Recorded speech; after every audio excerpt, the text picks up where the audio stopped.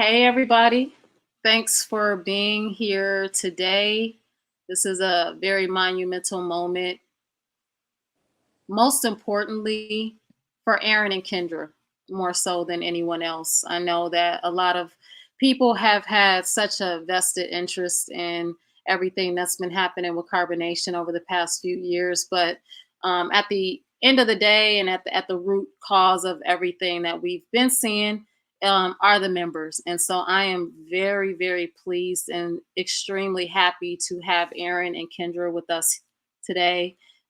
They are, they've been staple members of Carbonation for years. I think five each, possibly. And they're Oh, here to, yeah, they're here to tell their story today. So we're ready to get started. The way I want to start this off is I want to go ahead and let each of them kind of just express themselves. We were backstage and Aaron kind of said a handful, so I hope you'll be able to recap that for the viewers. But um, Kendra, I'm gonna let you start it off because if it weren't for you, if it weren't for Janae, and if it weren't for you, we wouldn't be here in this moment. And so I want you to go ahead and kind of just express uh, kind of what brought you to this point and why we're all here today. And then Erin, you can go ahead and follow up right after her. Okay. Hey, I'm so this is so exciting. This is so big. This is this is liberating right here. I'm going to take it easy. I'm going to take it slow cuz I want to make sure that I want to make sure that I be true, you know, and honest and it's a lot of deprogramming that still has to be done. So bear with me as I express myself today. Uh, I thank everybody. For their support. Yeah, I guess we're here because of that first video I did. Of course, Janae, speaking out and doing what she did. I just, I thank her every day for that because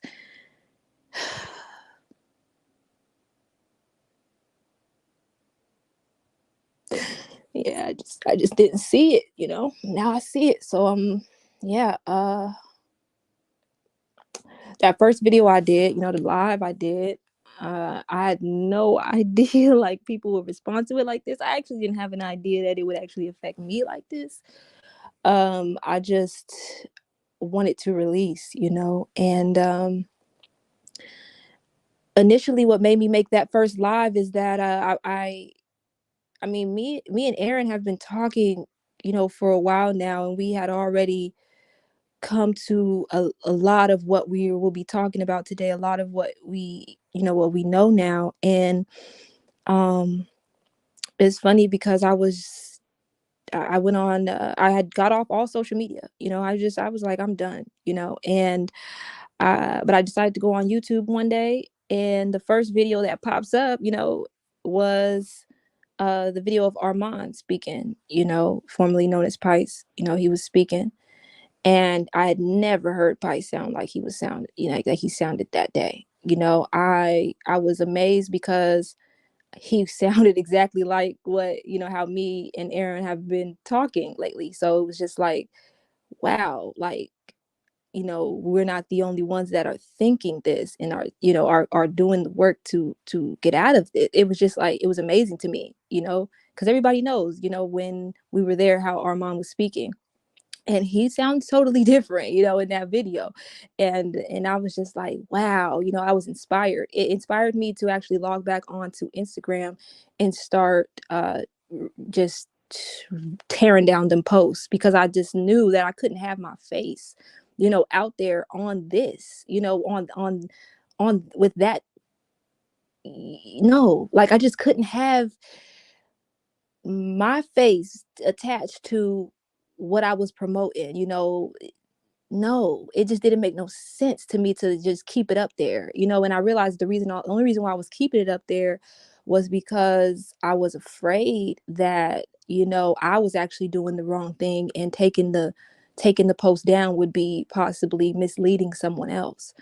You know, because it was often said that, you know, if it wasn't for Nature Boy, then I wouldn't have that following on that page, and that uh, all of those, you know, people that were watching wouldn't be watching me. And that that's actually his page, and that when, and he would often say, like, if you leave, just leave my page alone and leave it up, because if you, you know, take it down, you will be leading other people astray, because this is the righteous path. You know, he would say, like, this is the righteous path, and so everything on that page, you know, is leading people to, you know, their greatest version. And if you take that down, you're misleading people. So I left it up, and I realized, you know, I left it up subconsciously, still in that fear. And so I just got on there and I just started tearing it down. But Instagram would not let me I just wanted to tear it down in one, you know, one press of a button and just delete everything. But Instagram made me delete everything one at a time, and I was just like, ugh, I was so irritated by that. But I realized, like, while I was doing it, that I didn't want to erase everything. I wanted to keep what was still real for me, which was my family, you know, my son and my husband. I didn't want to delete them off of there, because that was still real for me. The rest of the stuff wasn't, you know. But you know, the rest of the stuff, I realized that was all an illusion. But I wanted to keep, you know, what was important, you know, to me up there. And so as I'm doing it, I realized, I'm like, what should I change my name to? Because I got so sick of seeing that, you know, that name up there, Sheba. And I was just like, okay, what do I change this to? And I started thinking of names, and then I was like, why are you so afraid to just put your name? Like, it's who you are. You know, this is who you are, Kendra. Like, put it there. You know, like, why are you so afraid to just put it there? And so I just put it, and I was like, well, what am I going to put? And I was like, well, what's your name? My name is Kendra. And I put it there. You know, I just changed it. My name is Kendra. And then since I knew it was going to take me so long to delete over 2,000 posts, I just was like, I have to say something, you know. So I just went live, and, you know, I just spoke what I was feeling in that moment. You know, there was one person in the room. I just didn't think people were really going to be impacted by it, or I would be impacted by it. But I listened to that video so many times over, and I realized I didn't even realize what I was saying in that moment. But, you know, it was heavy. It was heavy. And, you know, I told Janae, I was like, I didn't even realize that you know, I shouted you out like that. Like, I knew I did, but I didn't know I said it like that. And it was just like, it hit. And man, I was so emotional the next day. I didn't even sleep that night. Like, I said I was going to get rest, but I didn't even sleep that night. It was just like, it was just life changing for me to just say it out loud, to just express who I truly am out loud, was just like amazing. And ever since then, man, like, I've been sleeping like I've been sleeping like a baby. Like, I've been feeling really just like I'm breathing a new life. Like, I'm breathing new air. Like, I just feel different, you know. But at the same time, it's like I feel like I'm back in myself. You know, I was always here, but I just suppressed myself. So, you know, I'm just truly, I truly thank everybody, you know, that did something, that did anything, that just spoke out. That I don't care what if you called me Arsenio Hall, like, you made a difference. You feel me? Like, you really did, and I appreciate you, you know. And you know, all my family, you know, everybody that supported me, you know, everybody that prayed for me, you know, everybody that just prayed for me. I just thank you. I thank you, because I have life now, you know. You know, We are thankful that you are at this point right now. It has been probably one of the most painful things, has been seeing the way that you have been treated over the years, and seeing your heart throughout that. Yes, there, you know, people are gonna, you know, have questions about some of the things that you partook in when you were there, but I think at the end of the day, we saw you be loyal to a fault, to someone who didn't deserve your loyalty or your energy. And we saw you be berated and degraded and downgraded, in front of the world for no reason. And it was devastating to watch this, and it was devastating to see the deterioration of the mental that was happening there. So just the fact that you're at this point right now, I know that this is very personal for you and Aaron, but like I said before, we are overjoyed and we're so happy that you're both at this point together.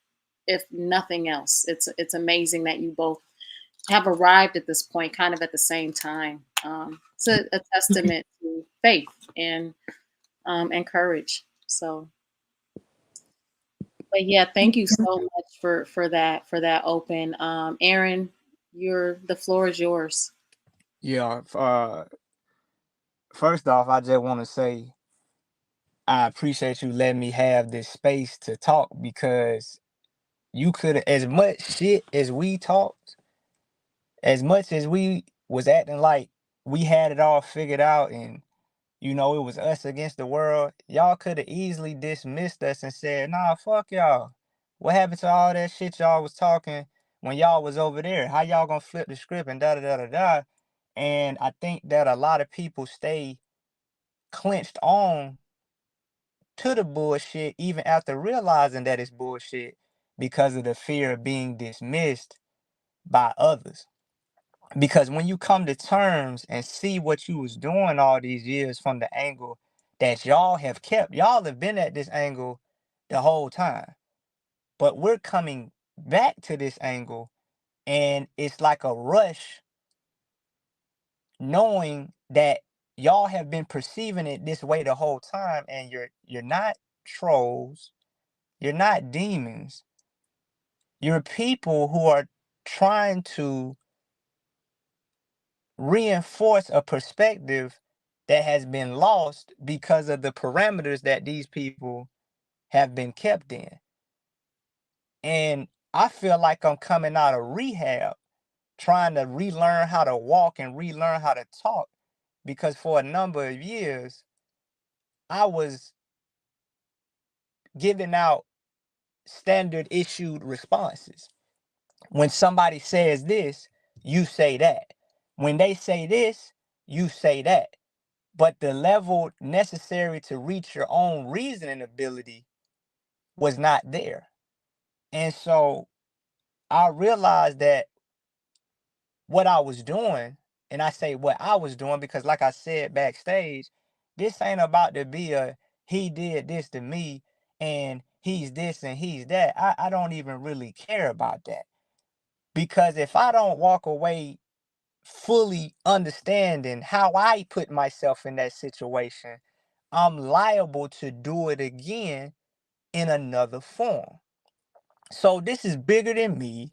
This is bigger than the people who have left and the people who are still there. This is bigger than Nature Boy. This is about anybody on any spectrum, whether that be in a domestic violence relationship or in a all the way to the opposite extreme, as large as being a group of people who escaping something as vast as North Korea. It's not Nature Boy I have a problem with. But when I understand sociopathic narcissism, Nature Boy tends to make everything about him. I don't give a fuck about Nature Boy in a sense of this is not why I'm doing what I'm doing. I have a problem with the behavior. That behavior does not belong in a relationship. It does not belong in an organization. It does not belong on a team or a group. And if you find yourself underneath this type of leadership, I want you to understand that although there may be promises that one day this is going to make sense, or one day you will come out on the other side, if you see those character traits within your leadership, because there's nothing wrong with leadership.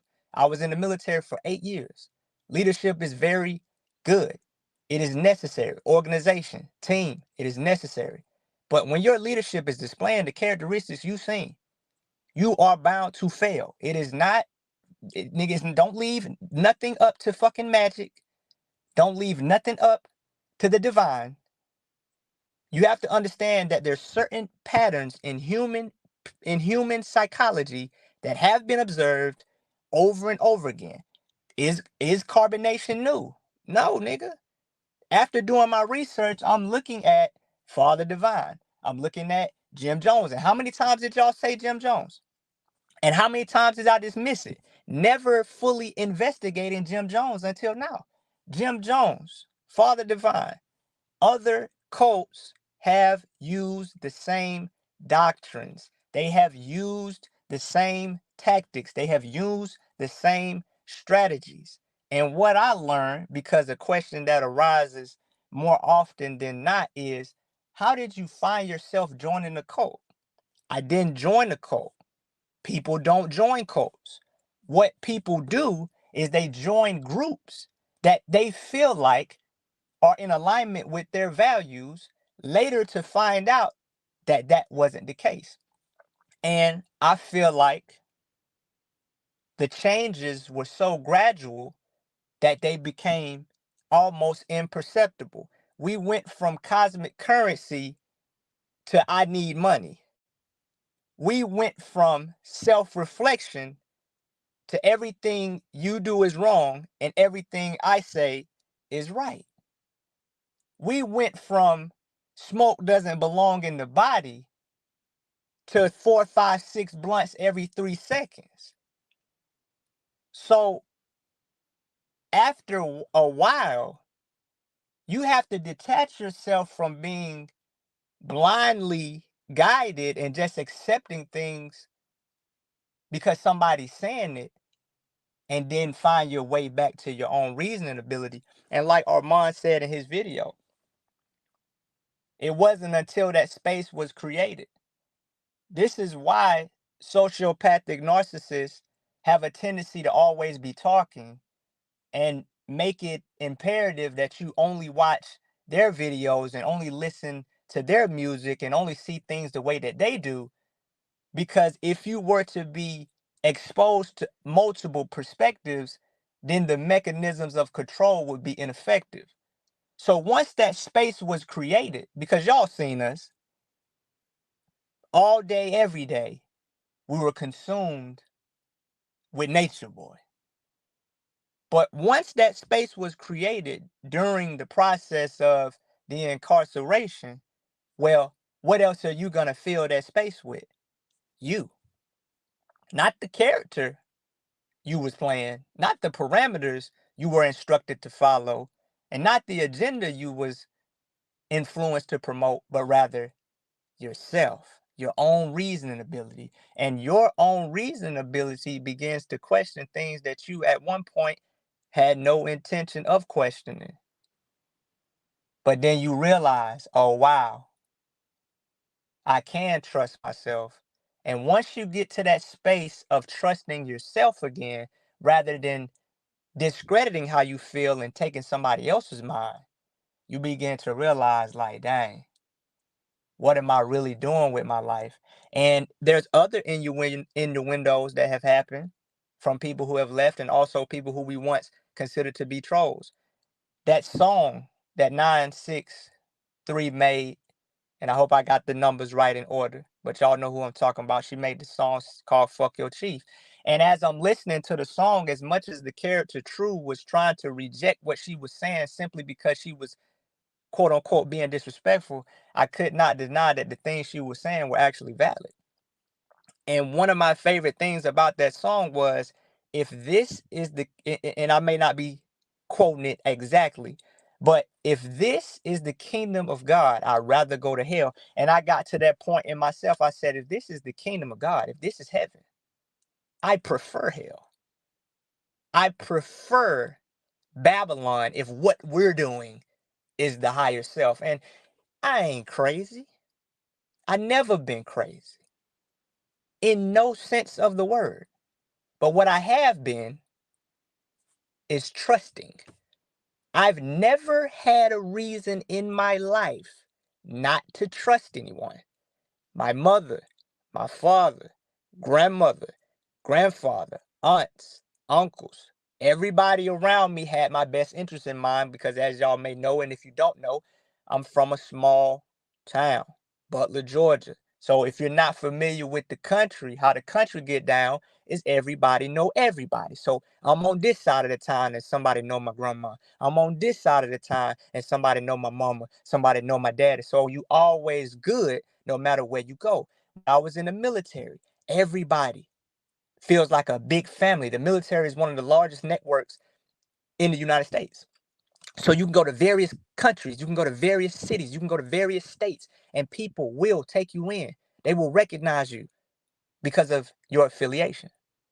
So throughout my life, I never had a reason not to trust nobody. And that is, now my viewpoint may change as I go through this process, but that is the reason why I felt like I did the things I did, because I never thought that there would be a reason that anybody's motive would be sinister.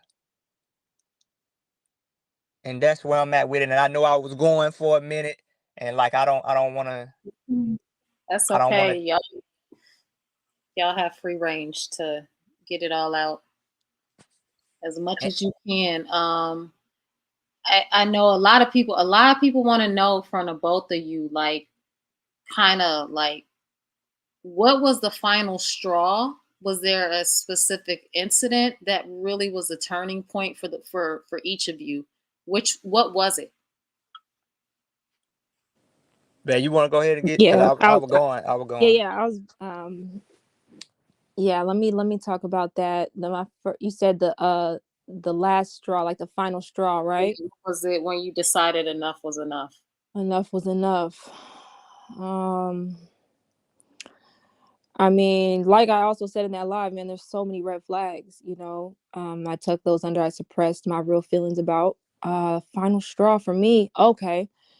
That had to be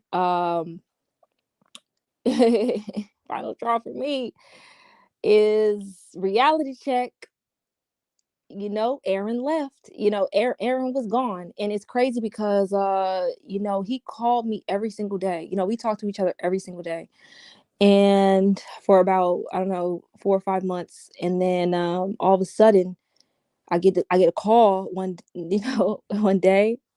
And I had just talked to him. I had just talked to him maybe like 2 days before that. But something was off and they called me. One of the ladies called me, and uh Nature Boy was on the phone as well, and he was like, you know, have you seen True? And I was like, no. And they say he disappeared, you know, he's gone. And when I heard that, it was a complete shock to me because we were just talking. Everything was cool. Everything was fine. I mean, I definitely didn't suspect that that was about to happen. So, you know, at that point, I was just like, what? You know, I sat on the phone with them for like about an hour and stuff as they, you know, as we talked about, oh, what we need to do now, you know, because True went off with the check, you know. What do we need to do now? Okay, well, we need to proclaim the kingdom because cosmic currency, you know, was the conclusion. So I agreed, you know, at that time. I agreed at that point in time, and I was like, well, yeah, we do need to, you know, cosmic currency because I guess, you know, what else are we gonna do? Me, you know, I'm taken care of, you know what I'm saying, where I was at. But they didn't know that, you know. They didn't know that, but they were more concerned with their, you know, their living situations and things like that. You know, so they were concerned about how they're gonna pay these bills, how are they gonna, you know, do these things.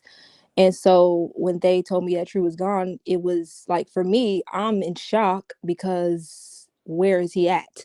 And for them, it's more of like, well, we need to figure out how we gonna pay these bills, you know. And um, you know, I didn't catch it in that moment, but when I got off the phone, I kind of sat with that, and I remember just being so angry, like, where the fuck is Aaron at? Like, what? And I remember talking to my mom, and I told her what happened, and she was like, he probably just felt like he needed to go. And I said, but what about me? What about Ja? Like, what do you mean he had to go? Like, where's he at?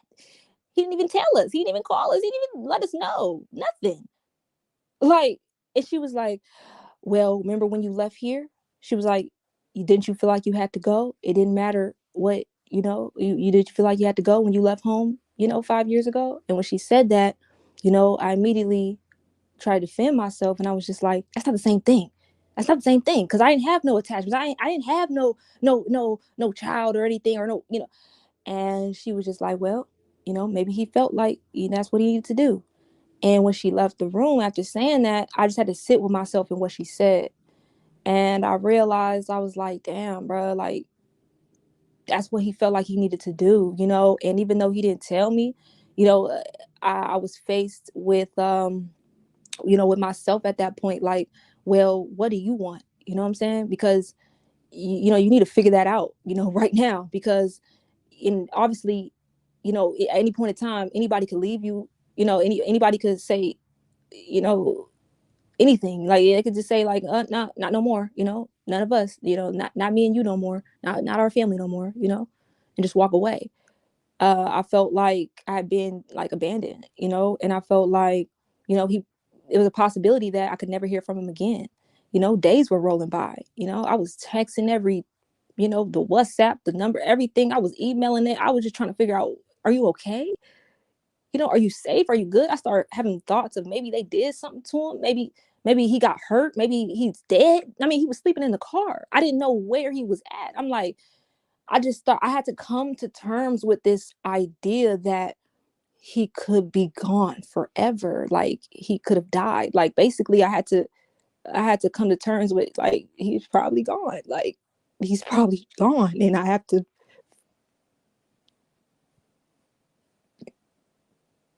like, the father of my child is probably gone, bro. Like, I just thought, like, maybe he's gone. And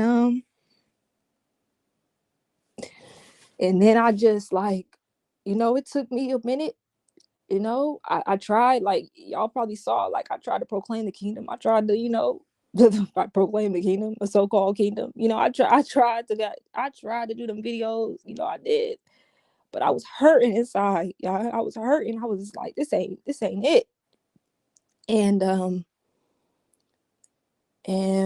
I remember one day I was in the kitchen, here in my family house, and I just decided to look up, what is brainwashing. I just looked up that question, because I, like Aaron was saying, we had these standard responses for things. So when people were saying, oh, y'all brainwashed, we would say, yeah, that's right, we washed our brains. Yeah, that's right, we had to clean our brains from the misinformation of our lower self. It was like we had these standard responses for everything. But did I ever look up what is brainwashing? Did I ever Google that? No. I was just repeating some shit, like, so I actually Googled it. I just Googled it. I looked it up. I said, what is brainwashing? I started reading stuff, man. I was like, damn. I was like, this is exactly what happened. It was talking about isolation, when you isolate yourself. So what did I do? I mean, I left everything I ever knew. I isolated myself. I was in this isolated group of people, just us all day, every day, saying the same things over and over and over again. It was talking about repetition. You know what I'm saying? I mean, oh, come on, repetition. I mean, these things are constantly repeated. I'm constantly repeating the same things over and over. He's telling us, go make these videos. Every time I give you, every time I talk to you after this, you go make a video and you say the same thing back. You know what I'm saying? So it's like, I'm just repeating this. I'm repeating it. And I realized that I had been brainwashed in that moment in the kitchen, that when I was reading that, I was like, and my mom walked in, and I said to her, I said, Mom.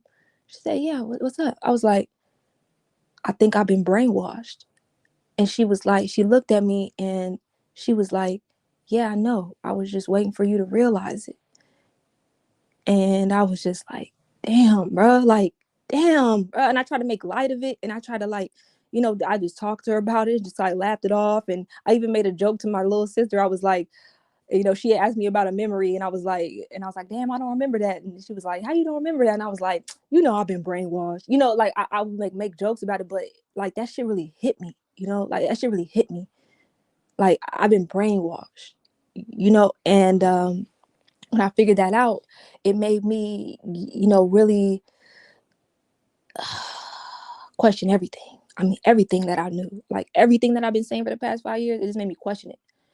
And in that moment, after that, I started researching cults. You know, like Aaron was talking about, I never looked up Jim Jones. I never looked up these cults. I never seen, you know, what these cults were doing, why they were together, what happened. I started looking up these cults and what they were about. I was like, damn, this sound real familiar. Like, this sound like exactly what the fuck I went through. And so, you know, instead of trying to like be in resistance, I just accepted the facts. I accepted the facts, you know. I've been claiming that I'm so objective and that I'm, you know, I only deal with objective facts and absolute truth, mathematics. Well, here's the mathematics right in front of me. Am I going to accept it, or am I going to try to deny this shit? So I just accepted it. I just accepted it. And you know, it still hurt because I still hadn't heard from Aaron. Well, I think actually one day Aaron had replied to one of my emails. You know, in that moment, it was like I remember crying because I was just so happy that he was okay. Like, yeah, I had to just make it up in my mind that maybe he was gone forever. Maybe he died. And so the fact that he messaged me back and I'm like, damn, he's okay. He's alive. Like, it was just like, it was major for me. It made me realize like what's really important to me. And you know, he had also emailed me from an actual like anonymous account, so I didn't even know if it was really him. Like, I realized I was so paranoid. You know, I was just like, what if that's them, you know, trying to make me think that it's him so that they could get some type of, you know, information out of me or something. Like, I was just so paranoid. And I remember them calling me and asking me, hey, you talked to Drew? And I had to just be like, nah. Because I didn't want them to be like, oh yeah, we need this, like try to get a hold of him right now. And I didn't want them to, you know, I was like, nah, I ain't talked to him, you know. And then I remember that's when I started to kind of get rebellious on the phone, you know, because since I've been here, I only talked to them like, I would say like I can only count it on my hand, so probably like 4 times or so. But this time, you know, after Aaron had left and he had emailed me, and well, they had called me one day, and they were like, yeah, you speak to Drew? And I was like, no, I haven't, you know. And then he proceeds to say, and this, I think this was my straw right here. He proceeds to say, Nature Boy proceeds to say that, oh, well, doesn't that make you my wife now? You know. And I think that you know, I pretty much lost it inside. You know, that's when I lost it. That's when I was like, this nigga don't give a fuck about me, bro. Because my husband could be dead somewhere, bro. The father of my child could be gone. You know, I just lost that. You feel me? Like, you don't know what I know, so you know that he's gone. You know what I'm saying? All you care about is the money, you know, that he was bringing in, but I care about him. And you sit here talking about, am I your wife now? Like, my child, like my child's father? Like, are you crazy? Are you insane? Are you sick? Like, it just made me wake up. Like, bro, this person don't care. I gotta move different, you know? And and then he started asking me about, like, why am I not covering my head like the other women? I know y'all probably seen the videos I was posting. You know, they was covered all the way up. I wasn't with that. You know, I had my hair out. I was me. You know, I was like, no, man, I'm gonna be me. Like, I'm not about to go online and be something else. I'm tired of that. I'm so tired of that. You know. And so he was like, you know, why you not covering up? Why you not acting like the other women? Why you not falling in line with them? And I said, you know, because I don't want to wrap my hair up, you know, like, you know. And well, first I said, well, because I looked up, you know, the Quran. I looked up what it says about covering a woman's hair. It don't say nothing about covering a woman's hair up. It says she should be modest, but it don't talk about covering her hair up in Islam, in the Quran. So if you reading the Quran, you should probably, you know, rethink what you know, just because. And that's the thing, you know. I so for so long I had just took his word for it. You know, now I got space and time to think. Let me look it up. Let me really like evaluate what I'm doing before I do it, because now I don't feel like I have to do it. You know, because I'm not there. I'm not threatened. You know what I'm saying? I'm not. I don't feel no type of way. Let me see what I want to do based off of what I really feel and what I really think. And you know, like, so I started researching. Does the Quran say that the woman needs to cover her hair? Found out. No. He proceeded to be like, well, you only found that information because you didn't want to wear it anyway. So that you just found information to back up what you already felt. And I said, okay, that's fine. You know, you could believe that, whatever. But I'm not. I said, you know, and then I think, you know, we went back and forth about that for quite some time, because I was telling him, I'm like, look, just because you cover your hair up don't mean you're modest. And you know, I just felt like, you know, I had to do, you know what I had to do? I had to take it back on him. I said, you know what? You know, I was there in Mexico when we was walking around with no clothes on. You know, when I first got here and I arrived in Texas in 2017, you told us we wasn't allowed to wear head wraps because our hair needed to be in connection with everything, with the sun, with the environment, all that. So why now? Why now we covering up? You know, I said, so is what we was doing in Mexico not righteous? And he said, no, I just think that, you know, we did that and it didn't work. And that's when I knew, I'm like, this dude, you know, he probably full of it. He's full of it, because it didn't make sense. Like, why are we changing so much? How are we Muslim now? It just didn't make sense, you know? And I was just like, nah, like, I can't just keep following along with things without questioning. And he was talking about praying, you know, 5 times a day. And then he's like, we don't got to pray 5 times a day, pray 3 times a day, you know, just start making up stuff. And I'm just like, and then I started questioning him, like, so who are you praying to? You know what I'm saying? Like, who are we praying to? Because I thought we were God, you know? So I'm just trying to figure out, like, what we doing, you know? And he just, you know, he always got a response for everything. But, and you, just because you say something loud and you say something in a strong, firm, and confident way doesn't make it true, you know? So it didn't faze me no more, especially after that, especially after you didn't even care that, you know, my husband is gone and I don't have him anymore, and he's not in my life anymore, you know, and in his child's life anymore. All you care about is if I'm going to be your wife again. Meanwhile, how in the world can you support me and my child? How? behind I don't understand it. But, you know, this is the things that I'm thinking now, you know, being away. See, if I would have been there, you know, who knows, I probably would just fell right into the regular programming, you know, that we were under. But me having the space, you know, away, it really made me see that yeah, nah, this ain't all it was cracked up to be, yo. Like, it's really not. This dude don't really care. Everything, you know, is just being made up as we go. And we just like, oh yeah, it makes sense. And I remember him saying on the phone, you know, our last phone call, he said, if I say that we Muslim, you should just be like, yeah, okay. And I said to him, I'm like, well, I thought you wanted leaders around you, not followers. And he said, I don't even remember what he said, because it got to be some BS after that. I mean, because that's just plain and simple. And then he said, like, oh, well, because I said, you know what? I'm trusting my own self now. I'm trusting my own intuition. You know, I faced him. After I woke up, I faced him on the phone. I faced him. I said, look, I'm trusting my own intuition now. Because he was calling me. I didn't have no contact. I didn't want to contact them or talk to them. They was calling me.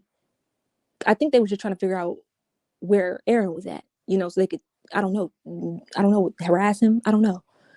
But I just kept telling them no. So they had called me twice after Aaron left. And so that last time that they called me, he was saying, like, I was telling him, I'm like, look, I'm just gonna trust my own intuition now, because he could feel something was different about me. He said, what's up with you? I said, look, I'm just trying to figure out why I'm on the phone right now. And he said, why are you on the phone right now? Are you serious? Just start cussing me out. I hung up the phone. I hung it up, because I'm like, I don't have to listen to you cuss at me no more. Like, I don't have to do that. I don't. Why do I have to do that? Why do I deserve that? You know, I've been holding it down for you online. You know, why do I deserve that? You know what I'm saying? I've been covering up, lying, you know, all this. Like, why do I deserve that? And so I just was like, no, no, I'm hanging up the phone. They text me, you just played yourself. I'm like, okay, let me play myself then. They call me back, you know, the ladies, bless them, bless them. They was like, Sheba, what's wrong with you? You sounding crazy. Da, da, da. I told him, I said, look, if this is the kingdom of God, just like Aaron said, I said, look, if this is the kingdom of God, yo, I'd rather be in hell. I said, look, I can't do it. I said, I can't keep up no facade, going on the camera, just sitting there twiddling my thumbs and just acting like I'm happy. I can't do it no more. I can't. And I cried to them, and I told them, I expressed myself to them. I didn't just disappear on them. I expressed myself to them. I told them, I said, I just can't do it no more. This was way before I did this live video the other day.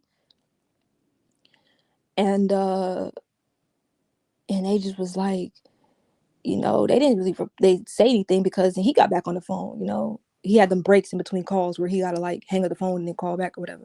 So during the break, that's when they was like, Sheba, you crazy. And I told him, I'm like, look, I can't do it no more. I can't be not authentic to myself. I don't know how I can't do it. And they was like, yo, you should be glad you're on the phone right now. They was saying like, you should be glad you're on the phone with him right now. I said, what? No, I'm not. I don't want to be cursed out. So he got back on the phone. And he was like, you hung up on me? Why you think? So you think that you could just never talk to me again, huh? And I said, look, yo, because at this point, I don't deserve to be cursed out. I don't deserve all this drama. I'm over here. I'm in peace, yo. Like, I'm around my family. I'm around people that actually care and love me. And they're showing me that. They're showing me real understanding and real compassion. So why should I sit here and be yelled at from somebody behind a phone? You know what I'm saying? Oh, because I'm your higher self. What? Wouldn't my higher self be wondering if I'm okay right now? Because you don't know if I'm safe. You don't know if I'm good. You just called me to cuss me out. You know what I'm saying? Like, what? So it's like, at that point, I was like, look, I'm going to trust my own intuition on this one. He told me, don't trust your intuition. He said, that's your problem. You want to go into white supremacy and trust your own intuition. You should be taking up my mind and leaving your mind behind. I said, look, I can't do it. I'm sorry, I can't do it. And he got upset because I kept cutting him off. While he was talking, I just kept cutting him off. Because I'm like, nope, you ain't gonna overtalk me. Nope. Because every time you talk, you're trying to reiterate. It's like you keep repeating the same things I've been hearing for the last 5 years. I already know what you're gonna say. Okay, nope, don't, nope. He said, you cut me off one more time and hang up on you. Great, cut him off. He hung up on me. I blocked him. That was the last time I talked to him. I remember crying so hard that day to my mom. Like, I told her, I said, I release. Like, I'm over it. Like, I'm done. Like, I'm free. Like, it's like I had to make him be done with me. Like, I just like so I just like, leave me alone. But I also knew that he could possibly call back, so I blocked him. And I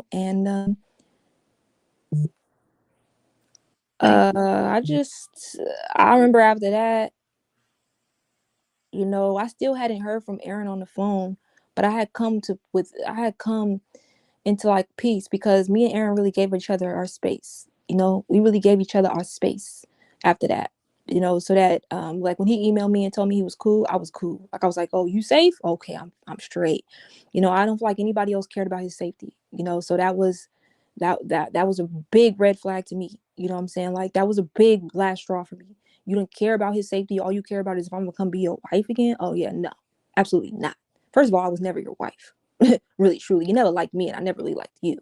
So stop the faking. Let's not fake. Let's not be fake and phony. So it was just like, nah, I don't want to do that. No. And now I'm just focused on me. You know what I'm saying? Because I even considered the fact that even though Aaron is, texting me or emailing me at that time, he may still possibly abandon me. He may even still possibly abandon me and Josh. He may even possibly just be like, nah, I'm gone, like in the wind type stuff. So I just made peace with me. I just made peace with the fact that, I was going to be on my own right now, and that, I was no longer going to be attached to Nature Boy and none of that. And, but I still kept the post up, up until recently. But I just figured, like, no, I'm just gonna get offline. I was, y'all saw me, I was adminning for their Bigo for a little bit. But after that last conversation, I had messaged Kayla, and I told her, look, I'm getting offline. I'm not gonna be online. And look, respectfully, so that you can go find you another admin. I'm not gonna be online, and I disappeared, and I had that space and time to myself. And me and Aaron both gave each other that. And one day I remember waking up like real early in the morning, like just on some, like, why am I even up right now? And I got a call, and it's an unknown caller, and I knew it was Aaron. I knew it was him. And I remember as soon as I picked up the phone, he was like,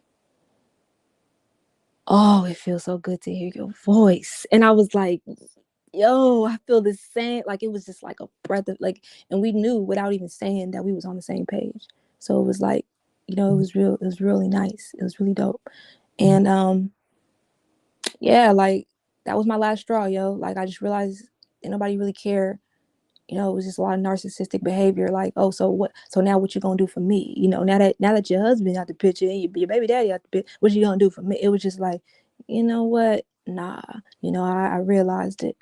And it's really sad that it took all this time to really realize it, for it to come to that final straw, because there was many other things that could have been the final straw. But and a lot of people don't know, but because I didn't ever actually leave in the last 5 years, but I have packed my bags many times. It's just that something always reeled me back in. And so that was the final straw, though. That was it. Thank you so much for that. Later on in this live stream, I would love for you to tell everyone about how amazing your family was while you Oh, go, yes, and yes. even before you, like, well, like right when you left. The story you told me, it's really touched me. Mm-hmm. It just really endeared me to your family. I was like, oh my God, like, your mom is so amazing. But Yeah. anyway, we'll go ahead and let Aaron go and talk about what his final straw was. Like, what was the final thing, and where you was like, I'm not doing this anymore, Aaron. Well, once again, I don't think, other people may understand how important it is for you to give us this space to be heard, and give us this space to really come from who we are rather than the characters we was portraying, because that was really refreshing for my wife to finally be able to say how she's felt. You know what I'm saying? She's expressed this to me, and it's really refreshing because, like I said, I've been studying cults lately, and I know that those people who did that documentary, they don't know me. They don't know I exist. But the fact that they didn't hide and they didn't say, I'm not going to speak out, they actually helped me without knowing it. So, like I said earlier, this ain't got nothing to do with no views. This ain't got nothing to do with no likes. This ain't got nothing to do with no clout chasing. There's somebody listening to this who I don't know, who I may never know exist, who could finally say, you know what? I'm leaving my relationship. I'm leaving my organization. I'm leaving my country. Whatever it is, and whoever you are, this is for you. So as far as last straws, there was multiple last straws. But just to keep it in the context of where we currently at, when I was bringing in the money, because at one point I was under the impression that the money was coming through me, but the money wasn't. I wasn't bringing in the money. Another method of making it seem as if I ever left the situation, then the money would stop. But for the 8 years I remember, Nature Boy wasn't there. I ran the miles. I did them push-ups. I traveled to other countries. I did that for 8 years to earn what I have right now. It's not no magical fluke that by being involved with you that happened, because prior to me even getting that check, I was notified by somebody who I was in the military with that told me that I was entitled to benefits. And Nature Boy wasn't even aware. So when it comes to supporting other people, I felt like that check was for the group. The guys was getting clothes. Everybody was eating. So that money was going to the organization. But once there was no more organization, then the money was going to Nature Boy. And the manner in which he was using the money, I did not feel it was fitting for the situation we was in. Because how are we asking for donations, but we're blowing through the donations? The donations is going to marijuana and books and broken cell phone screens. How in one breath we gonna ask for donations, but the money we get is being burnt up towards something that has nothing to do with the current situation that we in? So I didn't like that. Because when it comes to investing, whether that be financial or energetic, if you're not getting a return on that investment, or that investment is not showing any progress towards the goal at hand, then you need to stop investing. So I told myself, you're doing this. I'm like, you're feeding this ignorance by supporting it. And it just hit me and it said, you don't have to do this. So people may ask why you didn't leave sooner. I couldn't just take my son and leave Kendra there. But the element aligned where her and Ja was gone. So I'm like, boom. Really? I don't even know Portia. I don't know Tanisha. I don't know Kayla. I don't know Jayon. I don't know y'all. Y'all ain't my responsibility. Y'all grown as hell. Y'all ain't no little babies. It ain't like I'm about to leave no little babies out here. Y'all grown as hell. And not to mention that, y'all have people that will take y'all in. Y'all may not know that at this time, but each and every one of y'all, especially Kayla, y'all seen Kayla's family. They will take her in. They're actually waiting on her now. Jayon's family, each and every one of them, their family is waiting on them to reach this point right now. And I didn't know until coming home the impact that I had on the people who I perceive to be my lower self and demons and nothing but cancer cells. So whereas I'm consumed with proclaiming the kingdom, these people is consumed with where the hell am I at and am I okay? Not once in a while, but every single day for the last 4 years. Even to this day, when I leave the house, I can feel my grandmother always asking, where you going? Because she don't know if I'm coming back. She don't know if I'm walking out that door to go get involved with what not only I had to endure, but they had to endure as well. So back to the original point as it stands with the finances. I can't invest in this no more. I don't agree with it.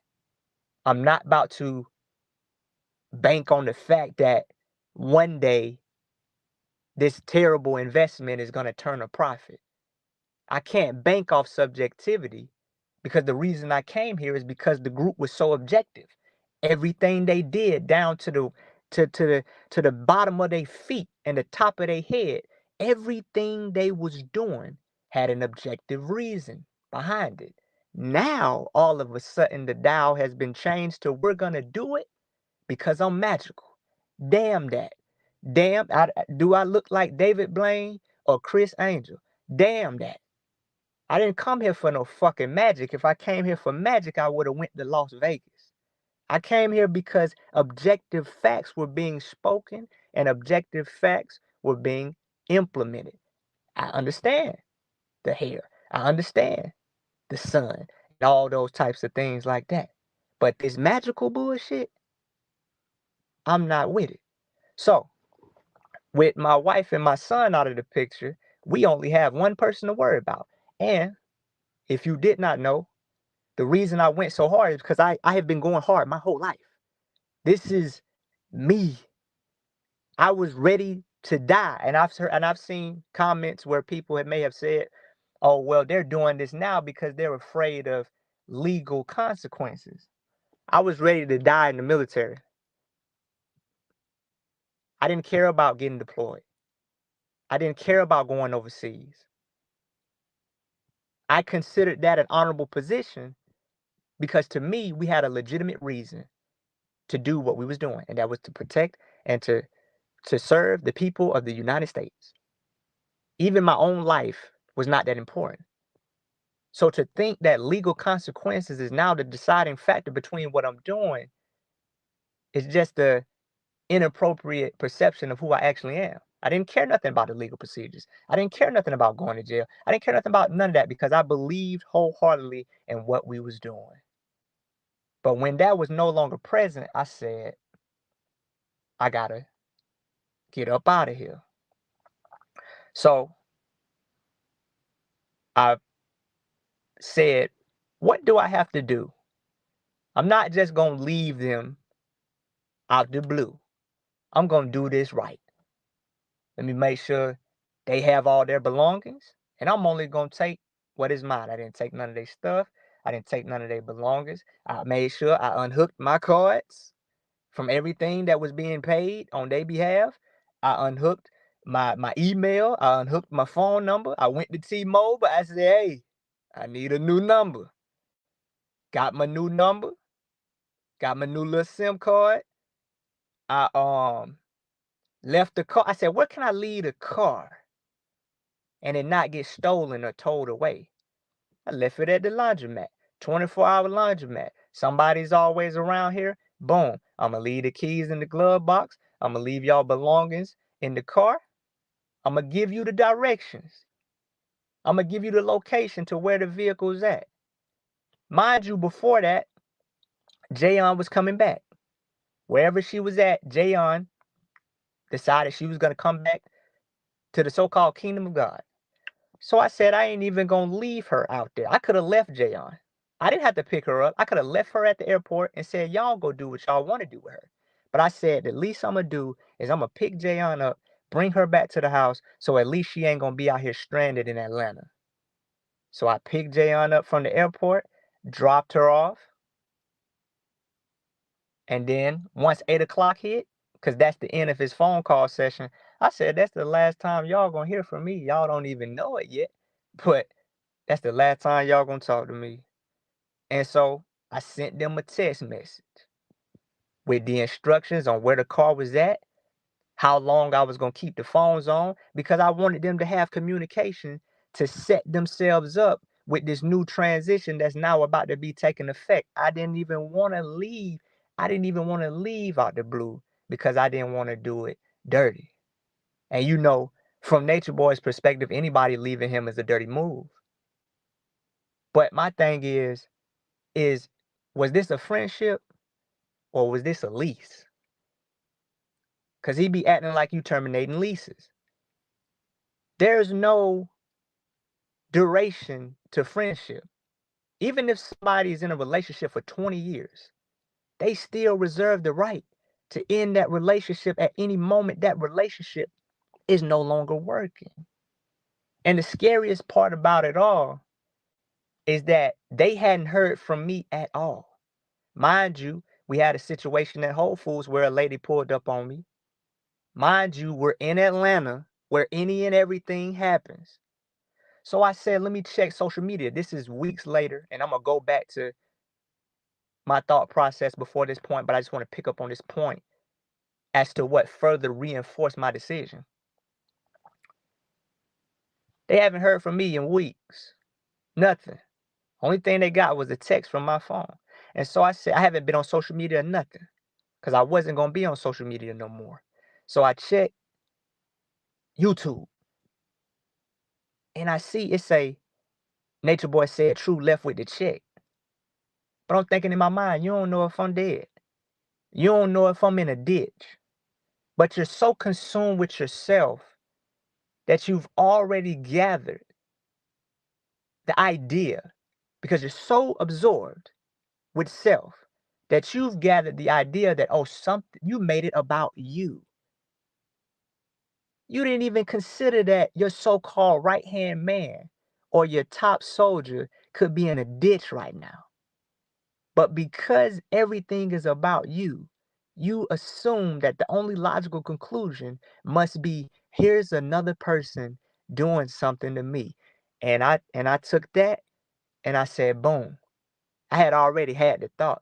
I said, the only reason I'm here and the only reason I'm being uplifted as the last man standing is because I got this check. If I didn't have this check, I would have been an expendable like Ishmael and Giuliano. And to Giuliano, while we on you, you were not a part of the plans moving forward, my boy. If you want to keep proclaiming the kingdom, you do that. But as far as the plans of what was going to happen and what was going to be carbonation moving forward, you were not included. You was an expendable. Reeling it back, I called my homeboy. After I dropped Jayon off, I said, my boy, come pick me up from Macon. Pick me up from Macon, man. So I took one of them shuttles from Atlanta Airport, took me to Macon. And my homeboy met me in Macon after I left him the text message with the instructions to do everything they needed to do, obtain the car, and all those things of that nature. And as I'm leaving, I already knew in my mind, I can't trust nobody. Anybody that has a CarbonNation affiliation to this point can't be trusted from my perspective at that time. Not even my own wife. I'm thinking Kendra could possibly be underneath the indoctrination, so I didn't reach out to her at all. I checked my email. I see that the girls that are still there were more than likely instructed to email me, and I didn't even read the emails. I was just disappointed that the emails was not about my welfare, but rather the emails was about the conclusion that something must have been done to me. It was not a where you at? Are you okay? Nothing like that. It was an automatic assumption that I must have ran off on the plug or ran off with the check. But that's cool. And I seen a message above that from Kendra. And I read the message and it's saying, you can talk to me. I'm worried about you where you at, but it didn't register with me like that because I'm so paranoid. I'm already in a state of I'm on my own at this point. And I didn't even respond back to it because I feel like she could potentially be used as some form of bait to determine where am I at and what am I doing. So I left that alone, but I knew I couldn't move forward with my life without everything else was easy. The logistics of changing my phone number and getting a new email and, you know, uh, other things of that nature, reintegrating back into the so-called system, which, man, we gonna have to go. I'm glad this is not the final day we're gonna do this. There's so many other branches off. It's so many other branches and so many other avenues that we could go down, but I'm not even gonna go down that one. I'm gonna stay on this one. It was easy to reintegrate back into the so-called system, but there was one hurdle that I could not move forward in my life without getting over. Is she still with that bullshit? Or has she reached the same revelation that I'm at? Man, I was scared. No matter what I tried to do, that was always in the background of my mind because I just can't move forward and act like I don't have a son and I don't have a wife. I thought about taking my ass to one of these foreign countries or even I didn't know where I was going, but I considered disappearing from the face of the earth. No social media presence, no internet presence, no communication with nobody. I was about to disappear and just fade out of existence. But that, realizing that I couldn't move forward without thinking about Kendra and Jawami, and also realizing from that documentary that I watched, multiple documentaries that I watched, that those people helped me by speaking out. So I said, I can't disappear. But I was so afraid to hear that she potentially went back to Atlanta or for her to say that I was crazy for doing what I was doing because I had already made up in my mind. I'm not about to argue with her. I'm not about to convince her because I already know that people spent 4 years trying to convince me. People spent 4 years trying to argue with me and try to get me to see what I'm seeing now. And I've already come to the conclusion that this is something that a person must see for themselves. A woman must see the abuse in her relationship herself. And sometimes she can get kicked, she can get slapped, she can get punched and still not see the abuse. So I said, Kendra has to see this for herself. And I emailed. I said, let's start with an email. That's easy. You can't, you know what I'm saying? You can't do much on the email. So we talked on the email, da da da da. I still wasn't convinced. So one day I said, you can't keep pushing this off, man. Today is the day that you find out the next course of your life. Is she coming with you? So I called her. And like she said, we was on the same page and we knew it. We knew it from the first words that were said. We knew we was on the same page. And ever since that day, we have been navigating properly what we experience. We've also given ourselves permission to take our time. We've only been on here for an hour. And we ain't even close to what me and Kendra have talked about. Me and Kendra have stayed on the phone 7, 8 hours at a time. And because we're untangling our mind, it don't even feel like it. I stayed up at 6 o'clock.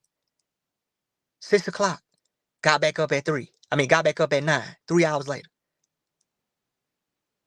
So immersed and amazed at what happened. It's almost unbelievable. But with all that being said, where we're at right now is making this not about us. Like I keep saying, this is not about us. This is not about carbonation. This is about anybody who's been in a similar situation, because the reason you go through things, just like in an AA meeting, the leader of an AA group typically is somebody who used to be an alcoholic, somebody who used to abuse drugs. And going through that situation, I feel like me and Kendra are now obligated to not just get Portia, Tanisha, Jayon, and Kayla to finally leave, but whoever may be watching, who may ever stumble across this story, and who may ever be going through a similar experience.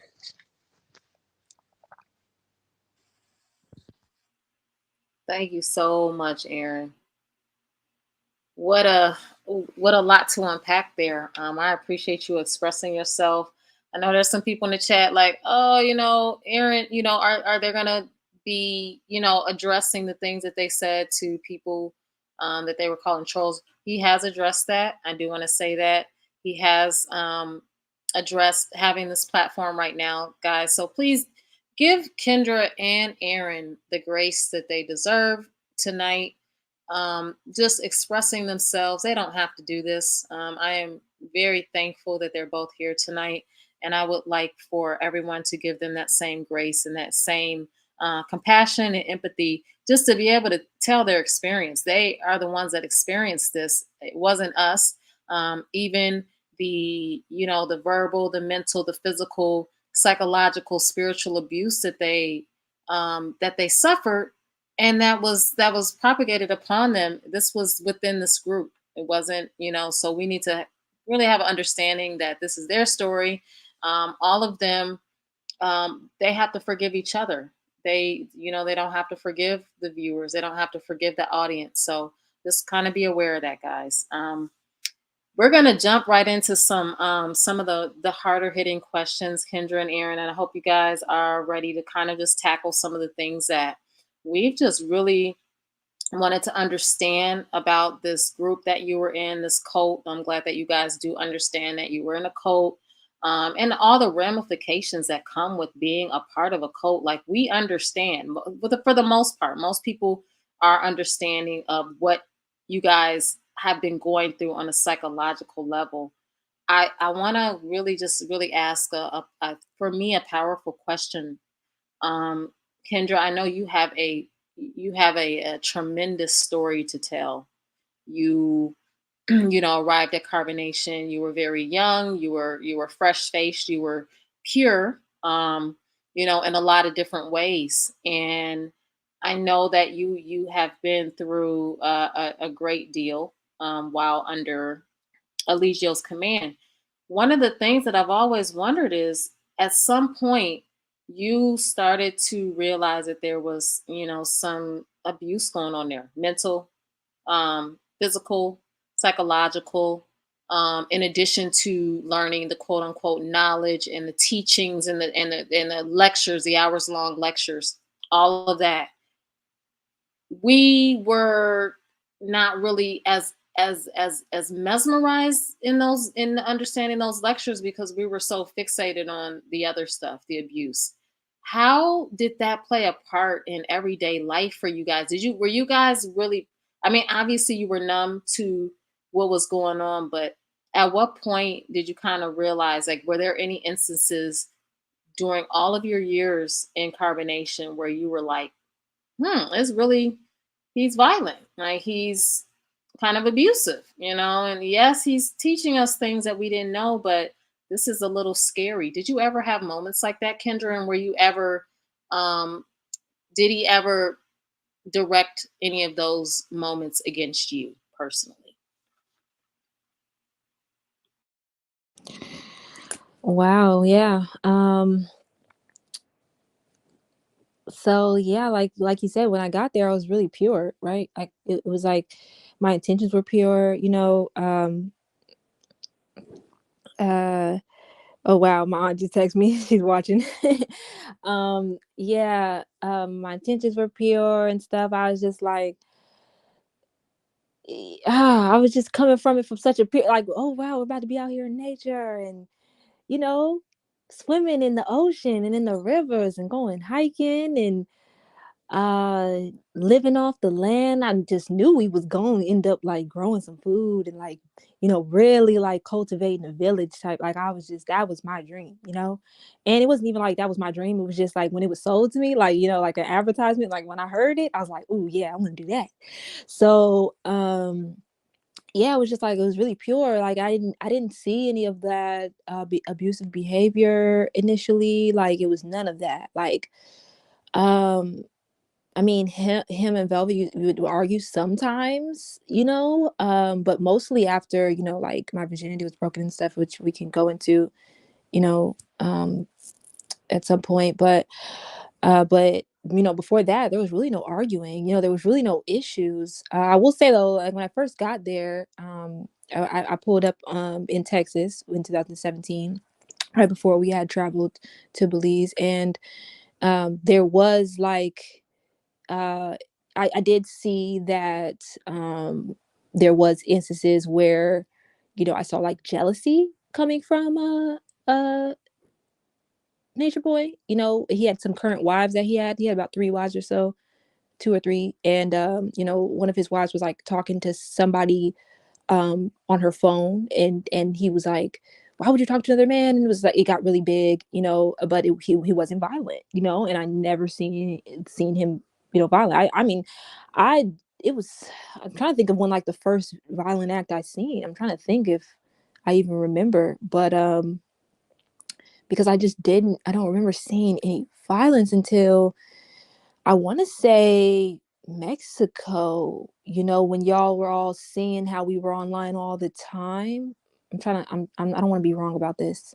It was Mexico. Yeah, it had to be Mexico, like in that house in Palenque where we were all, it just looked so beautiful. We were literally living in like, in a fruit jungle, and we had all the tents and, women always cooked in the kitchen. And it was like, it looked like a vibe, and it was a vibe. We acted like we was about to start growing some things, it was pretty cool. Until it wasn't, you know, Velvet was really struggling with keeping up on the program. She was just like, she kept going back and forth on whether she wanted to stay or go. You know, she was just like, and I think I don't know why. You know, well, obviously, you know, Velvet's told her story, but there was obviously everybody saw that one video. I'll address that because that's like the one that keeps popping up in my head when I'm thinking about the first instances. That first video everybody saw where it looked like he hit her, right? I don't know what happened in that moment. I was right there. Okay, I was right there in the kitchen. I remember this happening where me and Aaron were about to sit down and enjoy our meal, you know, for solar noon at that time. That's what we called it, solar noon. We were about to enjoy our meal, and I remember Velvet was sitting on the floor with the baby, and you know, he had turned to her and said, "Oh, I see you looking at Drew and giving him I don't know, like I guess that he felt like she was giving Aaron some energy or something, and she was just so fed up. I could, you know, she just got up and she just like, look, I'm walking away. Like, I don't even want to address this. You're on live and we're gonna address this now. You know, like this is crazy. And she just walked off, and then I just remember they kind of like I don't know what happened because I didn't see it from my own eyes. I just remember that it was a lot of, you know, yelling and stuff. And then next thing you know, Velvet had cut off all her hair, and that's what I realized. I'm like, this is a lot. Like, you know, somebody just don't go from 0 to 100 real quick.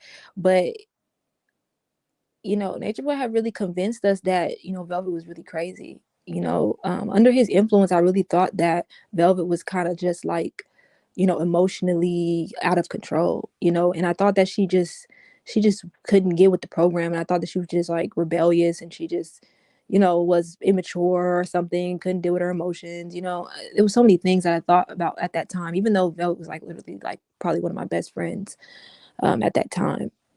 I just, you know, he would like when she was having these outbursts, he would bring us around her, like he wanted the women to see her, and like after she cut her hair, he had all the women come up and look at her, you know, and she sat there on the floor and like with her grabbing her head and just like, you know, in a ball, like, you know, so embarrassed. And he was like, look at her, isn't she like, you know, pathetic, and like, you know. And you know, that was, I feel like that was very unnecessary, because it's like, you know, she's obviously hurting, she's obviously going through some things. You know, why embarrass her, why humiliate her in front of all of the women when she's supposed to be, you know, our chiefess? You know, it just didn't make sense. But at that time, I was trying to understand it all. You know, I was just trying to understand, what does this mean? You know, like, okay, you know, Velvet used to communicate with me, you know, to the side a lot, and she expressed to me that she just didn't want to look like him anymore. Like, she looked in the mirror and she realized, oh, I look just like him, you know, and you know, my hair looks just like him, and she just wanted to get rid of that image. That's why she cut her hair, you know. But I just, I was so under the influence that I thought, oh, she's just crazy, you know. But looking back, I'm like, yeah, I would have done the same thing, you know. Like, I understand why she did what she did. But I remember in Mexico, like, Velvet being pregnant. I remember me and Aaron talking to Nature Boy outside, maybe regarding something about our relationship. We were talking to him, and I can't remember, Aaron, did he like headbutt her, or like it was something. It was like something he like I slapped her. can't even remember. I can't even remember what means it was, but I Yeah, know what you're talking about though. yeah. I remember we were just outside. We were just talking, and it was like she had came up, you know, while we were talking to him, and he was mad about something that she had done, and he just like smacked her, or headbutt her. I want to say he headbutt her. That's what I remember. But I just remember, I'm like, she's pregnant. Like, I was just like what was that? Like, it was just, it's kind of just like little evil things like that. It was like, what, you know, was that necessary? And it,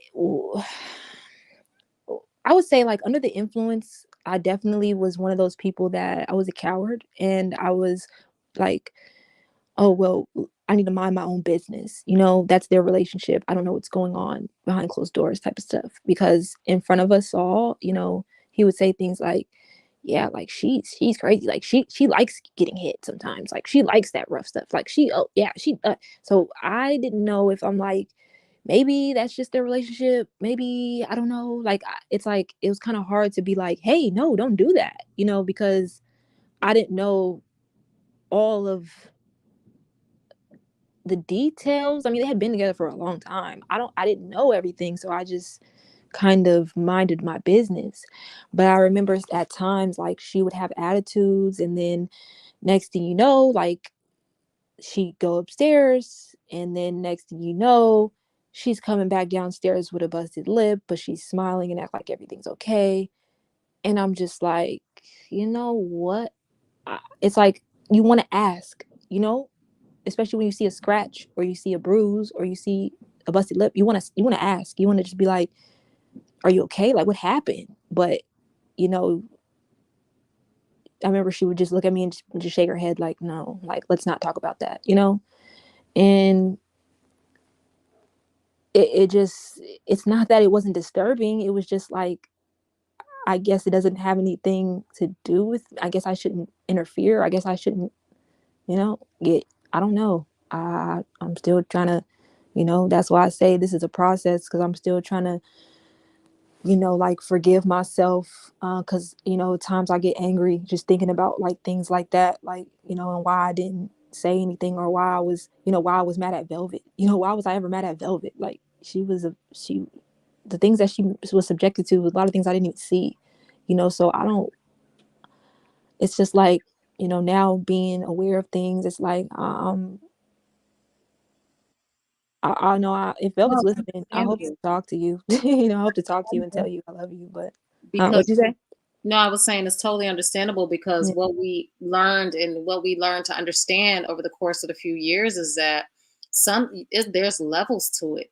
There's levels to the things that were going on in carbonation, and sometimes y'all weren't even privy to what was going on with other. There was subset groups within the group.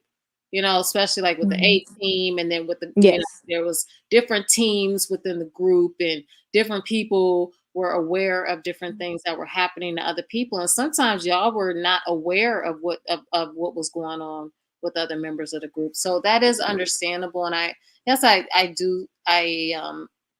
do see your position on that, but I do know that at some point in time, um, the abuse it just became a lot Yeah. more evident, especially within the last few months, which is what ultimately Hmm. led to his downfall, was the documentation of Yeah. the. Of the abuse, And I right? It's like, came to who denied understand that? that this has probably been going on for a long time. He just got bold and decided to show it. So you guys have been Mm. desensitized in a lot. Yeah. Yeah. You're very desensitized. You're really coming to an understanding of the gravity of what you've gone through. Just what it's kind of like, just imagine if Jaumi joined a group like a cult, and he was subjected to the things that you guys were collectively subjected to, and just kind of put it in that perspective.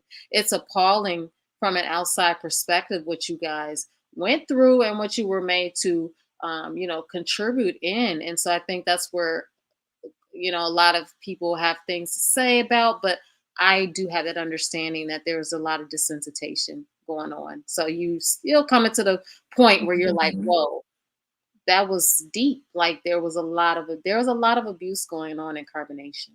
Yeah, that's why, I decided to really get a therapist, like, really get counseling, because I realized, like, it's so many layers that I really can't even unpack it all myself and try to figure it all out on my own, because I was gonna do that. But I just was like, nah, like, I want some structure. Like, I want somebody to really help me break this stuff down, so that, because there's gonna be, like, I might be at a good point right now, right? Because I'm aware and I understand what's going on, but there's going to be times in my life where it's going to be challenges, and I'm going to be triggered, or certain things are going to trigger certain memories or whatever, and I'm going to have to deal with how I feel. I'm going to have to deal with, what that brings out of me, and I really want to deal with it with a professional, somebody who knows how to, how to handle these things. And I'm just like, I'm excited to do that, because it's like, I know it's so much. It's so much. It's like, I can't even deal with it on my own. I know I can't, you know. And I advise that for anybody. I mean, if they feel like they need it, like, because I know I do, and I'm just not ashamed to say that. Like, I was like, no, I know I need it, because And I know and you know what brought me to it too? And I want to say thank you to everybody, because I read some of the comments, and I read one comment that somebody had wrote, and they said, yo, she need to be in therapy for the rest of her life. And initially when I read that comment, I was kind of offended, you know? But then I was like, I thought about it, and I was like, yo, they probably right. Like, and I realized, I came to the conclusion, I told Janae this last night, like, I don't mind being in therapy for the rest of my life if that means that I'm the best me that I could be. You know, I don't mind, having counseling and talking to people about this to the end of my days, if that means I can, live freely and live in peace, and not have no, darkness surrounding me, and just, or not knowing how to deal with certain things because I haven't addressed things properly. Yeah, I will gladly be in therapy for the rest of my life to unpack all this stuff. So yeah. Yeah, I think they were doing a little I mean, bit that too much, yeah, but you I know. definitely need time to unpack everything that Yeah. that you've experienced. I mean, dang, you're still so young, you still have so far to go, and the things that you've gone through, some 40-year-old women ain't never gone through, I and they know. Yeah. so you both have a lot to unpack. You're both still young, and you have so much ahead of you that you have yet to even accomplish. It was almost just sucked dry from you, basically an Ooh. energy vampire. But yeah, if you were done, I would love to hear True's thoughts. And I know, True, you probably have a different perspective. You're coming from a masculine energy, from a male perspective, as far as what you witnessed and what you are aware of there. And I know you don't want to get into the he did this and he did that, but I think it's important to know that, the biggest reason why so many people have been so concerned and so, have had so much input into what's been going on in the group is that because of the abuse. If it wasn't for that, I think that people would be a lot more receptive just to listening to the teachings and all of that. But the abuse really took it to the next level and really turned this cult inside out. True, when you reflect, and I know you've had some time to reflect, and what are your thoughts overall on what you've seen and are you still processing? Are you not there yet? Where are you? All right, so just off the break, I know that it's probably subconscious and it's something you're used to, but can you please not call me True no more? I am so sorry. I apologize If for you that. don't mind, Absolutely, if Aaron. you My don't bad. mind, That was, if you don't mind, yes, my I know, apologies. I know it wasn't No, intentional yeah, it was no, but thank you for calling me out. Thank you for calling me out on that and putting everybody on notice. That's a beautiful thing. Thank you for that. already. First, I want to say again, um, that people have to pay for this. What I'm saying? You out here allowing us to be heard for free. Ain't no monetization, none of that. And I'm gonna keep saying it every time I got something to say because I no longer have to read from a script. I can read from who I actually am from a authentic space. And like I said earlier, this ain't about to be he did this and he did that because according to the so-called knowledge, if you die lying, that means you going to hell. And by that equation, if we died in carbonation, we all was going to hell because we all was lying every day. So I'm so sick of lying that I don't care about no consequences. When it comes to violence, there's instances where I have been violent with Kendra. I've been violent with Armand. I remember we got into a little scuffle with Armand. And when it comes to Jamar, aka Loyal, we whooped that nigga ass. So I'm not about to sit up here and act like this is an opportunity for me to save face, or this is an opportunity for me to say that I was a victim. And like I was telling Kendra earlier, it's a difference between playing a victim and it's a and it's a difference between laying it out how you got involved with something or someone. Because if a child go up to an ice cream truck and they get kidnapped, you can't say that child got involved with a kidnapper. That child was trying to get involved with ice cream. And I say that to say that I think that everybody that came to Carbonation was trying to get involved with living in tune with nature, eating healthier, being around African Americans, people that look like you and come from the same places you come from, who want better for themselves. Nobody joined to whoop nobody ass. Nobody joined to get high and drunk and none of those things. And when it comes to the violence, this all I'm gonna say about it.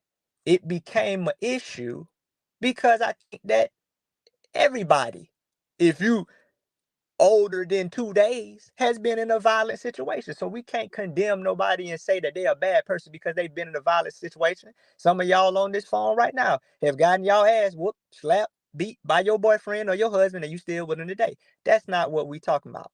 What we talking about is when violence becomes a culture.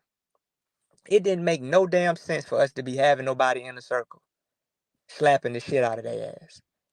That didn't make no damn sense. If you get in a scuffle with your girl, I can't say shit because I done got in a scuffle with your girl. If you get in a scuffle with another man, I can't say nothing about that because every man done been in a fight or two.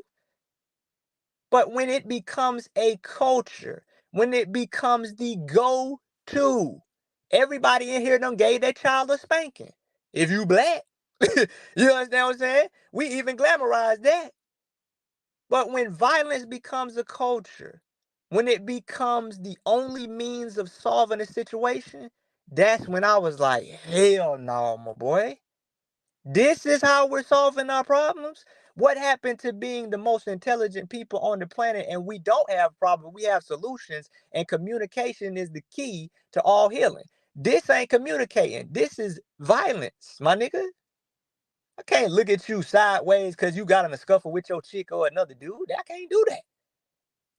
But when it becomes the norm for people to be hit and intimidated and afraid, we have a problem here. And when it comes to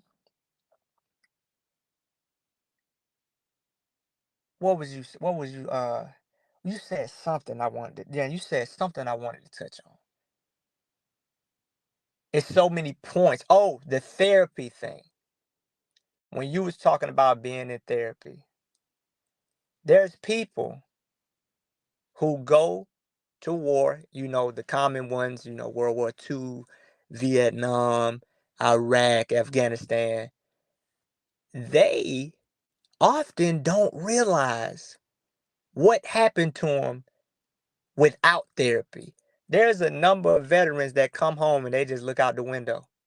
That's it. There's a number of veterans that come home and they just get drunk. They can't stop drinking. There's veterans who weren't violent prior to deployment that come home and all of a sudden that's their primary method of dealing with their wives. So the person who said that she needs to be in therapy for the rest of her life, I don't think that they was malicious because that's how we've been programmed to consider everybody that says anything in opposition to what we believe in. When you have the opportunity to really feel a person with what is known as empathy and compassion, as we considered ourselves to be as one of our MODs, when you look at something compassionately, I think what that person was trying to say was that this experience may be more traumatic than even me and you realize. And I think that they were just giving us a heads up because trauma is not nothing new. It comes in various forms. And Yeah. so, you understand what I'm saying? Yeah. So I think that me and you, like we've already stated, we have to not play with this because the worst thing for somebody who has experienced trauma is to further that trauma onto somebody else, and therefore the trauma continues because it was not addressed and stopped at the source. And we can no longer rely on magical revelations that are being pulled out of the ether. Yeah, and that's why I really feel like, the little subtle violence, in Mexico should have been addressed, and that should have been something that was like nipped in the butt right then, like, no, this isn't right. Because as time went on, it became like this gradual thing, this gradual progression of, violence is kind of not, I don't want to say normal here, but like, well, I guess that is like normal here. Like, I remember when, like, there would be new members that would come, and if they were to hear, like, say, Nature Boy and Velvet, or one of his wives, like, getting into it, and they would hear like a scuffle or something, they would be like, "Oh, what's that?" Like, I remember Janae actually a couple times, she'd be, what was that? What's going on? And I remember like calming her down, like, "Oh, it's okay. He got it under control." You know what I'm saying? Because that's how I thought about it. Because I was just like, "Oh, well, this is something that happens all the time, and maybe you know." Don't worry, it doesn't ever go too far. You know what I'm saying? Like, don't worry, it doesn't ever, it's not as bad as you may think. They fight, they wrestling or something, like, and it began to become kind of like normalized as time went on. And then by the time we get to, oh, you in the circle, and you know you getting smacked, it was like, in my mind at that time, I'm thinking, well, this is what we all agreed to. We all agreed. So I'm thinking, oh, it's consensual. Like, everybody consented to this, because everybody said, well, yeah, if I'm out of line, it's okay to slap me. So I'm thinking, well, it, I me personally never got slapped, because I just kept doing I was staying to the script. I was keeping the I was following all the rules. I wasn't rebellious. I wasn't, didn't have attitude. I just faked positive. I was such a good little slave that I never got slapped. I never got whooped. I never got beat. But that, does that make it right that I slapped, Kayla? No, not at all. You know what I'm saying? The way I justified it in my head at the time was, well, she consented to this. Like, literally, there'll be times where he'd be like, slap her, and she would just stand there and be ready for me to smack her. And like, it's like, in a way, it's like, it didn't feel good. No, it didn't feel good to do it at all. It wasn't that it felt good. It was like, in a way, it just felt like, well, this makes sense because we both agreed to it. But what I've learned now is that physical punishments, physical violence, like, that's no way to solve any issue, like, at all. Like, to this day, I will not ever whoop Jaomi, or like put him in the corner, like make him stand in the corner. Like, that was the thing, making people stand in the corner, like these little subtle punishments that are like physical punishments. It don't make sense. It doesn't make any sense. You know why? Because when somebody does something wrong, what sense does it make to punish their physical body? That doesn't make any sense. It doesn't make no sense. It doesn't make them stop doing that. It just makes them afraid. It makes them afraid to fail, afraid to do anything, really, because you just never know. You might get smacked.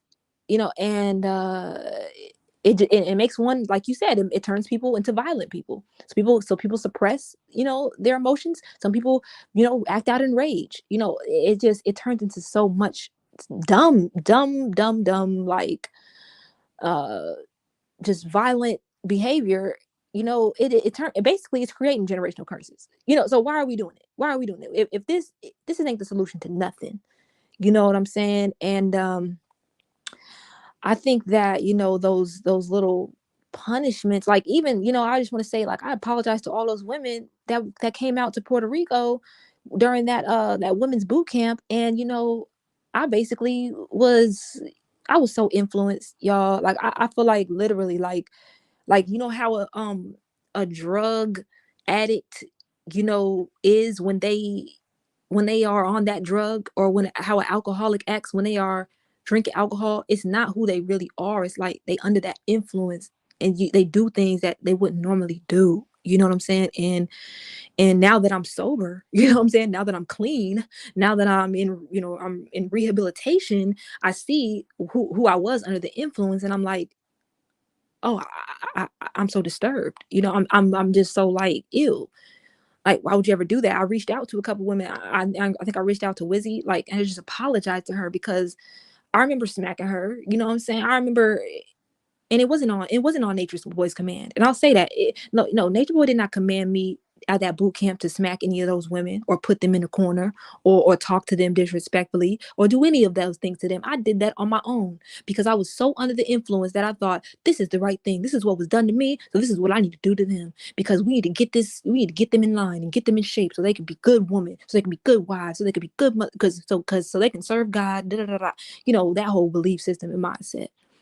But the things that we had them women going through during that boot camp was absolutely ridiculous. The things that I said to those women, I hope all them videos burn because I don't even want to see one of those videos of me, coming down on those women like I was coming down on those women. Like, and I remember him saying, y'all taking on my spirit, y'all taking on my energy. I see y'all, like, and me being happy about that. Like, no, looking back, like, no, like, I don't, it's crazy because he wasn't even there. He was in Atlanta, so it's like I couldn't even blame him. You can't blame him.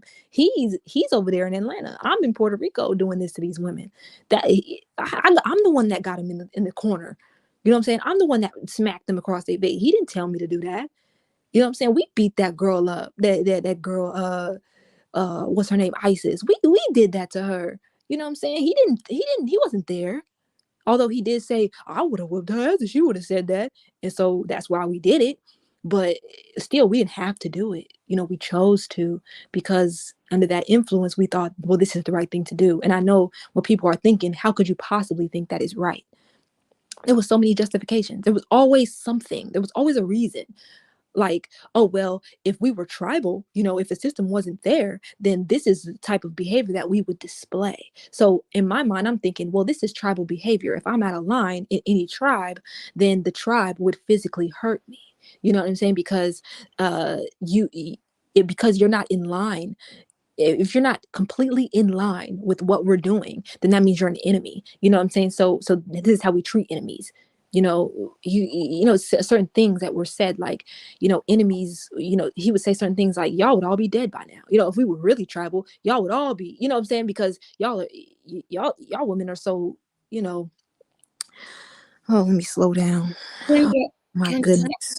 Oh my goodness. Kendra, can you hear me? I can hear you. Okay. What's up? My name is Real Talk. I am a friend of the T's. And so I'm just here to, I guess, listen as well and ask a few questions. I'm so proud of you. Let me just say that first. I'm so proud of you guys for the journey that you have officially began. Um, the question I have is, are you aware that the things that he made you believe were your thoughts? Are you aware that they were just forms of manipulation? Like that when you said we did these things, even when he wasn't there. Um, he are you do you know that he kind of prepared you for those moments to believe that those were your thoughts and therefore your actions? Yeah, I've recognized that now because what made me recognize that is time and space away, because I realized that he was in my head so much with the constant talking to us for 2, 4, 6, 8 hours in the night, sleep deprived, hungry, just saying yes so I can get through this, so I can go eat, just saying yes so I can get through this meeting so I can go sleep. I realized that I just agreed with things over and over and over again, to the point where even when he wasn't there, I still was agreeing to it. So I understand it was brainwashing. I understand that it was manipulation. I I want to really add, do. I want to add this element too. Hmm. Just because somebody's not physically there does not mean that they don't have the ability to influence, because you have to consider that whether you may have been aware of it or not, that you could have possibly done that out of your own protection of yourself, because if you didn't do it, that you could have possibly been getting your ass whooped.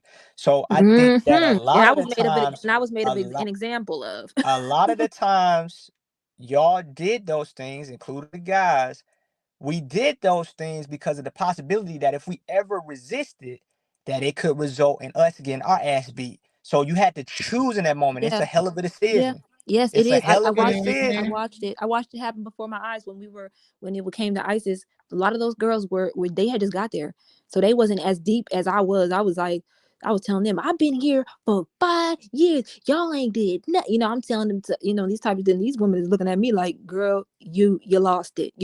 But when we was when that stuff happened to ISIS, them women did not want to hit her. They did not want to hit her. I sat there and watched it. I looked at her. I looked at them, and I'm like 963, she was like barely tapping her. She was like, I can't do this. I feel so wrong. Like I could feel it on her face. You know what I'm saying? Like looking back, I'm like, them women, they was just like, why are we doing this? But That girl, she was so scared. She was just like, I yeah. can't even resist because it might be me next, Yeah, exactly. You have to consider that because like I keep saying, it's some you have to take responsibility for certain Yeah. things to make sure that you don't leave no power in the hands of the person that you're referring to. Also, you have to understand that if I'm giving an advertisement and I say that there's nothing wrong with this car and I change the motor out and the oil change and it's a new radiator and a new transmission, but when you buy it, the bitch break down, you can't say that that was absolutely your fault. You have to understand that the influence is there to make you make the decision have to be taken into account because any one of y'all women would have resisted. You don't know what the hell these No, other 9 women gonna do to you. And like I no. said, that's a hell of a decision to whoop somebody ass or get your ass whooped. That's a hell of a Mm-hmm. decision. That's a hell of a Mm-hmm. decision. And typically when people are Man. underneath that type of stress, they're gonna instinctually pick their own preservation. So Yeah. we can't consider Survival. that this person, although they may not have been there, did not have the influence at just the word beat her Mm-hmm. ass that it wouldn't be done. Yeah. They knew that, um like seeing that and seeing how, because the only reason why ISIS got beat up was because we had a meeting right before that with Nature Boy from on the phone because he was not there, and he said, if I was y'all and she said that to me, oh, I would have whooped her so the only reason why we whooped her ass was because we wanted to be like him. We were like, oh well, if that's what he would do, then that's what I should do. So it's like it just go it's just so much, it's just like I saw and it's crazy because even though you don't like what you becoming, it's like eh, I don't know, it's like somehow you just try to make up some excuse of why it makes sense and why oh, because this is the kingdom of God, and oh, because women need chastising and women need correction, women need structure, or they need discipline, or oh, this isn't abuse, this is discipline, this is like chastising, this is it's so many excuses that it's like, and you don't want to argue because arguing is not a thing you Yeah, know you can't argue his points. You can't that's go a get you just have to be, like I said, if you argue his points, you'll be there all day. And do you want to be all there all day, or do you want to go get you something to eat, or do you want to go get some rest, or do you want to go into your own space and not have to deal with this? So you don't argue, because arguing or expressing another opinion will take another 2-3 hours out of your day that you just don't want to have. So, and then it's like, why don't you just leave? Like, bruh, why didn't you just leave? And I want to tell a story. So my first time I was about to leave, um, me and Aaron, this is when we had first got together, and we were told that our relationship was a distraction, and so we decided to break up. This was during a family meeting, and I was also told that I was stagnant and I wasn't growing. And so why was I here? That was the question to me. And I responded with, well, I don't want to be a destructive interference to the group, so I will go ahead and leave. I think I had been there about a year or a year and a half by that time. Maybe actually probably less than a year. When did you come? I don't know. Oh, probably about a year I'd been there at that time. And I remember, he's saying, I don't want to be be a destructive interference to the group, so I'll just go, you know? So after the meeting, I packed my bags. I only had one. I just packed my bag and I was ready to go. I didn't know where I was going to go, but I knew I'd probably go back home, you know? But I remember had on my bag, you know, had my bags ready to go. And um, he comes to me, he looks at me and he says, you really gonna leave me? And somehow it's like I just got sucked right back in, and it happened again, you know. Every time it was time to leave, it was like, why would you? It was like, go ahead, pack your bags, go. And then it was like, why are you leaving? Why are you going? What are you doing? Why are you leaving? You know. So it's like this sick mind game, because it's like, you know, you want to go, but it's, I guess I wasn't strong enough. I was gonna say this mental programming, all the Yeah. brainwashing. Yeah. Yeah. So How, those moments when you wanted to go and you were like really conflicted, Aaron, were you around in those moments? Like, what were your thoughts when those moments were occurring? What were you going through? Well, different stages of our relationship. In the early stages of the relationship, it wasn't that big of a deal because, our bond wasn't that deep. you know, we didn't have Jaume yet. We didn't have Ja yet. So Mm-hmm. it was kind of like, well, I just, I just met you, you understand what I'm saying?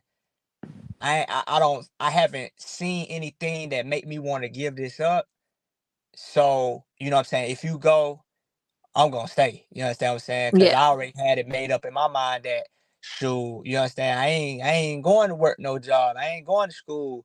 You understand what I'm saying? I ain't going back on that side of the world. You know what I'm saying? So it was kind of like, that, you know what I'm saying? It was nice knowing you type deal. But different stages, I had to suppress my feelings because, I was underneath the paradigm that, feelings come from thoughts, keep a healthy perspective, da da da da. But when then on the other hand, feeling is knowing. So it's like, what the hell are you talking about? So it's like, when you know something, it's associated with you feeling it on a deep level. It's like, it's like we have these natural guidances that resonate. Like, we feel energy as humans. We feel energy. You can feel a dog, and when that dog is a good dog, and when that dog could possibly bite your ass. Yeah, some people, you come around and they just got a shady vibe, like they might steal some shit, or like they might goddamn, you know what I'm saying? Like, you don't know what they doing, and then some people, you sit with them and you feel like they wouldn't goddamn hurt a fly. So it got to a point where I knew that me and Kendra was supposed to be together, even though different instances were suggested to say that we shouldn't be together. And as we've gotten to a new level of understanding, I'm realizing that potentially I'm saying potentially, I don't know. I'm saying potentially that there may have been a dislike or disgust to any relationship that was harmonious because of Nature Boy's inability to have a harmonious relationship himself. So whether that be intentional or not, I don't fucking know. Whether it be intentional or not, I felt like Nature Boy would instigate any type of harmony, whether that be with Ishmael and Kayla, Jayon and Courtney, me and Kendra, any sign of harmony, he would have to disrupt it with issues that were never present until he brought it up. Because I've been in situations where he wasn't around, and I watched Ishmael and Kayla. I've watched Courtney and Jayon, and there was no problems. Nobody screaming. They watching movies, laughing. It was a regular relationship. Now, don't get me wrong, everybody has arguments, but it wasn't to the degree that I felt like, oh, these people are being a distraction to each other or they're toxic. It wasn't until Nature Boy instigated certain thoughts that those thoughts began to grow and people started second guessing their relationships that prior to that had no signs of any toxic occurrences. And that's one thing I noticed with me and Kendra relationship. I can't say what Kayla's and Ishmael and Shasette, I forgot Shasette's real name, but any other relationships that were formed. I don't know if they were good relationships. I'm just saying on the outside looking in. But for the relationship I was in and am currently in, I noticed that me and Kendra did not have any problems. And if we did, they were minuscule until Nature Boy got involved. And I'm like, and we would be at Walmart and we'd be watching a movie or something simple. And I'm like, we really get along with each other. But it wasn't until certain things were introduced that made me second guess the relationship. And I started doubting the relationship. I started detaching myself from the relationship and ignoring my own feelings because I felt like, yo, we can't be in a relationship together and be here. It's impossible.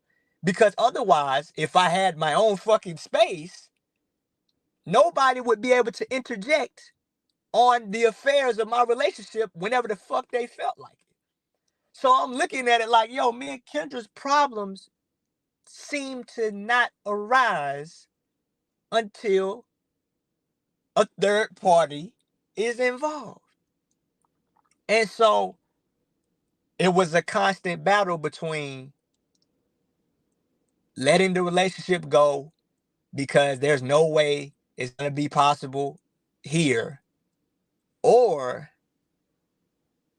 do I continue to hang on to Kendra, then add in my son, which made it a completely different variable, or do I keep proclaiming the kingdom and ignore how I feel? And another thing that was very strange to me, I never understood. Now I could understand prior to Jaomi. I could understand prior to Jaomi. But I never understood, why would somebody want to be married to one of his soldiers' wives who now has a child by that soldier? I always thought that was weird because it's like, you don't even do that in like regular life, like regular homeboy shit, like regular friend shit. Wouldn't he, like, even if they broke, like my one of my homeboys, one of my boys, his wife, they got a divorce recently. I would never want his wife ever, nigga. It's so many women at CarbonNation. My nigga, you got 7 of them. Why? What would make you want to be with the one who has a child by that's weird. True. Do you know that he did that for power and control, like to remind you of his power over you? Who that is? Real talk. Yeah, that's me. We came to that conclusion. Me and Kendra, not like before now, me and Kendra have had collectively about 30 damn hours of conversation, and we've went over that point. And looking at it from this angle, you could tell that it was a way to remind me, you're not in control of your relationship. I am. So it was a reminder to show basically who's in charge, because he has this sick desire to be the alpha, or what he considers to be an alpha in his mind, but is completely unaware that when you create that type of atmosphere amongst your people, you're creating resentment amongst your own community. And to do that is actually in opposition to the power you desire, because you can never have power and not have your people approve of your behavior. And I think that not even just with Nature Boy, it's with Napoleon, with Hitler, with anybody that's a leader. Their downfall is always attributed to their leadership style. And I'm gonna say this last thing because it's related to leadership. One of the things that I found funny is the notion that we were lames and that we were weird. But if you are coaching a basketball team and y'all lose every game and you say it's the players, you are not fit to be a coach. I noticed gradually that Carbonation moved from a nation that was about the people and into a dictatorship where it was us and Nature Boy. And I noticed that the destructive tendencies began to occur the moment he began to separate himself as if he was his own entity and we just happen to be these people who are hanging around him. But that's not how we started, and that's not how any of us got there. All of us got there as nation members, to be team members. Exactly. We Exactly. didn't come there to fucking hang on to nature. Nobody did. Nobody came there to serve him or be his Nobody slave. came That was not there how that. to Yeah, serve him. right. And I just looking back, I'm watching the gradual shift of how people got lost from their original intent. I did not come out there to serve, kneel, none of that shit. I came there to be an addition to what I felt like was a powerful movement. But when it became Nature Boy and Friends, that's when the shit started to end. Wow. I just want to apologize. The chat is letting me know that I called you True instead of Aaron. I do apologize. Um, I'm a firm believer in speaking your real name into existence, so I apologize for that. It ain't no thing. I appreciate it. Yeah, thanks so much for that, True. I'm Aaron. I'm so sorry. We're deprogramming as you guys are Yeah, I deprogramming. get it. I get it. I get it. See how this is working. We're doing the same thing that you guys are doing because we've been listening. We've been listening and we've been tuning in and we've been we've just shoot it's it's been intriguing, it's been interesting, it's been I know for y'all just pretty much an unbelievable experience. And I know a lot of people don't understand, what could draw you to a group like that. But Aaron, you really broke it down by saying, and I'm glad that you mentioned that it didn't start off that way. When he first started out, and it's interesting how the beginning is really reflective of everything that we've seen all throughout. He needed people in order for his message to really have relevance. He needed people. And when he had that small group, when he first started out, he needed you guys. He needed those guys. And then, building from there, utilizing his resources, putting people in positions to pretty much recruit and try to, try to brainwash, the viewers along with the cult members. And so really appreciate you touching on that and kind of like the psychology of how that kind of went down, where you guys started out on individual journeys and looking for a guide, a group, somebody who could help guide you along the way, and you ended up serving this individual basically every day. And that leads me into my next question.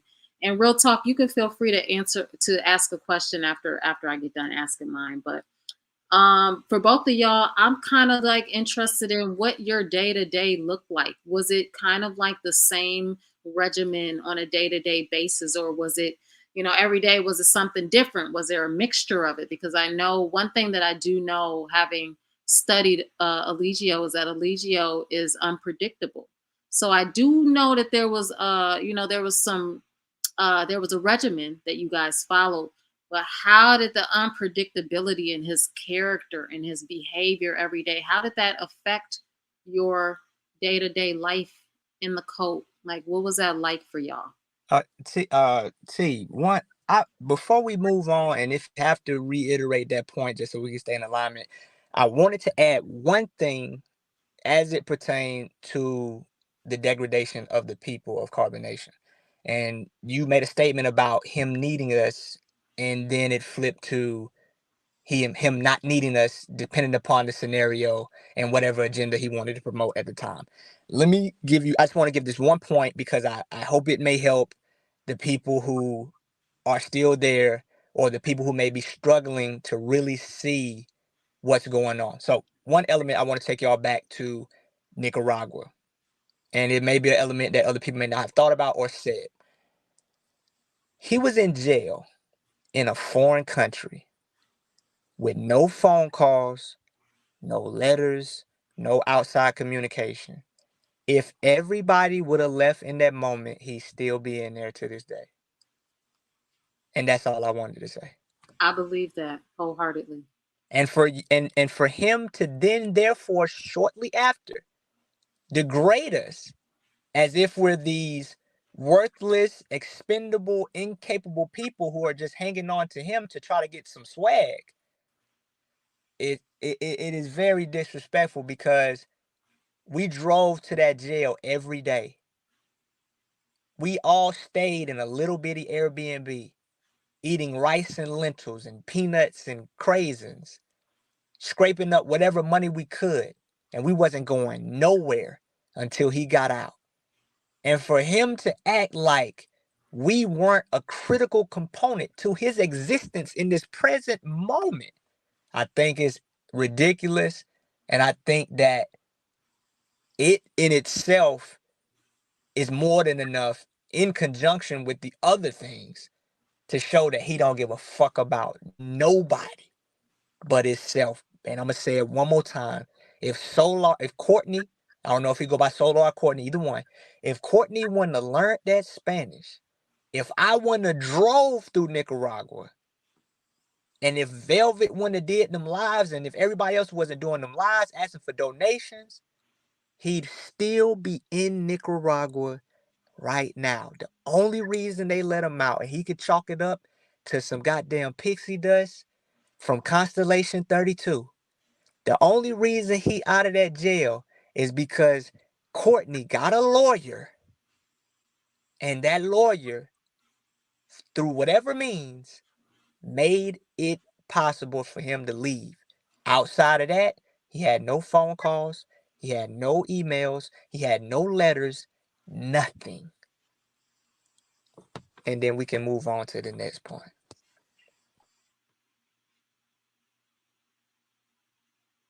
Real talk. Did you wanna? Oh, Kendra, go ahead, Kendra. I'm sorry.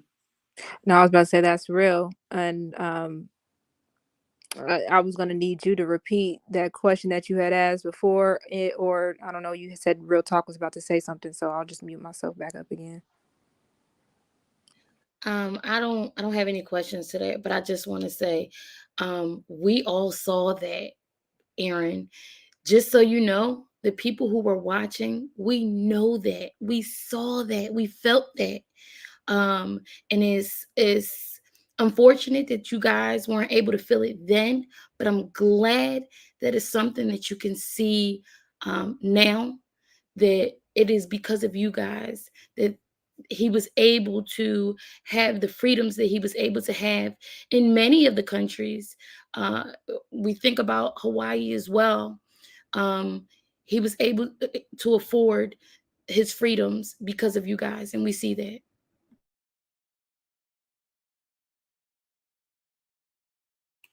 Absolutely.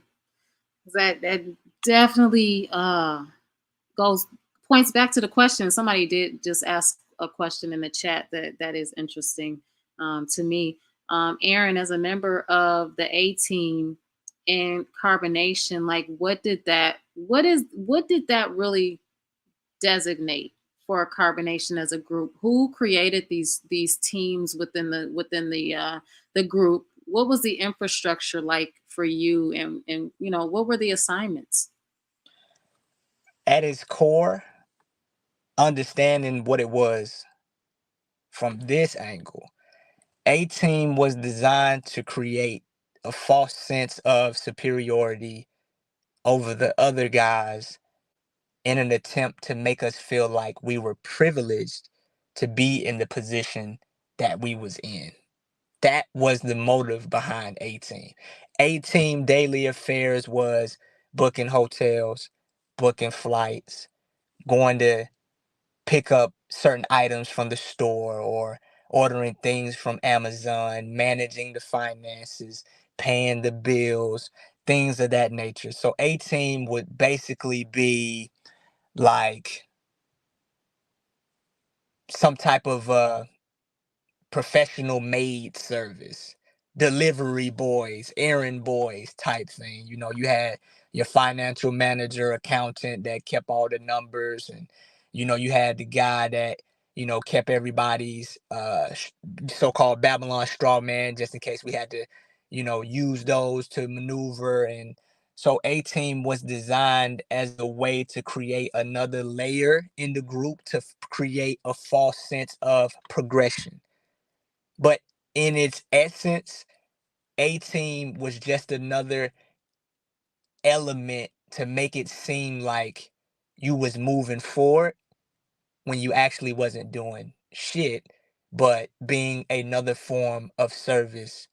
And you had special privileges, like, oh, you would be recognized, and you might be able to drink when other people wouldn't be able to drink, and you might be able to hit a blunt when other people didn't hit a blunt, or you might be able to get certain things. You might be able to go to a restaurant or out to eat, or you just different little. It made you feel like you was on another echelon than the other guys, which further promoted your motive and your ambition to do the so-called right thing and to stay in the kingdom. So at its root, that's what A-Team was about, but it was nothing more than general task of managing numbers and picking up items and doing other typical services that any other person would do.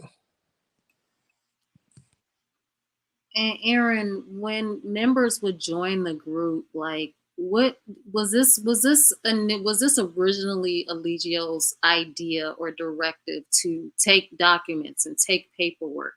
Who came up with that, and how did you guys feel about that? When you were in the group, and then how did you feel about it now that you've left the group and have had time to reflect?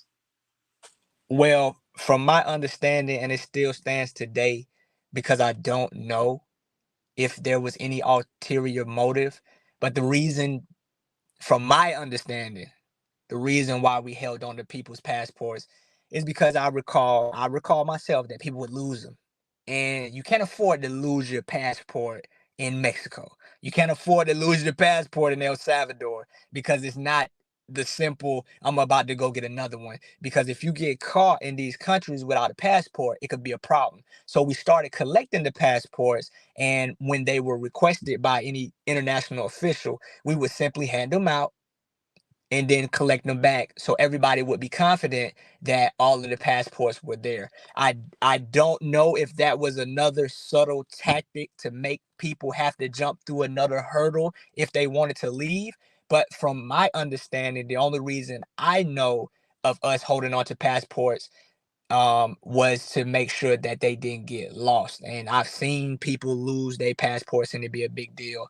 And so that's what I would consider it to be, as far as the reason behind. Whose passport? Y'all held people's passports? Because I always have my own passport. In Mexico, I remember holding on to people's passports. Oh, okay. I remember that. Did we get everybody's? Oh no, I don't. What did you say? You always had yours? Yeah, like I always I kept my remember holding on to passport. certain people's I mean, passports. I don't unless know. you had it, unless you I had had it. it, so that's what it Yeah. counted Oh, as. okay. I used to have it. That's right. I Oh, remember collecting everybody's passports and being and certain people being accountable for the passports as a means to make sure that they didn't get lost. okay. Wow. Yeah. I do remember hanging on to yours too. Yeah. I guess I didn't think nothing of it because it was like, oh, he got mine. Right. Yeah, so this is another aspect of how there's levels to the things that were going on in the cult that some members were aware of and other members weren't even aware of. It's incredible. You get you guys all together in a group just to kind of get a firm understanding of what Talk you about that, all yeah. went through, you know. Oh, And and let me add this point as it pertains to different layers of organization ranking, things of that nature.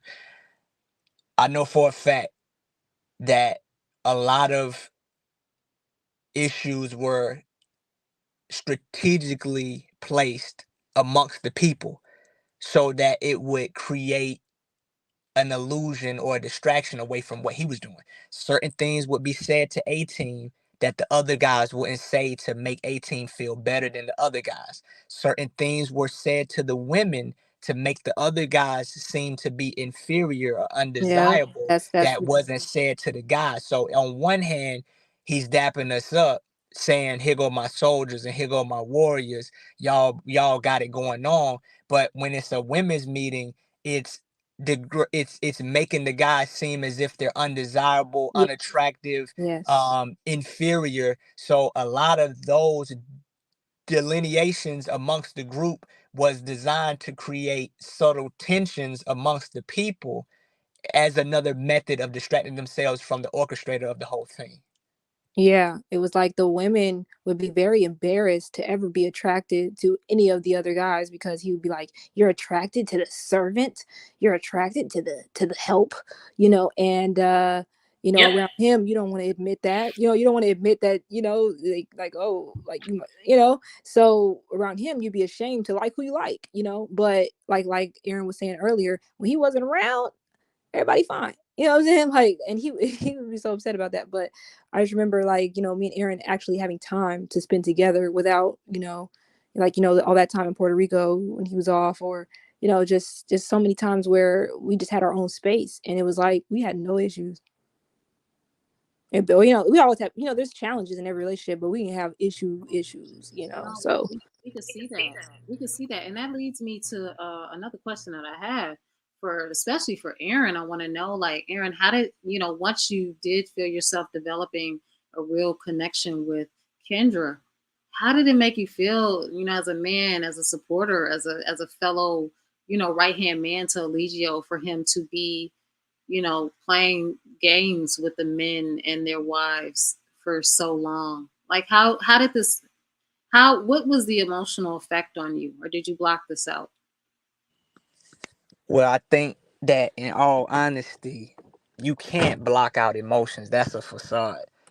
I don't unless you're born in a factory and you're made out of steel and aluminum. Every human being feels every emotions, and some of us have a different ability to hide it better than others. And what I will say is that it bothered me very deeply, hurt me very deeply to know that somebody I cared about could be over here one moment and over there the next moment. And me and Kendra have talked about it. One, me and Kendra have never met, even though we've seen each other for 4 years. We've never met. She's only known True, and I've only known Sheba. We've never met. We haven't met yet. And in addition to that, me and her have never bonded fully because there was always this notion that she would be taken away, playing in the background, or could never be fully present in the moment because I could get a text that said 18 meter. Even when I was in the full-fledged US Army, they gave us time to ourselves.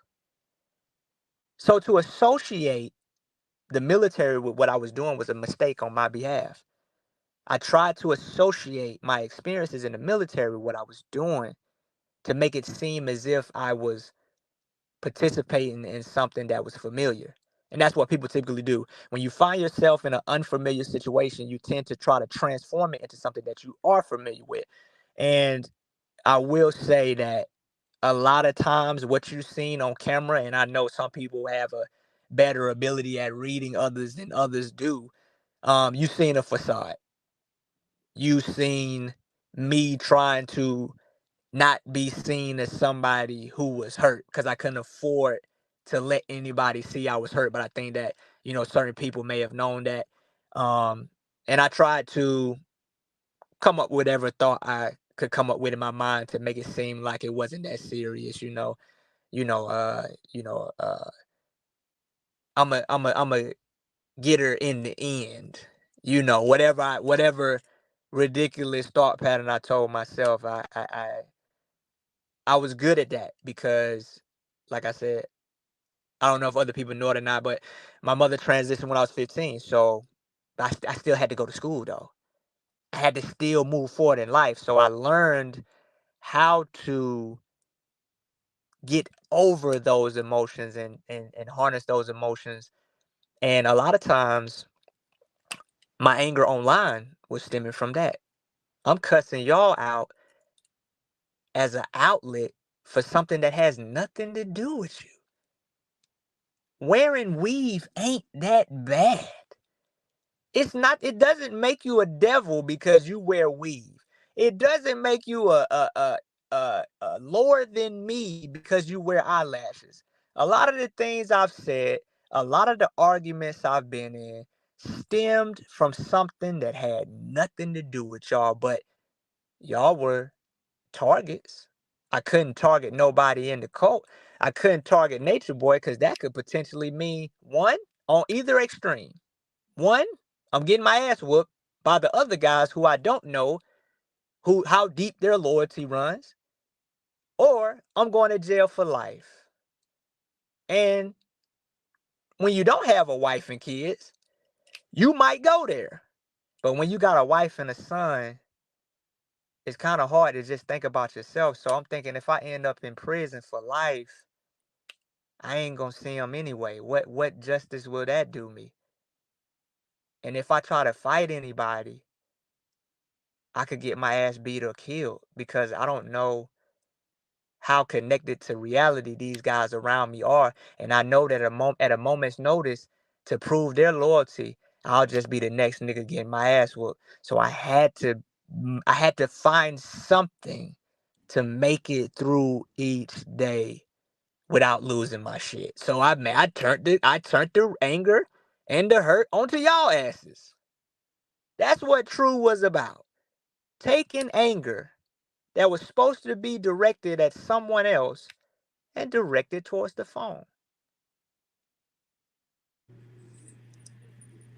Do you understand how powerful this is? Ray, I'm gonna let you go. I just want to tell Aaron No, go ahead. it was extremely powerful what you just said. I, for one, am just very I'm extremely proud of you for admitting and expressing that, because we wondered, and I personally always wondered. I'm like, dang, here is a man who is proud of his intellect, his abilities, his skill set, his his history, his experiences, the things that he wants to accomplish. And he's up under this other guy who's seemingly, in my opinion, jealous of all these guys that are under him.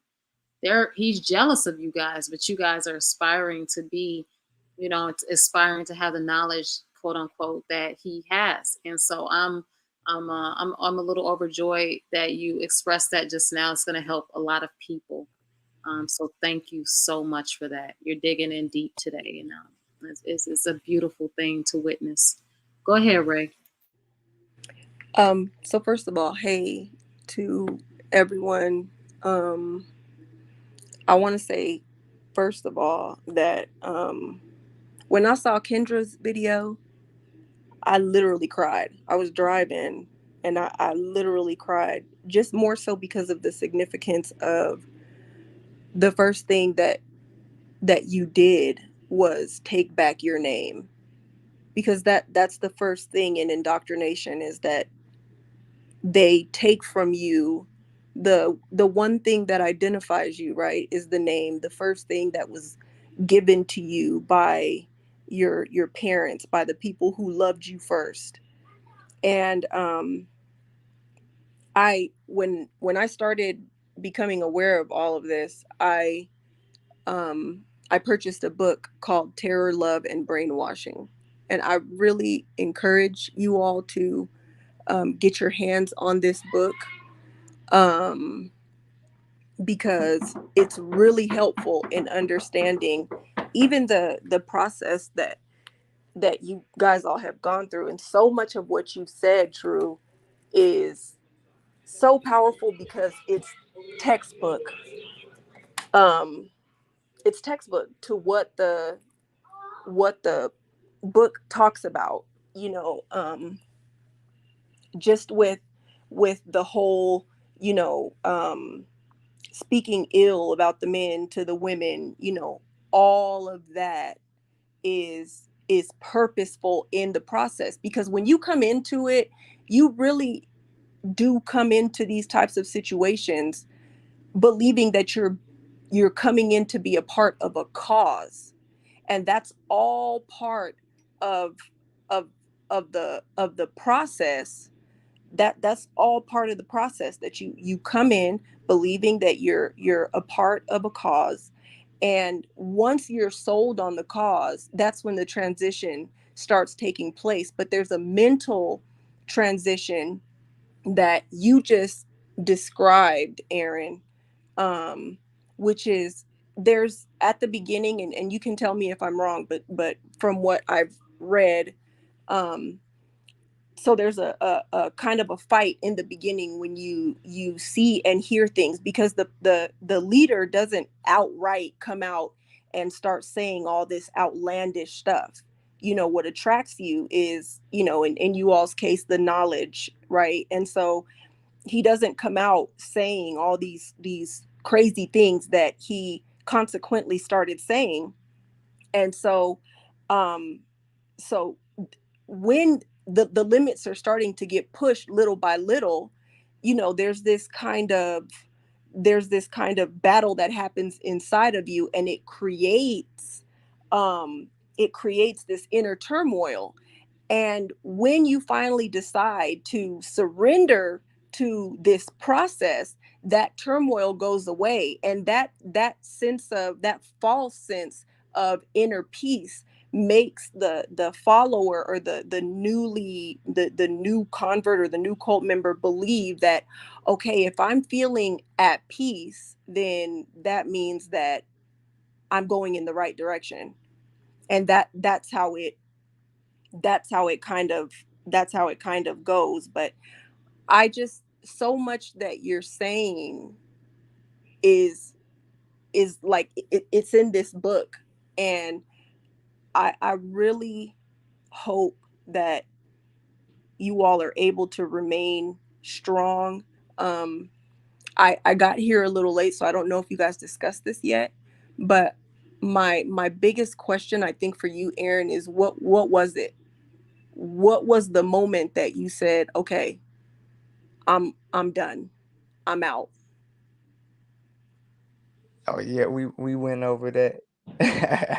We I'm went over that, but just a quick summary. I realized that what I was investing in was no longer going in the direction I wanted to go. And magic and trusting in the unknown was bullshit, because it was only applicable to certain things. Right. We were told that all your rewards will come in the end. So you're waiting around for, one day, just one day you'll have what you really want, but not now. Right now you have to serve me.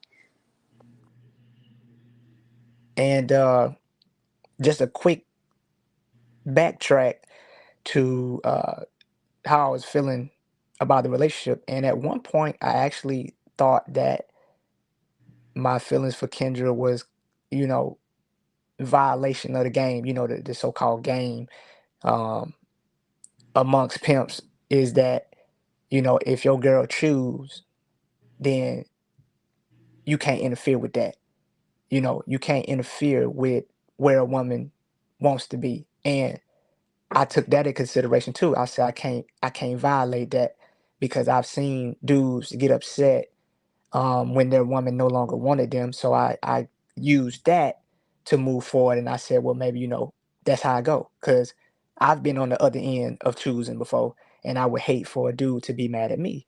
So I often use that as a means to deal with the relationship dynamics and say, well, maybe she don't like me like that. And I just wanted to add that part in there. And as it pertains to what we're currently talking about, you can't expect the people who came to Mexico or Costa Rica or Puerto Rico or Panama for objective reasons to now discard those objective reasons and accept your subjective viewpoints. And they're no longer supposed to say, does this add up mathematically? They're just supposed to do what you say they should do. And if you have any reasoning left in your body, you're only gonna go for that, but for so long. Right. I do want to say one thing when you were talking about the choosing thing. I just want to say that no one chooses to be with Nature Boy. I never chose to be with Nature Boy. I don't think any woman ever came there to be with him, and I firmly believe that.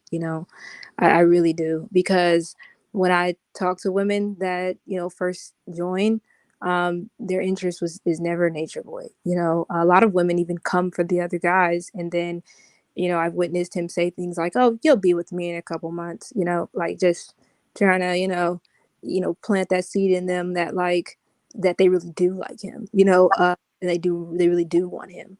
And I had no interest in Nature Boy. I actually didn't really watch him before I came. I was I was more interested in what we were doing, Black people cultivating a new well, I guess it's not really new, but a different way of doing things. You know what I'm saying? Like, okay, well, if we're not going to be just working a regular job and just kind of, 9 to 5 in it and just, going along with that, well, let's actually build something sustainable that, it's going to be based in natural things, natural principles, things that are more, I'm already I was already natural. I was already the person that liked to care about my health and the way that I eat, the way that I do things. I was already particular like that. So it interested me to actually live out in nature.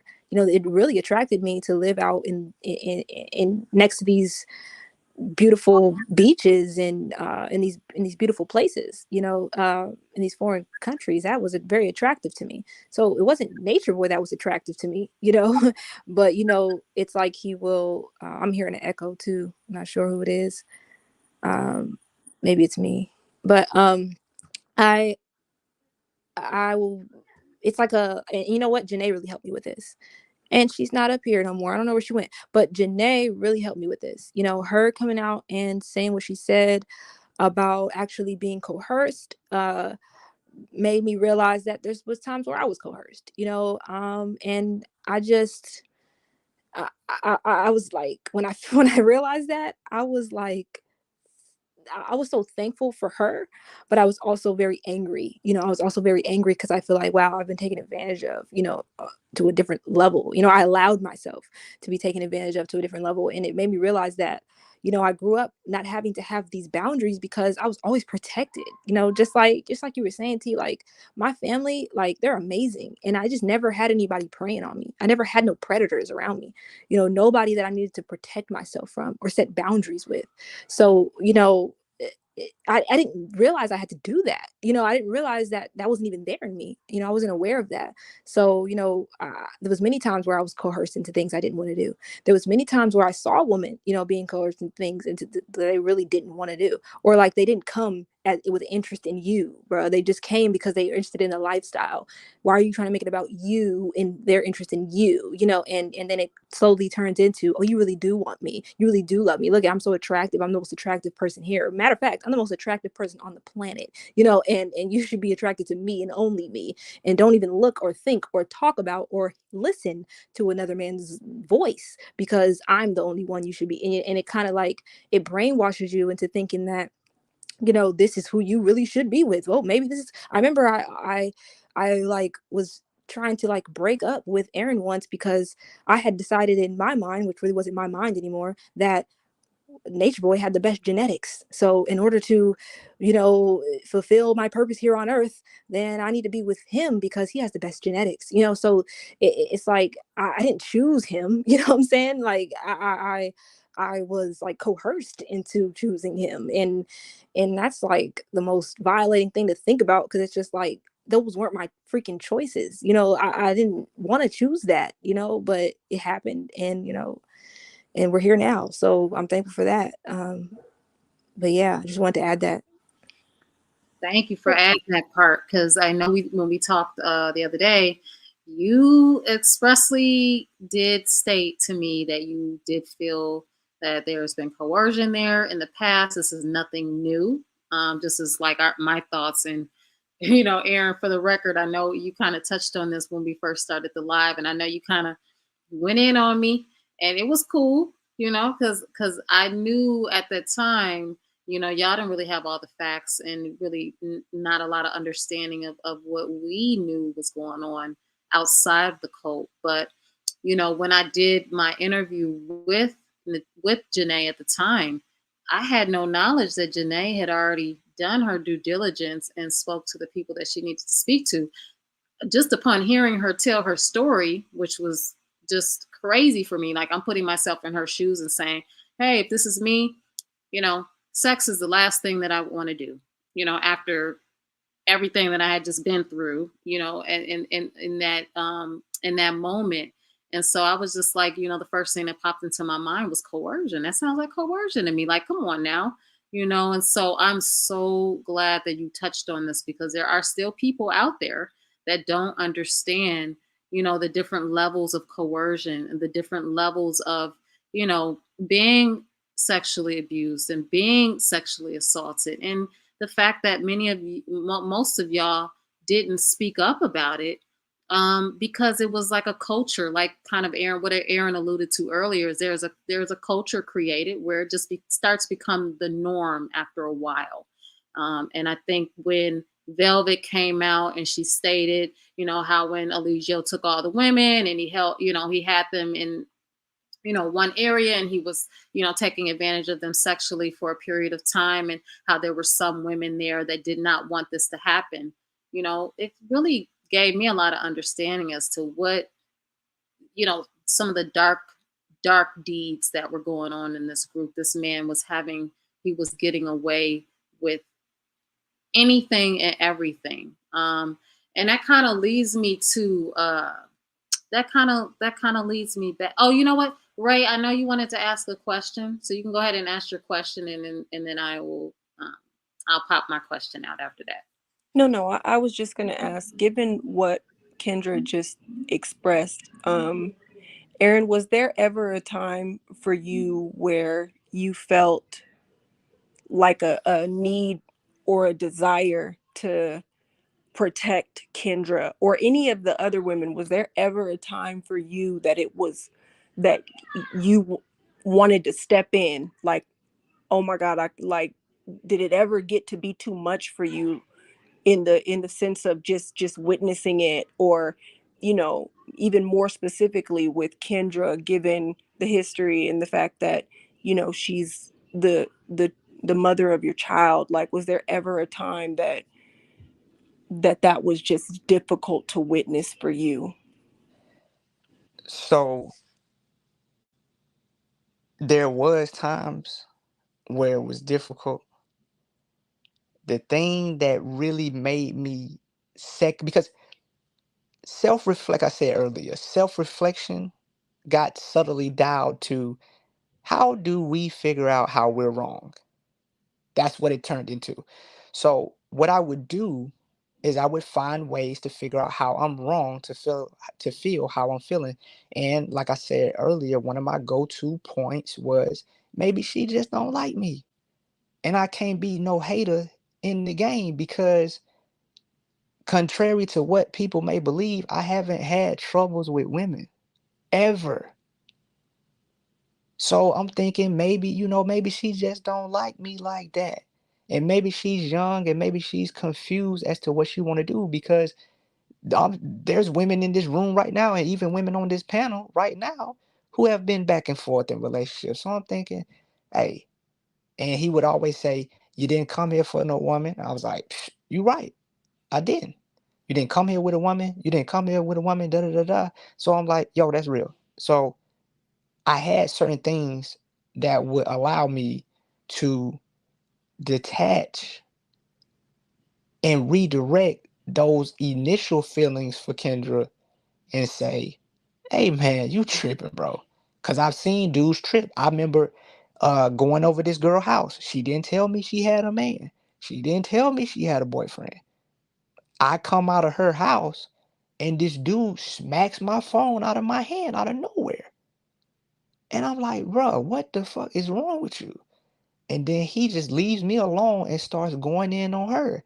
And of course, common sense will tell you, oh shit, this must be her dude, or either this dude hasn't let her go. So I've already been in experiences where women have been deceptive, not to mention the narrative in carbonation started becoming women are the devil. So I'm thinking Kendra is causing confusion in my life. She's trying to get between me and my higher self, da da da da da. So those things were already auto suggested to keep you from considering anything else. Everybody was on the same understanding, and there was, an unspoken knowledge that if you resisted or had opposing thoughts, you would be dragging a meeting on for about 2 or 3 hours. And you had to choose after a while. In carbonation, nigga, you have to choose because 8 of your hours is getting sucked up to this nigga talking. So you have to choose. What the fuck am I gonna do with my time? Let me just agree so I can eat on time. Because this meeting might blow right through fucking solar noon and I'm hungry than a bitch. What time is it? 10:30? Oh hell no, this too late to argue. Nigga, let me just go along with this shit so I can go to sleep because we could be getting up at 3 o'clock. Who fucking knows? Right, right. There was something that you said that I wanted to touch on. It's coming back to me. Hold on.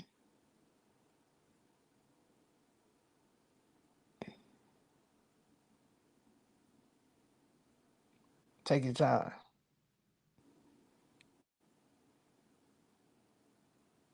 I think I might have lost it. It's all good. That happens. We've been talking for almost 3 hours and this is Okay. not the last time we're gonna, what I'm saying, talk about this because Oh, wait. like I was saying, from the docu-series I was watching, um, there was a lady who was involved with Jim Jones from 1970 to 1978, and she's still talking about it. Shahrazad Ali first wrote her Right. book in 1989, and she's still talking about it. So this is not something that we have to lay out right now in one moment as if it's our final opportunity. So No, no. you've been doing I do. really I well do so remember. far. I do remember it though. When you said women are the devil, that was becoming the narrative, right? We was talking about that the other day, Right. and I had came to the understanding that, like, you know, I really was brainwashed to believe that I was evil, and that I was the one causing the confusion. Oh, it was all the women that was coming. We was actually being programmed to believe that all of our problems as a group were because of women, and it's because these women come and they confuse everything. They tear up stuff. They get emotionally out of control, and then they go and leave and they talk mess, and then they make everything really messy. And then I had realized it the other day. I said, no, that's not how it went down. It's so funny because a lot of people might think, I know it's a rumor that me and Aaron were placed together, that we were told to be with each other. That's not how that went down. You know, Aaron, as soon as Aaron came and I saw him for the first time, I knew he was my husband. And when he told me that he was attracted to me, I told him, I'm attracted to you. We were together immediately, like that day. And I was actually with Tron at the time, but I was like, nah, or what's his actual name? Something. But I was just like, nah, I'm gonna be with him because I'm attracted to him. You know, I really like him. You know, me and Tron's relationship was more of a friendship. So I knew that Aaron was my actual husband when I saw him. So that's why we got together, is because we both wanted to be together. And then over time, you know, like we were talking about earlier, it was like, oh, your all's relationship is a distraction. No, you can't be together. It started to become, now I have control over your relationship. Oh, we had to ask permission to be together. And when we did ask permission to be together, you know, I was humiliated and called a hoe in front of everybody because I had messed with you know, Musa and Tron and you know, he had broke my virginity. So now I'm a hoe. You know, I'm considered a hoe in the tribe and I'm the issue, you know. But it's so funny because if that's the case, then why didn't you allow me to just stay with Aaron? Why, you know, why coerce me back into with you? And why even want me, you know, after I have Aaron, if I'm the confused one, you know? And then I'm thinking about all these other women that were involved, and I'm like, it wasn't these women that were confused. They knew who they wanted. They chose up. But it was always you that planted seeds in their head, like, oh, I know you're gonna want me soon. Oh yeah, I know you're gonna come back. I know you, but I know you're gonna come back to me though. Or, oh, you know, you really want me though. Like, you know, when a woman that's got a whole marriage with another dude, but you're saying these things to them. Like I remember one time in Puerto Rico, you know, me and Aaron were doing really good because we had spent a lot of time to ourselves, because, you know, he was off with his wives and stuff. And we had all moved back into one spot again. And I had went into like his quarters to get something. Like we had 2 levels to the house. So upstairs was his and downstairs was for us. Went upstairs to get something from Aya or Porsche or something. Was talking to the ladies, and he says to me, mind you, I'm with Aaron. Like, me and Aaron are with each other. We're together. We have our child. We're together. We're staying together. We've been together for a minute now. I go upstairs, and he says to me, oh, I wish I had a chocolate woman. Oh, true, so lucky. Oh, I wish I had some. Oh, da, da, da. And it's like, why would you even say that to a woman, you know, that's married to another man? Why even say that? You know, why even say that to her? That right there is actually what causes confusion. So I look back on a lot of things that were said and a lot of things that were done towards the women. And it wasn't the women that were causing confusion. It was these constant seeds being planted in the woman, these constant ideas and thoughts that were being planted. This is the way that you should feel. Oh, look, let me show you the way you should feel. Oh, he doesn't do like this, huh? Oh, he doesn't, you know, and it's confusing. It's so confusing that it's like you don't really know what to do. I remember by the time we were in Atlanta, and you remember, Aaron, by the time we were in Atlanta, I just looked at you and I'm like, I don't know what to do. You know, I was like, I don't know what to do. I don't know who to, and I mind you, I got a whole baby, but I don't know what to do. I'm like, I'm looking for the decision to be made for me at this point, because I'm just like, I'm so confused. I don't know which way is up, which way is right. I want to do the right thing, but I just don't know what that is anymore. And I feel like it wasn't me that came confused. You know what I'm saying? I knew who I wanted. You know what I'm saying? I knew what I wanted. It was all these little innuendos and these little, oh, this and that, and whispers in your ear that it's confusing to you. And I talked to T about this. Along with the coercion, there is this idea that, oh, he romanticizes you as if he really likes you. Oh, ooh, look, ooh, yeah, I really love you. But in front of everybody will humiliate you and tell you how much he doesn't like you, just like he does with Portia. Oh, I'm not really interested in her. But get her alone in a room, and so she's confused. She doesn't know, does this man really love me or does he not? Because in front of the world he don't love me, but behind closed doors he's saying, You know, it's so confusing, and it's like it's not the women that are causing this confusion. That is such you know, a way to distract, to make us feel like, you know, we can't have confidence in our own selves and our decisions, and what we think and what we feel. And I realized that, you know, being away for so long, and I was talking to Aaron about this the other day. I'm like, bro, this whole time we've been thinking women are the devil and women are the confusion ones. Women are the ones that are the cause of all of our problems and all of our issues. And I've been saying this, and I'm a woman. So it's like, I can't even believe it. I can't even believe it now. Knowing what was really going on, I'm just like, bruh. All right, okay, okay. And it's just all unfolding. You know, it's all unfolding. But it's just like, dang. Now all I want to do is, you know, help those other women. But you know, they gotta help themselves. You know, so I love them though.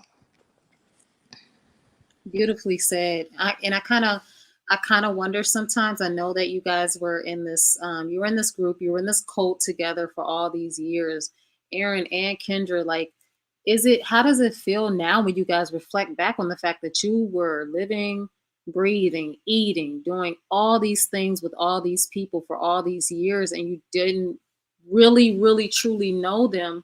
But I think it's safe to say that you guys probably, do know each other's hearts to an extent.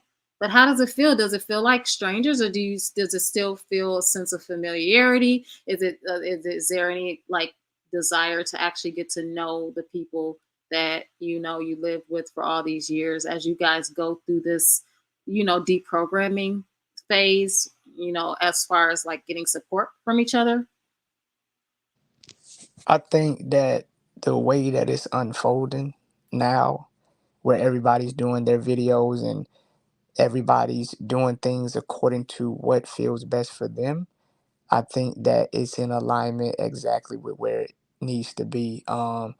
We, I think that, in one sense, you can say we don't know each other because, people weren't necessarily being themselves, or, it was only 4 years. And I will say that everybody has had moments where, Aaron actually was being Aaron and Armand was actually being Armand, and a moment was there. And Dalen was really being Dalen, and then, Aaron was being Aaron. So that's there. It's only when Nature Boy comes around do the facade characters have to pop up in full effect.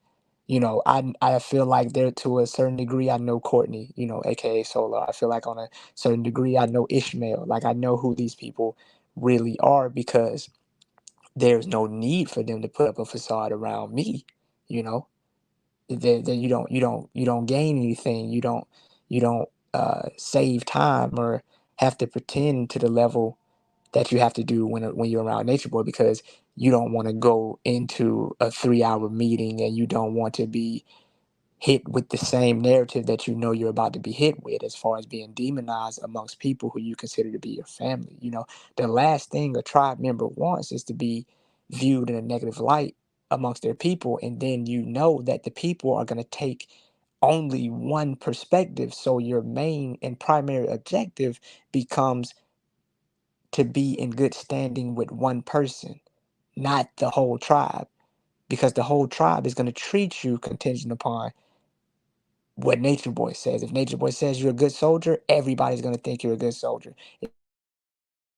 If Nature Boy says you're an outstanding woman, everybody's gonna think you're an outstanding woman. So you begin to not even really give a fuck what other people think. And then you start disassociating yourself with other people. But I do think that on some level, everybody knows or seen a peak of who everybody actually is.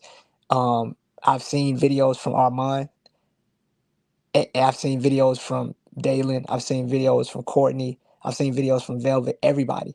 And everybody is helping each other from a distance, because I think that each and every one of us have to learn that even though we was in an environment that was cookie cutter and had the same treatment for everybody, I think everybody knows now that our healing process is not going to look the same.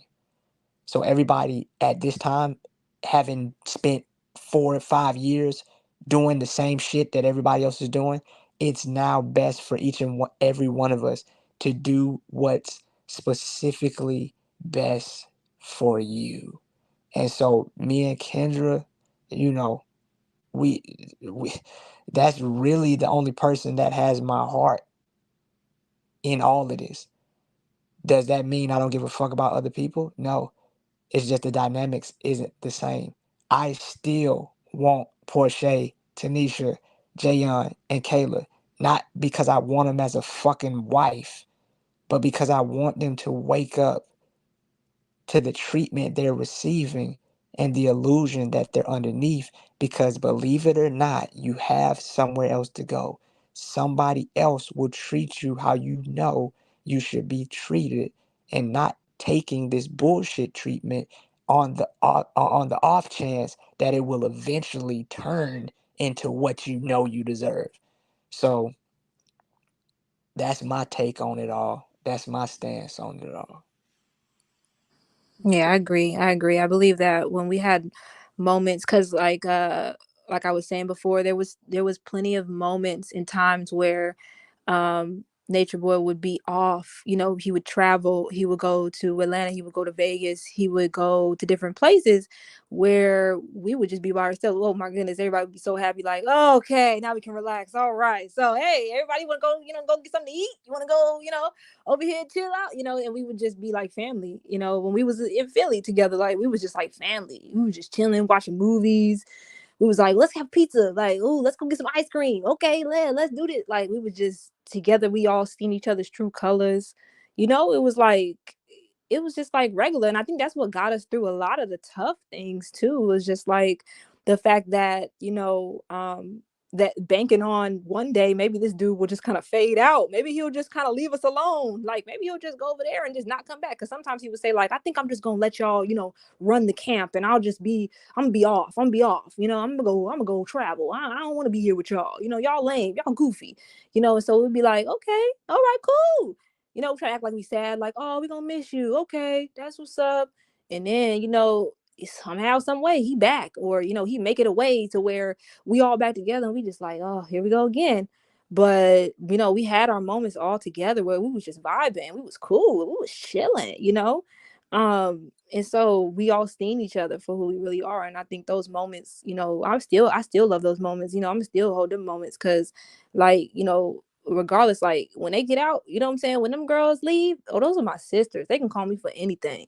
They could call me and just need a vent Right. talk. I don't care. I will talk to you all night long. Just like I be calling Janae. I called Janae last night, like, look, I gotta talk to you, because we all been through some stuff, man. We been through some stuff together. We been through some things, and sometimes we've been through stuff alone in the room, with him, or just had experiences where we need to talk to somebody about that. Like, look, remember that one time when this happened, it's all coming back now, because there's so many memories that was suppressed. You know what I'm saying? So it's like, because you just try to get that stuff out your head. And often, the tragic, or the traumatic moments aren't what we pronounce. When we would have our family meetings, he would oftentimes try to bring up, remember y'all when we went to the waterfall? Remember when we went on them excursions? Remember when we went? And he would mention all the good things, but we would never reflect on the things that were like really traumatic, like July 4th. You know what I'm saying? Like things like that, like things that were really like dark. You know what I'm saying? And just weren't cool at all.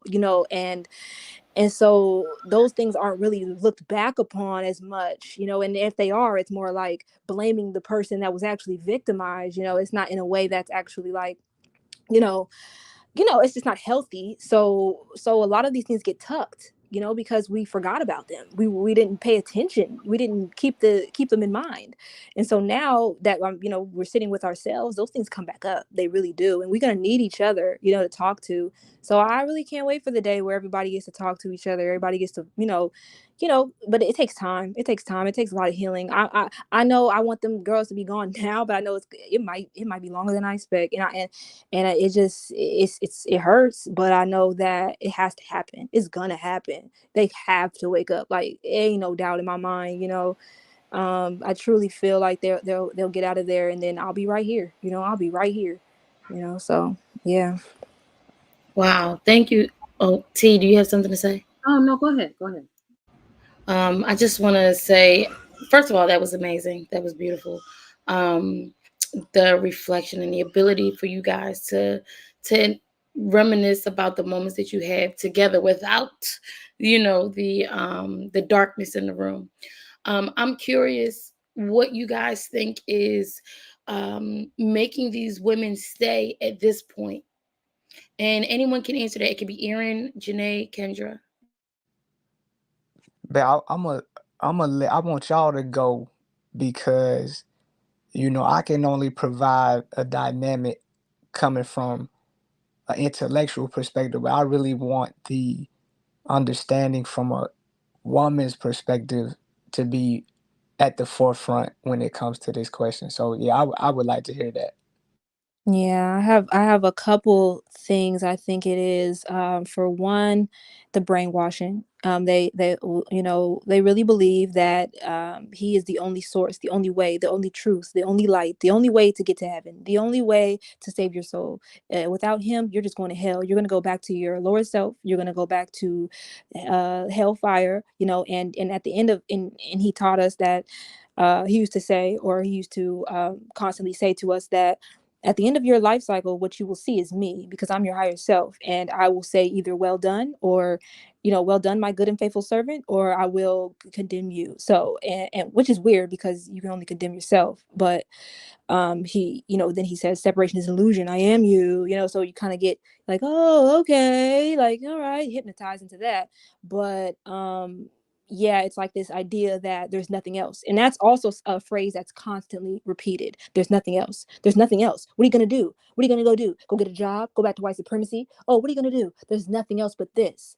There's nothing else. And so you'll hear even me say, in old videos, you'll hear me say that. You'll hear the other women say that. You'll hear that constantly, because that's what we truly believed. Well, I don't say that. I don't want to say that's what we truly believe, because how women think. We're like, pretty sure I could find better than you. But at the same time, that's suppressed. So you're like, oh no, there's nothing else, because you're also damaging your self-esteem dealing with these type of person. So you don't really know that, you don't really believe in yourself that you can get better, because this person's telling you, yeah, you're not that bad. Like you ain't that cute. Like, calm down. Like, what I'm saying? You ain't that bad. Ain't no man gonna be checking for you. You're like, I'm the best you gonna get. You know what I'm saying? So it's kind of like you're this brainwashing being done that makes you think that this is all I'm good for, this right here, and then you just kind of surrender to it in a way that's like, well, I'm just going to put my all to it. And then that goes into commitment, right? Because that was like one of our things, was commitment. And if you leave, you're not loyal, and if you're not loyal here, you're not loyal anywhere, because wherever you go, there you are, so if you can't do it here, if you're not thriving here, you won't thrive anywhere. That's kind of like the indoctrination that's constantly pronounced over and over again. So they're truly not believing in themselves outside of that. There's nothing for them outside of that, because they're Ephraim, they're Aya, they're Malia, they're Sheba, they're those characters. There's nothing outside of that. What are you going to do? Go back to being Kendra? You know what I'm saying? That's something that is said like that. So you're thinking like, oh no, I can't do that. And I mean, come on, facing your family after this, facing them after this, like after 5 years, like that's tough. And it was tough Yes. for me. It was very tough for me, because I'm like, these people probably think I'm insane. You know what I'm saying? And not even only insane, but they probably just don't understand me, and that hurts. And that's lonely. And I'd rather be around these women that understand me than be around somebody that doesn't, and so they're staying together for each other, for the so-called mission, for the so-called commitment. And look, you look at y'all staying down. I heard him say, oh yeah, y'all stronger than all the dudes there now. Look at y'all holding it down. See, y'all some riders, so that type of energy make you feel special. It make you feel like you doing something. Yeah, you hold your man down while he locked up. You know what I'm saying? So that type of energy make you feel good about yourself. And then I would say also the security of having a man, because we were taught that without a man, you just gonna be out here fending for your life. You know what I'm saying? Because when the system fall, you ain't got no man, then you gonna die. But in all reality, right now they ain't got no man. System fall. What? Oh, that's right. He gonna break out of jail. So it's all this other stuff that is they're not factoring in. But I know one thing on our last phone call. He told me, oh, you white supremacy now, huh? You thinking for yourself. You independent. What happens when the system fall? And this is what I told him. I said, look, if the system fall, I'm gonna die. That if that's the case, you know what I'm saying? Because I said, and I told him, I said, I'd rather die being true to myself than die over here lying. Because I know that I'm going to hell if I lie over here just lying to myself. So it's like, I guess they got to make that decision and know if they're really lying to themselves or not, or if they're, because I know I did a lot of convincing myself too, and I did a lot of convincing, trying to convince myself through the other women. So a lot of people were like, Sheba, why were you so mean? Why did you say this? Why did you say that? I was trying to convince myself, through these other women, that I was doing what I thought I was supposed to be doing, that I was so committed, that I was so down, that I was just so loyal, and I was so righteous, and ooh, I'm just the best, So I'm trying to convince myself this. So basically, I'm taking on his narcissistic traits, trying to convince myself that I'm good and I'm righteous and I'm above all. And that's the reason why I'm talking, to these women like this. But yeah, so it's all of that wrapped into one big heavy load, and that's why you see their souls aren't really there, because they're not tapped into them. Jayon, I want to hug her like so tight and let her know, like, it's okay to go heal. Like, it's okay to just take your time and go heal, because there's no way you've healed from all that you've been through. Absolutely not. Because it takes time, it takes space when somebody is in your ear all freaking day. And that's the last thing that is the reason why they're still there. He's in their ear all day. I have I He's in have their two questions about that. Do you think that, because Alicio himself has made comments about the D being so good and all this other stuff. Do you think sex plays a role in the manipulation and maintaining the control Yeah, over them at this point? I definitely was gonna hit on that. That's Yeah. definitely one of the things that helps keep them underneath control. Especially if you have low self esteem.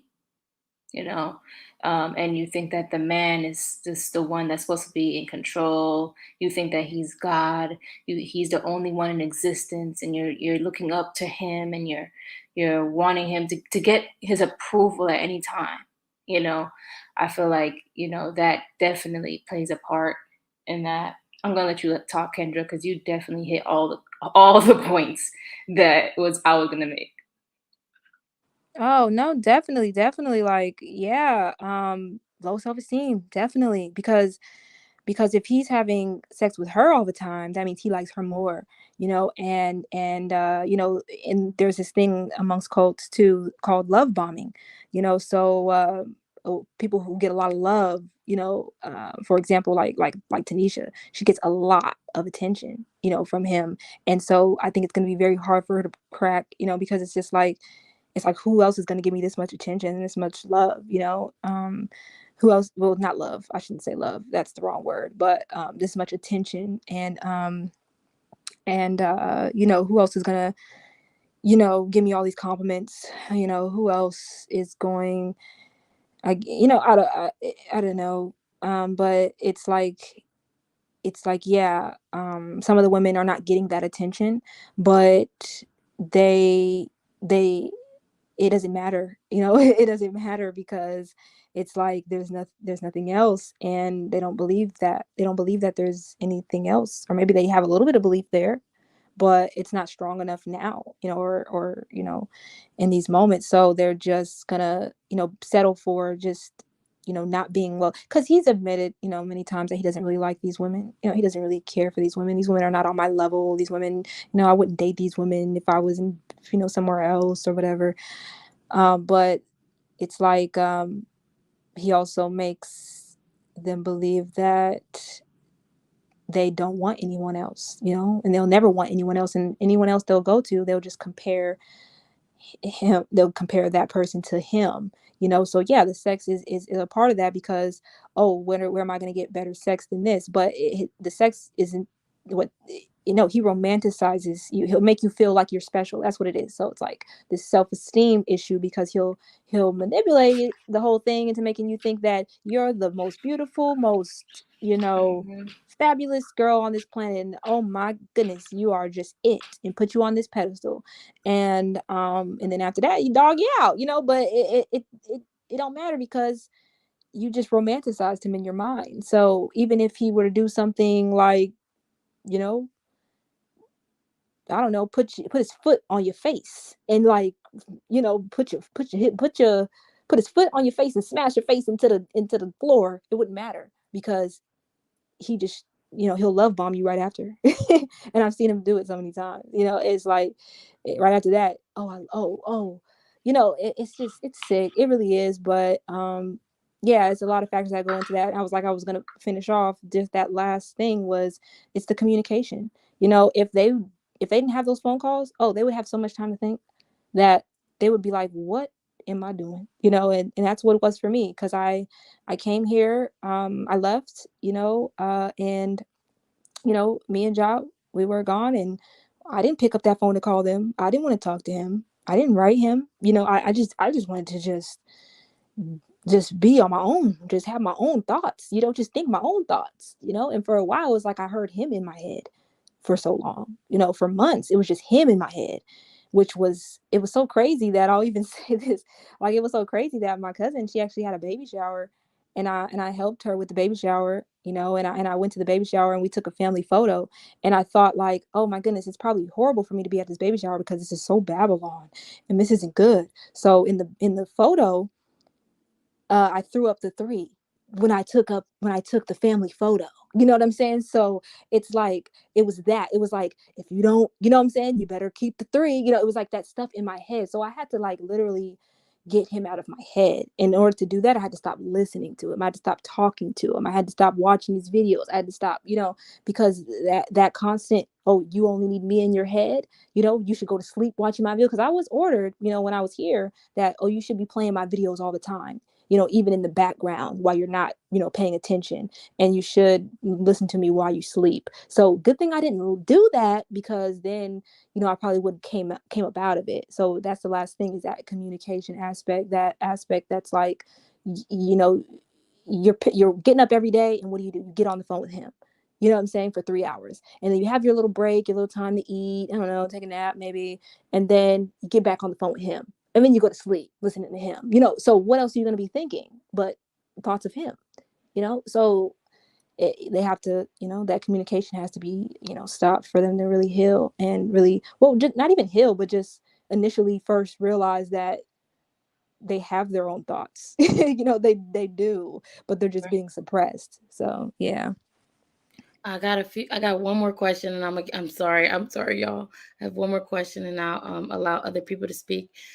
How is he able to go get on the phone and talk to you so often? Well, before I left, I was paying for it. So the Securus uh, is an application that is connected to the jail. And Kendra asked me that same question, and I don't know exactly, but I would imagine that Securus brings revenue to the jail. So they allow inmates to speak who have the ability to pay for it between a certain time frame. And so I was funding that process up until now. So what means of finances they have now, I don't know. But it could be some type of legal violation to cut an inmate's phone calls off without due justification. But prior to me leaving, I was paying for it. That's how the phone call stayed on. 6 hours a day, 10 to 1, 5 to 8. Wow, that is excessive. Not to mention that that also was a contributing factor to me understanding that he didn't really give a shit about proper financial management or energy investment, because on one hand you're sucking the finances to be on the phone, and then at the same time simultaneously asking us to finance a lawyer. It doesn't make any sense whatsoever. And just quickly to touch on a point um that I wanted to add concerning why are, the remaining women still there. You have to consider the fact that when you recognize how stupid you've been, um you also have to realize that you have to come to terms with that and admit that. For example, being back, in my right state of mind, I've been asked questions, just regular questions that humans ask each other who haven't seen each other in a while. Hey, what have you been doing? What you've been up to? And that typically triggers feelings of stupidity in your own self. You feel stupid when you really don't have an answer or haven't really processed the full answer of what exactly you've been doing the last 4 years. If it was anybody else, it would be a simple question to ask. You would be able to be honest about it and upfront about it. Like, yeah, I've been in school, or, yeah, I've been working, or, I've been traveling, or I've been running my business or whatever. But for us in our unique situation, some people don't have the intestinal fortitude to say, just straight up, I've been in a cult. Because people, it's human nature to want to be accepted. And so people fear that rejection of being labeled as, oh, that's the dude that was in the cult. Oh, that's that girl that was in the cult. So they're battling right now with what they've done with their life for the last 3-4 years and what they actually want to do, because they've seen it. All of them have seen what they're doing, but you have to pick, and it's a tough decision to choose. Do I stay here because I completely destroyed who I actually am and humiliated myself and embarrassed myself? Or do I stop it right here, right now, and just face the embarrassment, face the humiliation, and try to build myself back together? So they're stuck with a tough decision. Absolutely. I definitely agree with that. It takes courage and strength to face your family and friends after that, doing what you did or going through what you've done. There's so many things that you've done, and you've been judging yourself and other people have been judging you, and your self-esteem is low and everything. So it's like you take accountability, and it takes strength to take accountability. And that's something that, you know, Nature Boy was never able to do.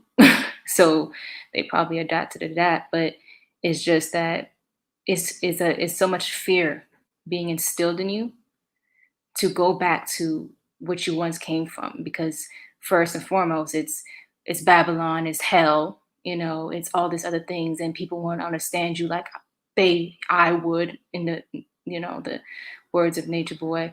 I understand you, we love you, you gotta stay with us, you gotta stay on a mission. And being a light worker and being just a pure being, you just want to stay on a mission. You want to do things for people, you want to be in love, you want to be, you know doing the right thing. So they believe they're doing the right thing. They've been brainwashed to believe they're doing the right thing.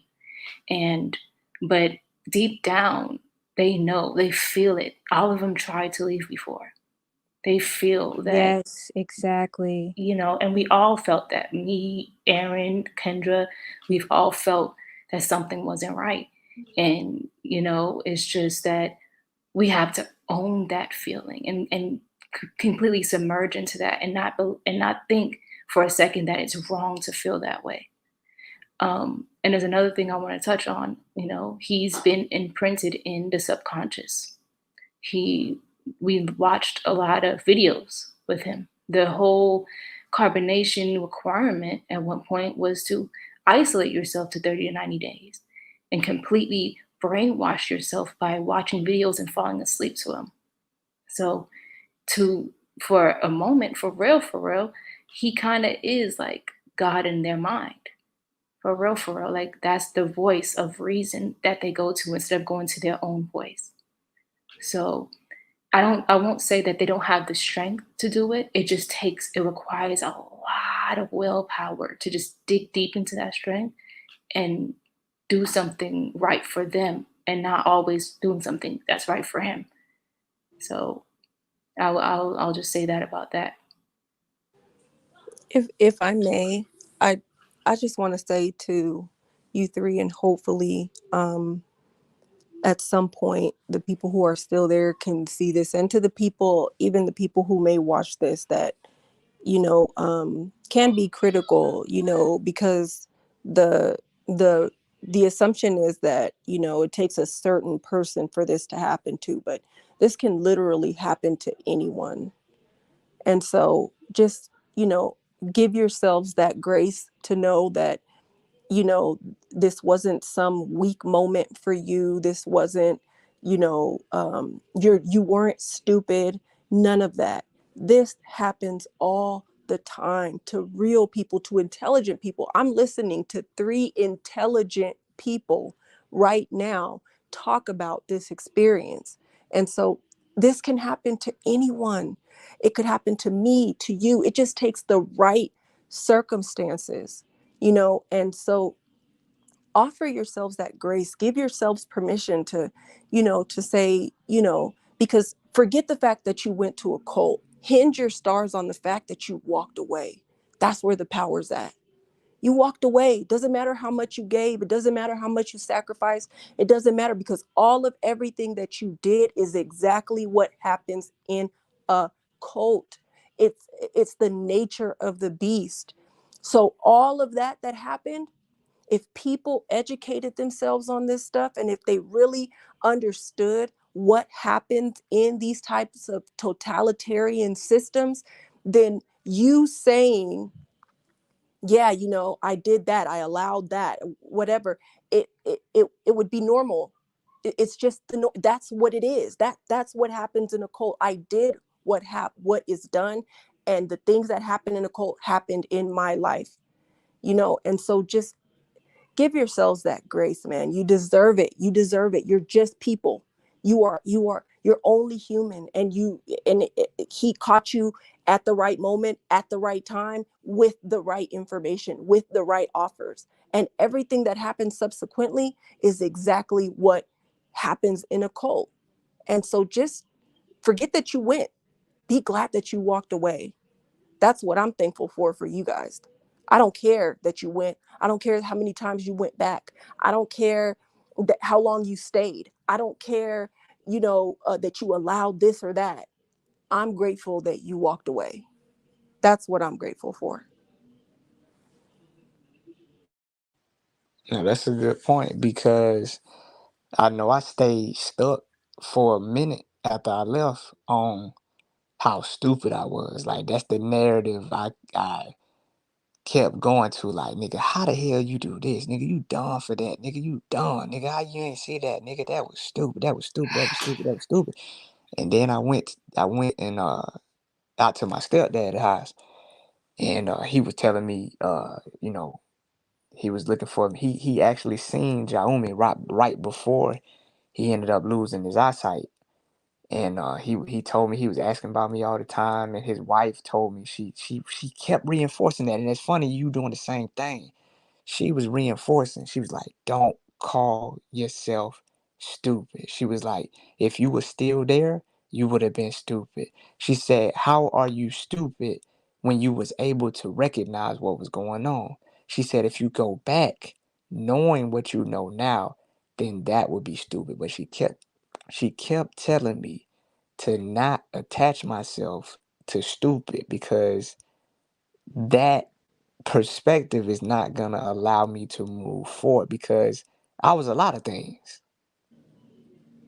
But stupid doesn't have to be the closing chapter of everything that I was, because I think in itself, you know, some people was on the outside looking in thinking, I seen that shit the whole time. How you not see that? But I think the ability to get out of it in itself, rather than going into it in the first place, says a lot about the person, because Yep. people get into negative behavior patterns and some people never break them. Some people start smoking and they smoke to the day they die. Some people start drinking and they drink to the day they die. But for us to be as deep as we was, and to reverse that shit, when you're in it, you're told that, that's disloyal, and they switching on me and all that stuff like that. But of course, that's a contained narrative. But on a broader spectrum, that's a bad motherfucker to be able to flip that long of a programming and a belief system and really break out of it. And so I understand why the people I've talked to, and yourself included, don't want us to hang our hats on being stupid. Yeah, because, and then to the point that you just made about,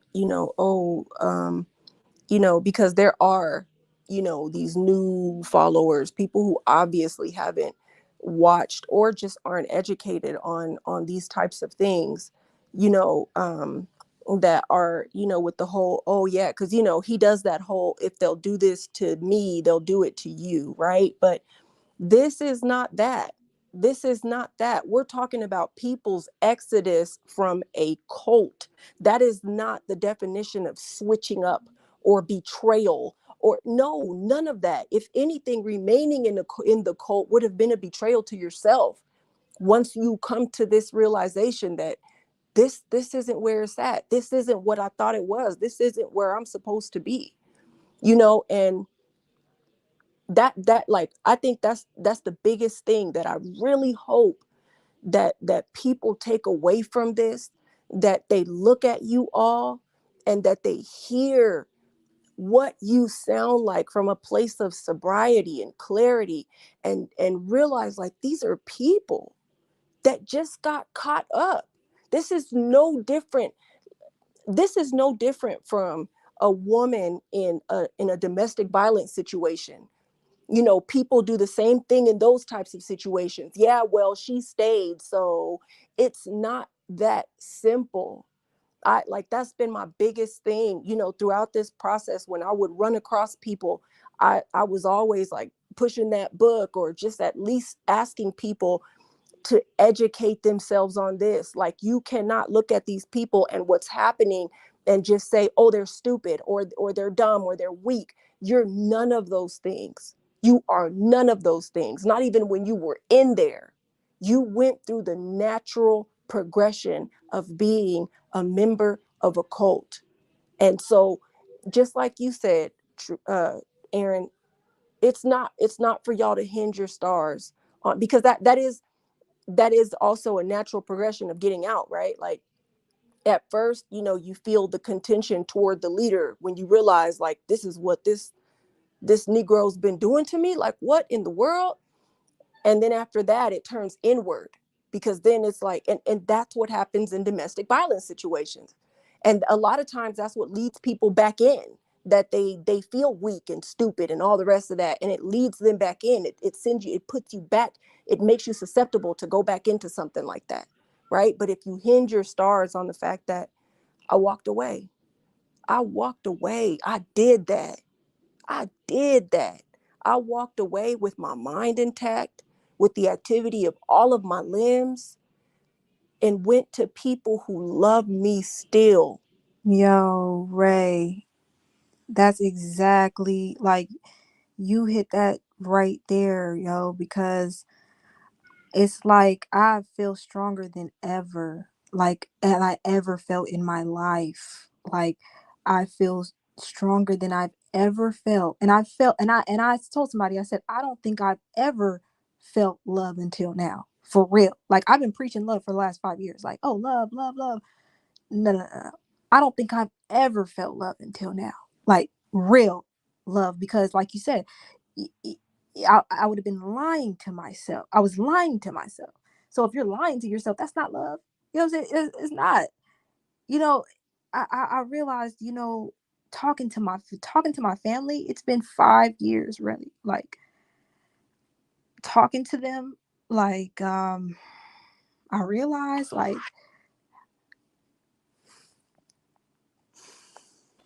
You got this, Kendra. You got this, girl.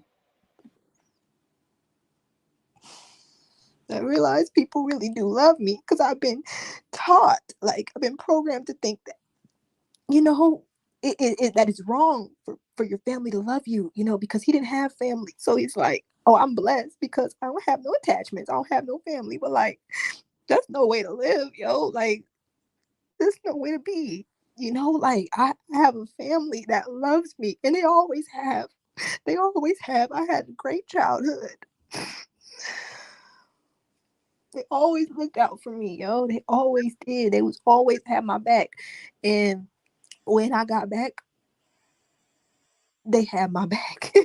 Kendra, Had my back. tell them what happened when you left. That touched me so deeply. Like, tell them what your family went through, so that, like, hopefully you can help other families out there that are dealing with Yeah. this. Tell them what your family went through, what you found out that they went through.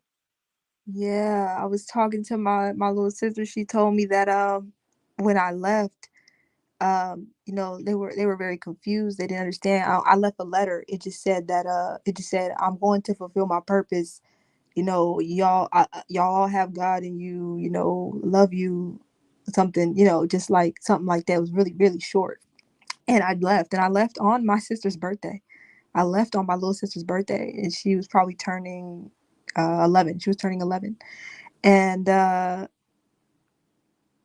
she told me that that day they got home from her birthday party, and they thought, oh, that's weird because she wasn't there. And my mom asked, where's your sister? She said, I don't know. She's not in her room, you know. And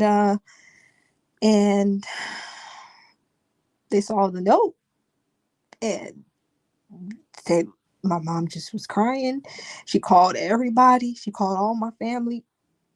You know, I got my aunt, I got my uncles, I got cousins, I got a lot of family. And they all came over.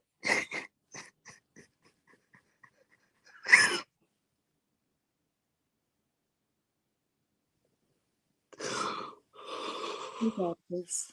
Beautiful. Her family is so beautiful.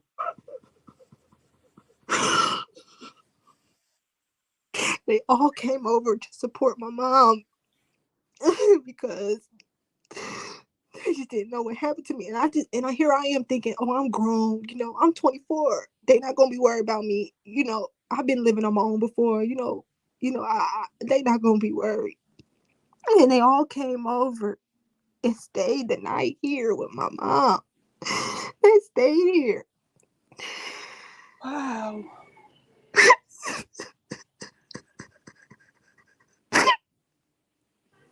Wow. Is there somebody dear that can comfort you right now? Yeah. Yes. Yeah, she got it. She Yeah, got this. She she got it. is She was She good. just need to get it out. extremely And moving. you got to think we've been in an atmosphere that made it seem like if you had these feelings, you was a demon for thinking this way.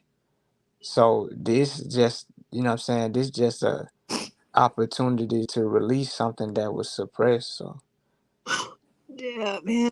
this actually good, you know. I did. It's Yeah, good. it really is. Cause it really is. I didn't think I would cry saying this. You know, I just didn't know. And I told her, and my little sister, like she was tearing up, telling me this because I used to be the only one she could talk to. You know, she didn't have nobody else that she really felt like understood her. You know, I used to live in an apartment, you know, away from my mom's house and stuff. And she used to come over just to talk to me about what was going on with her at school. You know, she didn't have nobody else to really talk to her. Like, she used to leave me notes in my room, like, hey, can I talk to you later when you get home from work? Like, you know, it's like when I left, she said like she shut down, like she didn't go to school for like a couple weeks, and she just had a hard time. And I left on her birthday, so she didn't celebrate her birthday for like 3 years. She said, you know, in this year, you know, because her birthday is December 10th. And that's when I left, on December 10th, 2017. This year she turning 16, and I told her we gonna turn up. Like, I don't know what else to tell you. Like, I'm gonna make sure, you know, we celebrate your birthday to the T, because I just can't believe that. You know, I can't believe, you know, it was unbelievable. You know, it was like, I just didn't know they cared like that. You know, they called me, you know, but I had blocked them. but there was FBI involved, there was police involved, but there was nothing they could do because I was 24, and then they said if she's not harming herself, there's nothing we can do. So they just had to suffer, and people asked them, oh, how's your daughter? How's your niece? And they just had to suffer with that, and then I get pregnant and then I have a baby, and they don't know, what's going on. They don't know if I'm okay. They just banking, hoping and wishing and praying that, everything okay. You know what I'm saying? And they seeing everything online. They can't watch me. They said, they was like, hey, you just looking so sick. Like you were so skinny. We couldn't watch you. And it's just like, I just didn't know the effect I had on them. I just didn't know. I swear I didn't know. I just didn't know. Since I posted that video, I've had people that's known me for years, reach out to me and say, I've been praying for you the whole time. I didn't even know they was watching me. I didn't know they cared. I have friends from college, they reached out to me. I didn't even know they still cared about me. These are my friends. Like, my best friend reached out to me and I ain't talked to her. I ain't talked to her the whole time. I tried to talk to her when I was in Mexico, but she was just like, everybody worry about you. People calling your mom trying to make sure she okay. But shout out to my best friend because she know who she is. She called my mom. She called my mom all the time and checked up on her, like, just to make sure she was good. Shout out to everybody that had my back, that was praying for me, that reached out to my mom and my family and that supported them through this, because they're good people. They're very good people. They're very loving people, and they didn't do nothing to me. They never did nothing to me. I didn't mean to hurt them like that. They didn't do nothing to me. They love me very deeply, and they've been showing me that since I got here. They took me in. They don't know. They don't know what the whole situation and what went down. But they took, they came here. We came here, and it was like I never left. But at the same time, I could tell they were just so happy for me to be here. They hugged me and they cried. They just told me this is the best. This is the best day ever. This is the best thing ever. My little sister told me that, my aunt and uncle, because my mom, we kind of lived far from my aunt and uncle and stuff, other family members. She said they ain't never came and visited this much. They come out here like every weekend now, because like I'm here and Jaw is here, and honestly, they didn't know if I'd be here for a long time, if I would go back. They didn't know, so but they never judged me. They never judged me. They never said, "Oh, you crazy," or "Oh, you've been brainwashed," or you going back? Oh, please don't go back. They never said that. They just was patient. They just was kind. They just looked out. Come over, bring me some clothes. Come over, just look out for me. Whatever, just so nice, just so kind. And even now, while I'm doing this, my auntie texts me and she's like, I'm watching, and if you ever need me, I got, it's just like I have so much support that I just didn't know. And that's why I say I feel stronger than ever. And that's why I say I never felt love till now, because I never felt like this before. I never felt like I had this much confidence in myself, and like I think that's probably why I had to go through that, so I could really value life and family. Like I breathe different. When I wake up in the morning now, I feel like I just feel so happy to be alive. I used to dread waking up, what I'm saying, being there. I used to be like, damn, what's today gonna be? Like I wake up so happy, like, yeah, I'm really myself now. Like I could be me, and that, and my child can be himself and be him, and like he's just, and I got my husband. Like it's like I'm just so blessed, and I'm just like I don't even know. I can't even explain how I feel. It's like beyond, and that's why I reply to each one of y'all messages. That's why I reply to each one of y'all comments, because I appreciate each and every person that's ever reached out to me, that's ever prayed for me, that's ever told me, girl, you crazy, you need to get out of there.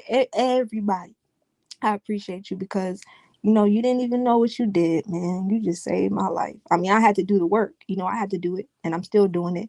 But you played a big part, and I appreciate you. We appreciate you too. The crazy part about all of this is that a couple of weeks ago, if we was watching somebody that left before us do this same thing, we would have demonized the shit out of this. We would have made that person be wrong in some type of way. And one of my main points about this whole thing, and you know what I'm saying, Nature Boy, if you watch this, if you get to this point, man, ain't nobody against you, man. You need help, man. Like, you need help to the point where you shouldn't even be dealing with people until you start learning how to deal with your own self. Because I came to this conclusion in my mind. The reason you have to say I love myself over and over again is because you're trying to convince yourself. And people can only love other people to the capacity that they've been loved. And because me and Kendra come from loving families, it's not something that we have to try so hard to do or prove or recognize. And I think that because Nature Boy was never loved at no point in his life, that it really has nothing to do with people betraying him. It has nothing to do with people switching up. It has everything to do with him fearing the possibility that he might end up alone again. And I don't know his full journey. I don't know, I don't know if anything he said was actually true.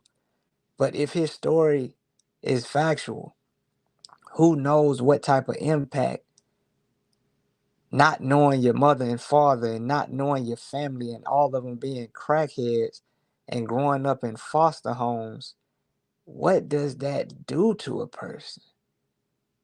And I think that we see what appears to be a grown man in the physical sense. But I think that everybody who left Carbonation came to realize that they was dealing with a child. And a good person could never blame a child for their behavior. And that was probably one of the most revealing things to me, is that I really thought Nature Boy was a grown man. But a grown man is not determined by the size of your arms or your height, but rather the aptitude of your mind. And I just wanted to say that because if I take my hurt and redirect it at Nature Boy, then I'm no better than Nature Boy. I just want him to know that he need help, and that by not helping himself, he's hurting other people by default. And I want the women that are there to understand that it's okay to separate and understand that you're trying to help somebody who won't receive help until they are led to the understanding that people aren't leaving them, but rather they just aren't in a position to be in a relationship with others because of the underdeveloped relationship with their own self. And can I say something to your point, Aaron, and kind of also together with what Kendra said, and to an earlier point, earlier when when you were discussing about him with the women and the way that he would speak to the men versus the women and things like that.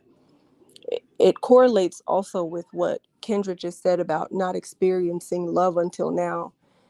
If you notice in the history of carbonation, the people who came coupled up didn't usually stay because they had defined love within each other, right? And so once he had you all there, the people who formed bonds after they got there, he maintained this kind of unbalance between you all in this kind of contention, which was really similar to what happened in slavery, where the master would emasculate and disrespect the black man in front of the black woman, because his idea was always to make that man appear weak to that woman, right? And then rape the woman in front of the man to make her damaged goods to him. It was the same type of system that he was running with you all, but he kept proximity is everything, and he kept the women close to him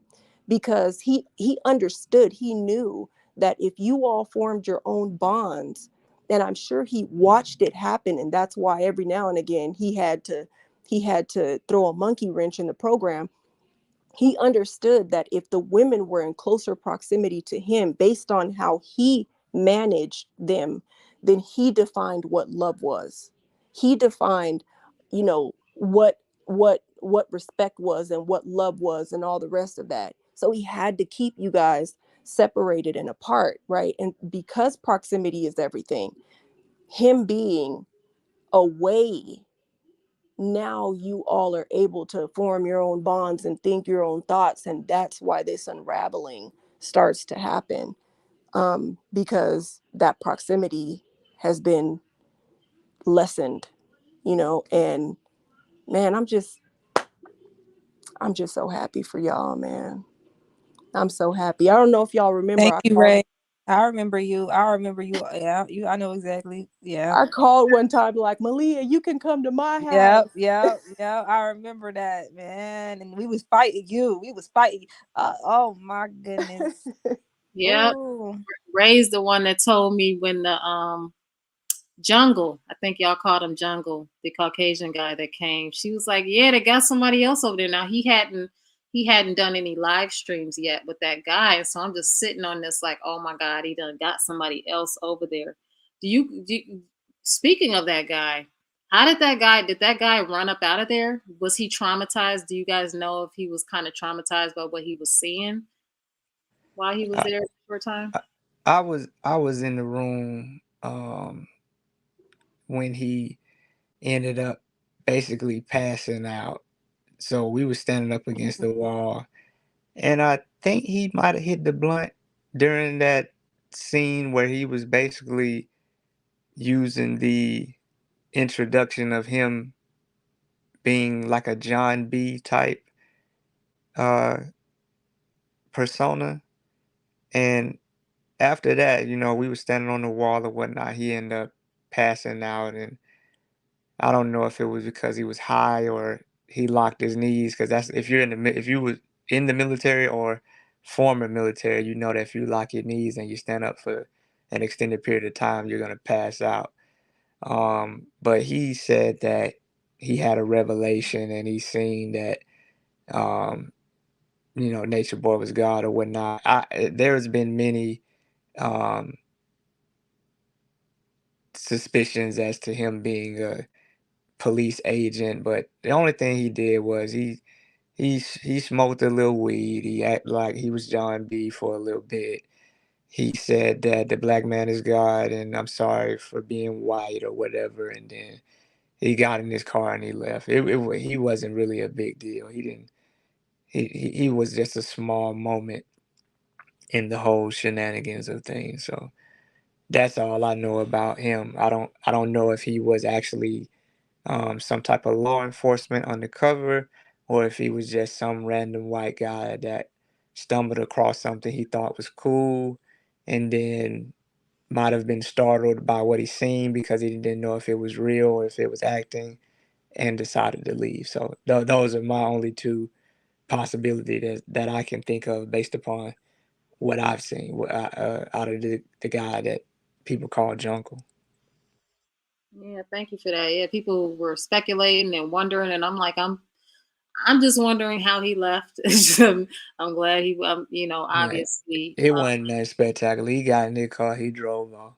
hey, he couldn't. And it's interesting, Aaron. Over the years, have when you guys have gotten Caucasian members coming into the cult, has he treated that? Because I mean, how he treated him was pretty. it was pretty deep, considering, the climate of the world that we're living in right now. But did you notice him treating them differently than he would treat you guys, or was it equal? Was it worse? Well, the narrative when I first got there was that, you know, there are no black people and there are no white people. Everybody's different shades of brown. So he made it a point, because I remember him doing a video with the white girl named Juice and another, what was that white girl name? Nine, something like that. It was two white girls or Yeah, whatever. her name was Nine. Mama Nine or whatever. She was with Keys for a little bit. But he made it a point that we shouldn't mistreat white people, that they actually didn't get burnt by the sun, and that they weren't, the narrative that is often taught, I think, by the NOI, that, they were created in a laboratory, or that they come from other planets, or they're different species. So the initial introduction to white people was, you're welcome. He had Kayla Reed from Canada or whatnot. He has a video where it's a bunch of white guys standing up there, and the understanding was that they were just a different shade of brown. How we got to, the whole white supremacy thing, it the defining moment, I wouldn't be able to tell you, but in that moment, that white guy was being used probably for content, because nobody's ever seen anything like that. And that's my understanding when it comes to, the shift between white people, how it started versus the last, I think that was the last white guy. Yeah, we didn't have no more white people after that. He was like the last white guy, in between that Yeah. initial point and Yeah, then. no other white person was treated like that ever. So that was interesting.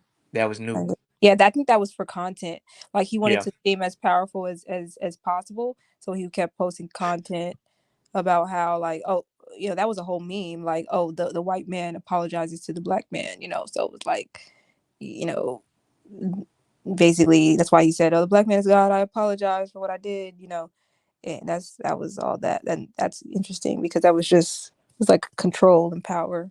I guess that was like a representation of that.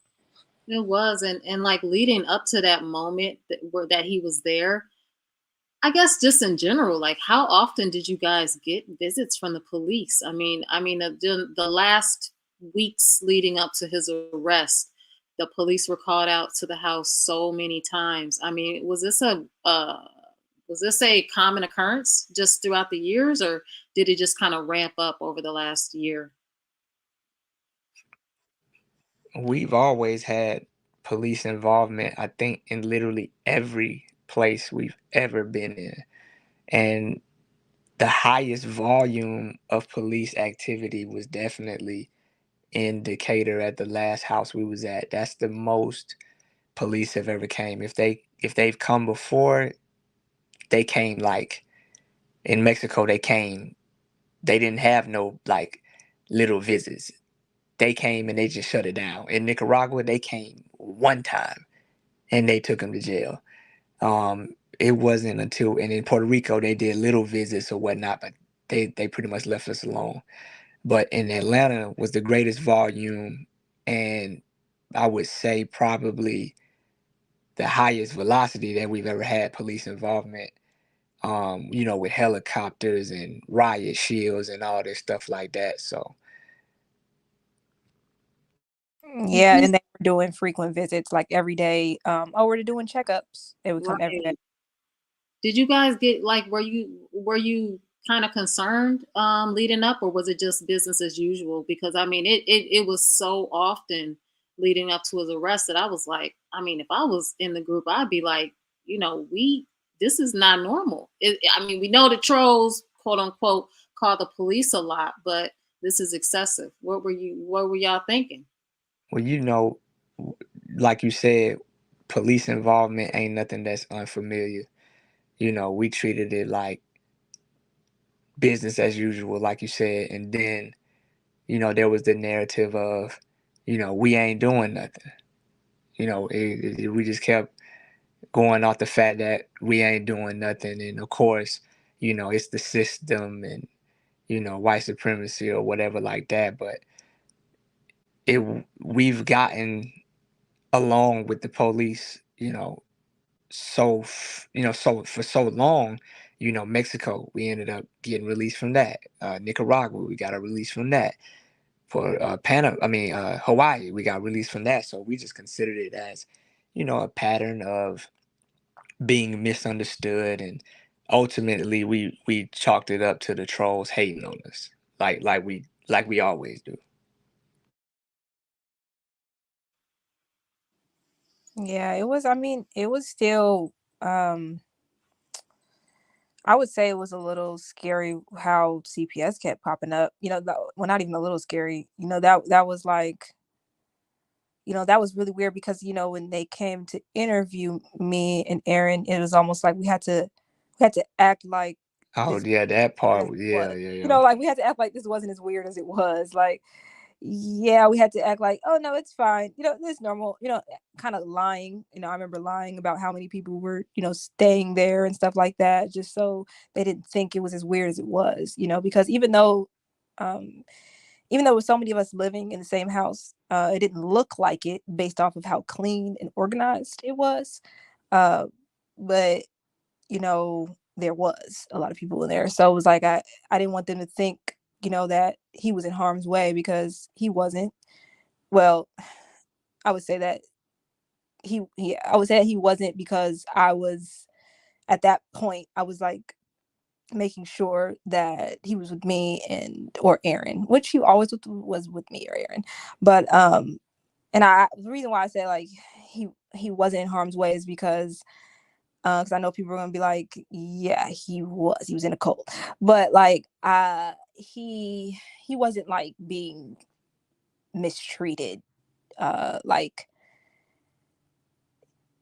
it wasn't like I was trying to protect anybody. Like, okay, I'm trying to say this the best way I can, because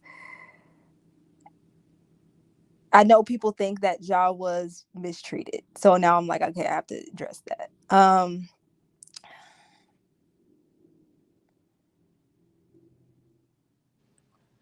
Ja's never abused. Did Ja, Eligio ever, let me ask you this real yeah, quick. Did Eligio ever direct either of you to punish your son? That's absolutely, absolutely. Because Oh, he really did? he punished his own children, and he punished us physically. So physical punishment was a part of his program. It was a part of that. So my form of punishment for Ja was often for him to stand in the corner, because that was our form of punishment for us and everybody. Stand in the corner for, I wouldn't have him stand in the corner for hours. That wasn't, no, absolutely not even over 10 minutes, probably. Like, I wouldn't have Josh stand in the corner for long, but I would put him in the corner because that was one of the things that was a part of the discipline program. And I never whooped Ja, because I never liked whooping Ja, but Aaron whooped Ja, but nobody else put their hands on Ja, or like, nothing like that. But also Nature Boy did discipline Ja before, when he put him in the corner. And that was really tough for me, because I didn't like how he was disciplining my child, like I don't discipline your children, like, but that was a weak moment for me. And but yeah, he basically, his program was that when children cry, for certain reasons, they're being weak, right? So even his own daughter, he would whoop her if she was just like doing something she wasn't supposed to be doing. He would whoop her, leave her in the room, and let her and just be like, oh, let's let her cry it out. Just let her cry to herself and let herself soothe and fall asleep. She'll be fine. So that was like his program of basically making strong, trying to build strong humans. Was like, well, they don't need to be over nurtured. They don't need to be nurtured when they're emotional. They need to be left alone, which is horrible, right? That's actually backwards. So we did that with Ja for a while. But that was really not working. Like, Ja was like fighting it. Like, Ja would like he would be scratching on the door like, I'm coming out of here. Or he would be like, like he would be like, no, you don't come and get me. So, we would always have to go in there and get him. Like, whereas his daughter would just fall asleep. So he would say like, oh, well, Jaomi's rebellious because he doesn't just fall asleep. He wants to basically keep crying, but, we never like did, like, it was like, I just wanted to, for me, I wanted to nurture him. That's why I never whooped him. I would put him in the corner, but I never whooped him. And for me, it was like, I just felt like physical punishment was kind of dumb. Like I didn't like popping him or whooping him or anything like that. I just felt like that was dumb. Like I wasn't whooped as a child, so I just didn't feel like that was necessary.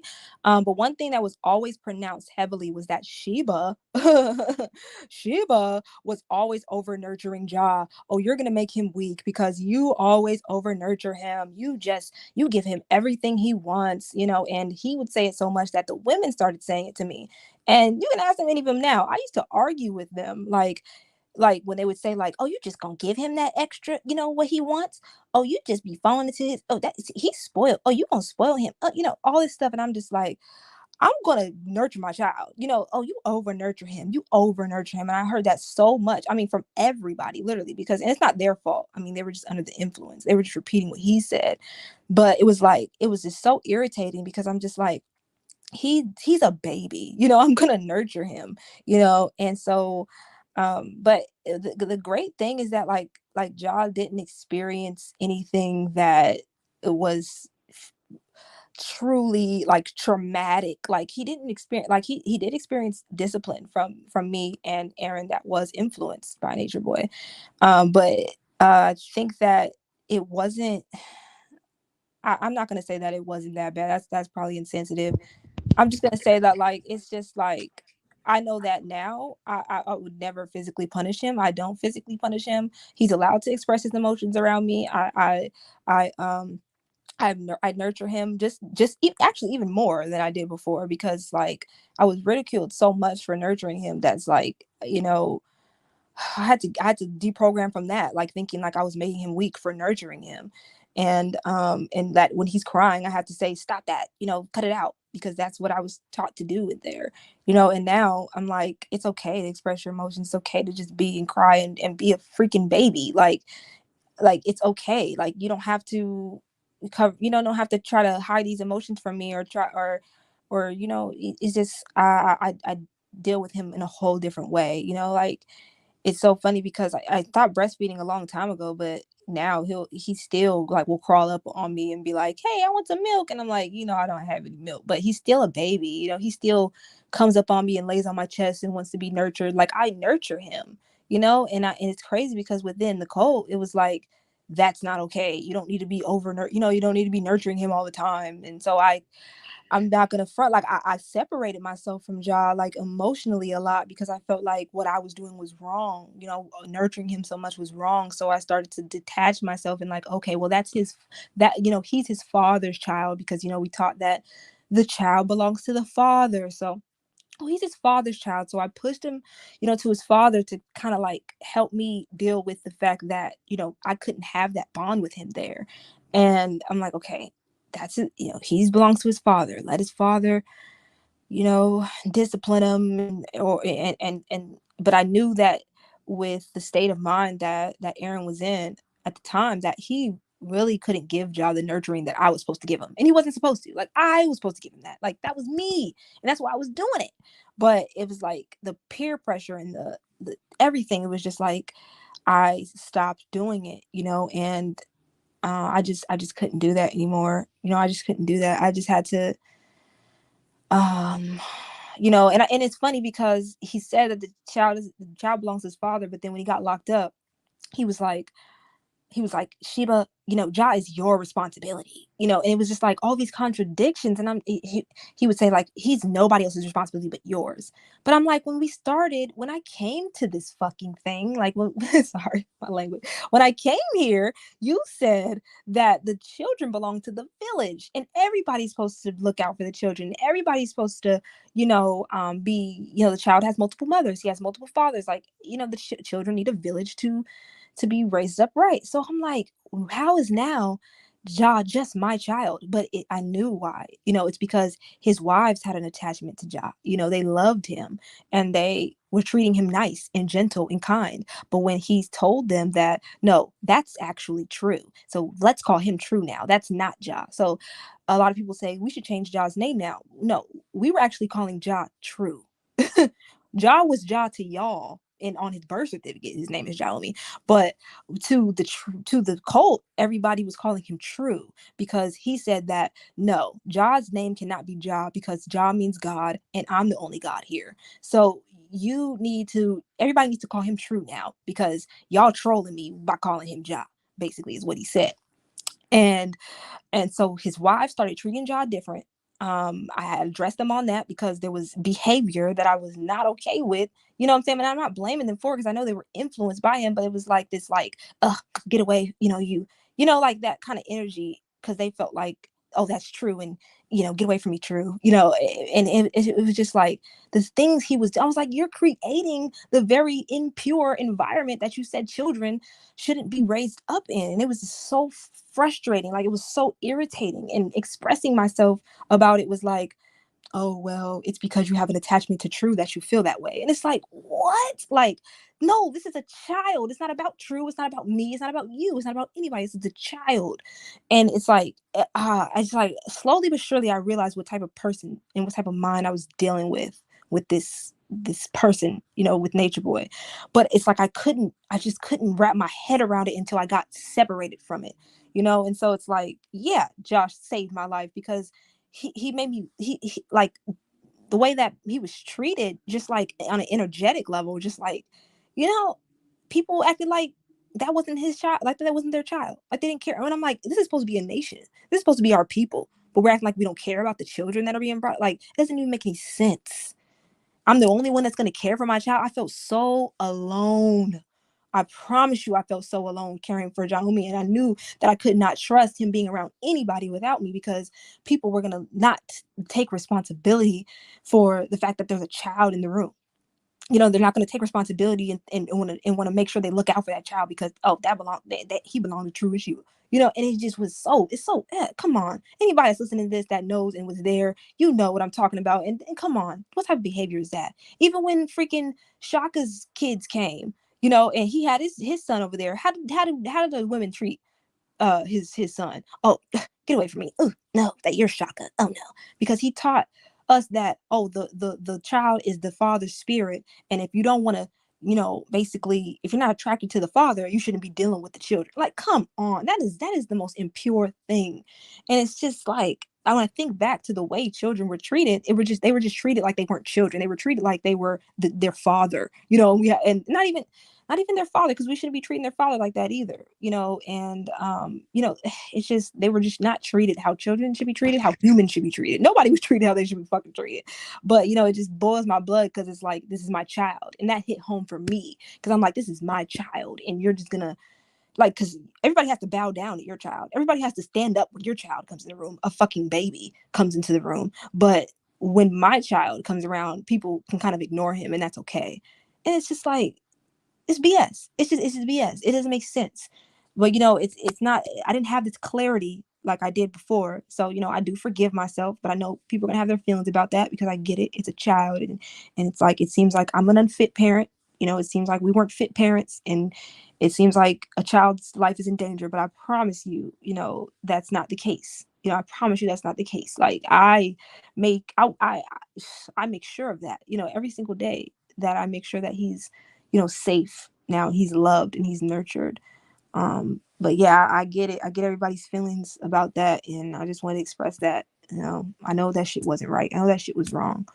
Kendra, yeah. We know Tanisha and Portia have children who are not with them. And there have been moments when it seems that Eligio is actually insecure or jealous when they mention their children or they think about their children. Do you think it's actually beneficial that their children weren't there? And have they ever expressed that they miss and want to be with them? I think it's beneficial that anybody not be around that guy. I think it's beneficial that anybody not be around. So I'm glad their children weren't there. I'm glad their children, even though their children don't have their mothers, I'm glad that they weren't there. As far as do they think about that? I know they think about them. What? But also out of sight, out of mind. When this guy is in your mind all the time, you kind of don't really think about your child so much, but I do know that Tanisha has definitely always checked up to see how her child is doing on like social medias. But when she does that, he does get upset, and he does get upset with her, and it that's Yeah, there was a moment where there was like I don't know if it was real or fake, but there was a moment when he was pulling up pictures of her child, and then she decided to look at the photos as well, and you could see in her face that she was missing him, and yeah. she made a statement about how she missed him or something, and his personality completely changed. He said he didn't care about anybody else's child and she should forget about him. Were there more moments like that?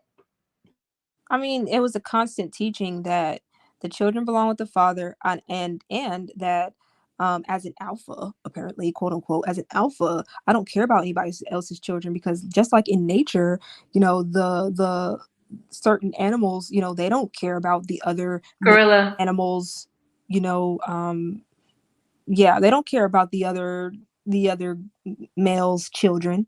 They'll kill their children. He'll say stuff like that, like they would, because they don't need those genes. They're about reproducing their own genes. That's why he wanted to do the inbreed, all that. So it's like of a line breeding thing, because it's all about his genetics. It's very narcissistic, because how do you not care about children but you're preaching love? That don't make sense. It doesn't make sense. But you're backing it up with nature. It's because it's in nature that it makes sense, because I'm an alpha. Oh, I'm an alpha, so all other children can just be erased. And it's just like, okay, like no. But yeah, those women, they do think about their children. I've seen a video that Aya made for her son, and she was kind of afraid to post it. I don't know if she ever did post it, but she made a video for him, and she showed it to me. Um, you know, because she really wants her son to know that she's trying to do the right thing. She thinks she's doing the right thing. So even though, she misses him and she wants to be in his life, she thinks that what she's doing right now is something that she has to do, for the betterment of humanity and the betterment of the world in her soul. So, leaving behind her child is like a sacrifice that she's willing to make. Same with Tanisha. But Tanisha didn't want to leave her child, but she thought, oh well, back then Nature Boy was preaching that you got to leave your children behind if your baby daddy or your baby mama not gonna let you bring them, and or if they name on the birth certificate, then they gonna fight you for them, and you don't want to go to the court because the court is Babylon. So you just need to give them up, basically. Release everything you have, because just like in the Bible, Jesus says, I come before your father and your mother and your brother and even your own life. So he says, like, I'm the Messiah. So these translations in the Bible are referring to me. You know what I'm saying? So we thought that releasing our attachments was just making a sacrifice to walk with the Christ. So that's what they just believe that they're doing. So they're really doing it from a pure space, but they just don't know that this person does not have pure intent, and this person is not the Messiah, and this person is nothing near love or absolute truth. But it's just that they don't know that yet. So they're, and I think that does kind of probably keep them away, just thinking about how it would even feel going back into their kids' life right now, after all this. But they should know that their kids are going to enjoy them, and they're going to love them, being back with them, and they're going to mend a lot of relationships. They're actually going to value relationships so much more, because that's how I feel. I feel like I value relationships so much more than I ever have before. So like now I can actually appreciate my relationships with family, my relationship with my child. I have a way deeper bond with John than I've ever had. My relationship with my husband, my relationship with my friends, and everybody. I value it. Even people online, like I value their time and their energy, because I just have a more value for people that I've ever had. And that's not something that you're going to experience over there in that cult, because there's no real value for life, like as far as people. It's more just like me. You know, it's not really so much value for other people's perspective, other people's opinion. No, I don't want to hear about you. Only if you agree with me, you know? So it's like the values are off, you know, but they'll realize once, and I know they miss their children, and they'll miss everybody that but they've been away so long that they forgot that they missed them. They forgot. Can if I may. Let me add real quickly. I'm not gonna be too long. There was a time, Kendra, I think there was a time, wasn't there a time where Tanisha said something, or someone said something about his chart, her son's chart wouldn't match up with the frequency of the tribe Yeah, where like she looked up his chart, and I think like he convinced her that because he had a lot of Leo energy, that he would be rebellious really. kingdom of God. So it's better for him to be over there because he's more fit for Babylon. Yeah. He's even justified that with his own daughter, with his own children. He said, "Oh, my daughter, look at my daughter's chart. Okay, yeah, she's fit for Babylon." You know, so it's like he will make up anything to justify why, you know, he don't want something to work, or he don't want something to happen, or why he does want something to happen. You know, it's always a justification. So yeah, but then let's say it's science. You know, let's say it's because it's in the chart. You know, so yeah, that's true, Janae. That did happen. Man, people got to understand how important it is to have these type of discussions and to hear somebody talk, because they can take you back to things that you could have potentially forgot about. Because as you're talking, my mind is traveling to those events because I directly experienced them, and I'm also acknowledging the feelings that I have, and there's a lot of anger there, you know, for the statements and the reminders that you just gave me concerning his behavior and viewpoints.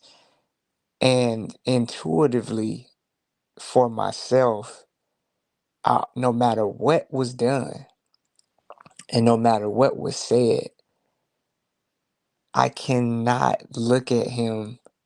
And when I say him, I'm talking about Nature Boy. I can't look at him any other way than somebody that need serious help. Like I ain't mad at him, because if I carry around that anger, it's gonna rot me from the inside out. And if I'm carrying around that same anger and hurt, it's just like I'm still there. And it's like intuitively I know that leaving is not simply a matter of relocating my body, but just releasing all of the pain and the hurt and the anger associated with that experience. Because some people, I think, mistakenly make, you know, Eligio Bishop a target, an enemy, but that's what he does. And I feel like doing what he does makes you no better than him. So as I recall these situations so vividly, and the statements and the contradictions, and, you know, science working for this but not working for that, and painting the picture contingent upon what he wanted the picture to look like, I can't help but bypass all of that. The persona, the I'm God, the I'm a big strong man and I was in prison for 5 years. I see past all of that. And the only logical conclusion I can reach as to why somebody would do the things we've seen, we dealing with a neglected child that needs to be God to receive the praise and worship that would have otherwise been a normal childhood experience. And he Children. always, I'm sorry. I'm sorry. huh? Go ahead. Yeah, I just wanted to say this last point is that he always talked about filling voids as if that was a bad thing. When you don't have a father, you search for a father. When your stomach is empty, which is a void, you're not bad for putting food in it. When your lungs are void of oxygen, you breathe in. So I think that there's deep-rooted psychological issues that we thought and believed that had been overcome, but are actually, in fact, the root cause of all of his actions. This man ain't healed a motherfucking thing because ain't no way a healed person can cause so much pain and suffering. Aaron, do you think he can get the healing and the um, assistance that you see him getting? Do you think he can get that outside of a prison, outside of a correctional facility? Or do you think he is where he needs to be to work on getting the help he needs?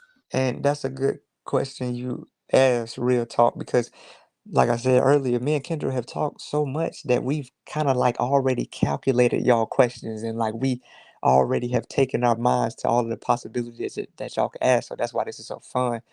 Um, what I want is bigger than Eligio Bishop. I want the behavior to stop. If a person can rehabilitate, I will never hold them to what they did to me or anybody else because you changed. That's the best way to apologize. That's why a lot of Eligio Bishop's apologies were empty because he would never change his behavior. Saying one thing and doing another, that is not the sign of somebody who's aware of what they're doing.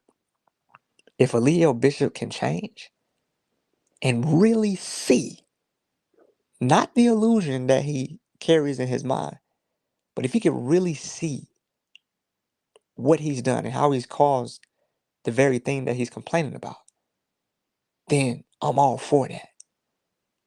But if Eligio Bishop is to the point where he can't be rehabilitated, Eligio Bishop does not need to be in society.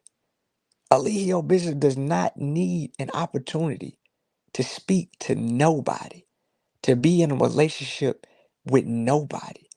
And it has nothing to do with me targeting Eligio Bishop. I'm targeting this behavior, whether it be your uncle, whether it be your next door neighbor, anybody that has an inability to see what they're doing wrong does not need to be around other people because by default, the only thing they can do is hurt. If a Leo Bishop needs to be locked up and never get out because he can't see where he coming, what he doing, I'm fine with that. But if he can change, I'm fine with that too. But I know me personally, I could never deal with that man again. I could never have a conversation with that man again because he's shown me for the last 4 years that he's incapable of seeing anybody else's perspective outside of himself. And I've already listened to him for 4 years. I can't take 30 more minutes. Man, I'm so glad you said that. True. I'm sorry, Aaron. Um, I remember having a conversation with him at one point, and I was like, "Do you remember the promise that you made to God when you were facing 25 years for the things that you did to Maisha?" And Right. it was Right. so crazy because it was like he had this moment of like he just sat there in silence for a minute, and then I don't know if y'all were around when I was having that conversation with him, uh but if you guys were, I don't know if you remember, he like got silent for a minute and kind of just like looked, and it seemed like for a quick second he might want to say something, like respond to the actual question, but instead he responded with, "I am God." And at that point I was like, you and I can't have this conversation then. You like, because he had come to me like, I really want to try to make you understand, and this and that. I just feel like you misunderstand me and this and that. And I was like, okay, well then let me ask you a question. Do you remember the promise that you made when you were facing 25 years for what you did to Maisha? And his response to me was, I am God. And I was like, all right, cool. I was like, all right. I was like, well, then we can't have this conversation because you're not willing to see beyond your narrative. I can't speak to any place inside of you that's logical, that's rational, even remorseful for that matter. And man, I'm really glad that you said that, Aaron, because and I respect so much the fact that you said it's not about him, it's about the behavior. And that can be in anybody, because that is the truth, that is a fact. And I think that's why a lot of people didn't understand, like, even my association with him, that it was like this, like I didn't come at him with the, on text message. Sometimes I would talk crazy to him, but for the most part, like, I really would try to reason with him, like ask him questions to make. And sometimes I would do it when I knew his followers, his people were around, because I was hoping that y'all would hear those questions and hear the dialogue and ask yourselves those questions. Like, listen, the Christ did not come back to do the same exact thing that he's not going to come back a second time to do the same exact thing that happened before, be betrayed again, be crucified again, and all the rest of that. That's not biblical. But he would talk about the parts of the Bible that fit his narrative. And it was just, I'm just happy, glad. I really am. I agree. True. Oh my God, Aaron, I want to ask you something. So, and Kendra too. I want to know both of your thoughts on this. But when he started changing from nature boy to, because it was kind of gradual, his descent into calling himself the Messiah. What were you guys thinking when he started calling himself the three God, and then all these other subsequent names that he started going by? Well, I mean, was that frustrating for you guys? The constant changes? Definitely. Well, it was so gradual. And like at the time that he switched to three God, we were smoking a lot of weed. We were smoking a lot of marijuana. So with that, I think that it was almost indetectable, because one was high. He couldn't really understand fully what was going on.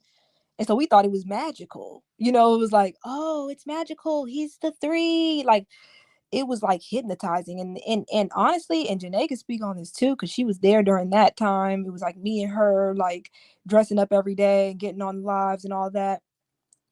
That was the time where I feel like it was like getting the most demonic and scary for me. And I was just like, yo, this is doing too much. Like, it was like we're setting up these scenes, and oh, we're doing this, and he's calling out these gestures, and he's calling out these numbers and things, and we're just supposed to get up on the wall and do all these things, and just bark like a dog, jump up and down. Like, it got really, really weird. That's when it started getting really strange. Or like these meditation sessions where we're all in there together, and Tanisha's laying on the pillow, and oh, flowers all around, and it looks beautiful, but it's like a ritual, and it's really creepy when you look back at it. And me and Janae be talking about it. Or that time when we was on live and we was all around him and he had us worshiping him. Though that was it. That was staged. He said, I need y'all around here worshiping me. These type of things. And I know these are common cult things. These are common cult things. That's why I'm mentioning it. It's not to, expose him. And no. These are common cult things. Like, and that's one thing I addressed to him personally, because on our last phone call, I said, we went from I am God to worshiping you. You know what I'm saying? And now we're Muslim. Like, it doesn't make sense. And he could not. What he said was, I never told you not to worship me. And I'm like, bro, when I came, we was not bowing down to you. We was not doing that. We wasn't even kneeling down to serve you your food like we do now. Like, we wasn't doing none of that. So it gradually changed. You know what I'm saying? It was like he became one of us. I mean, he was one of us. He started out as one of us, kind of like just maybe a little bit above us. We called him master teacher because he was like, our teacher. He taught us things. He would get the whiteboard and he would teach us certain things, and we'd be like, wow, so enlightened. So we called him master teacher. Then it was like, oh, I'm Tahuti now, and then it was like, oh, I'm father something. It was like, oh, now I'm Eligio, and now I'm the Messiah, call me Chief. And then it was Chief. And Chief was cool because I felt like we all wanted that tribal life. So we was like, yeah, Chief, we can call you Chief. That's cool. But then, then it went up from there. And it was like we had to say the most honorable Chief. We had to say it all, we had to say that full thing. So we were constantly, and I remember me and Aaron was talking about this the other night. I remember, doing videos and saying the most honorable Chief. And I in my head, I'm like, this nigga is not that honorable. Like, why am I saying this? But it was like it just became a habit so much that it was like I had to say it, because if you didn't say it, it was like you thought you was going to get in trouble or something. And when I first came, like when I first entered into his life, I didn't even recognize him. Like, I wouldn't even post him on my Instagram. And I remember him being like, you don't post me. Like, what are you doing? Like, how are you going to be my student? You don't even post me, and I just thought that was so weird, because I'm like, I didn't come here for you. I came here for what we're doing and what we're teaching. So, he was really offended when people didn't acknowledge him. And I know, I've even made videos like, everybody that's out here in nature needs to acknowledge him. I know I did that, but that's because that was what I was taught, that because he sparked me to go out into this lifestyle, I needed to acknowledge him as my savior, my Lord and Savior. He saved me from the hell of Babylon. I needed to acknowledge him as that.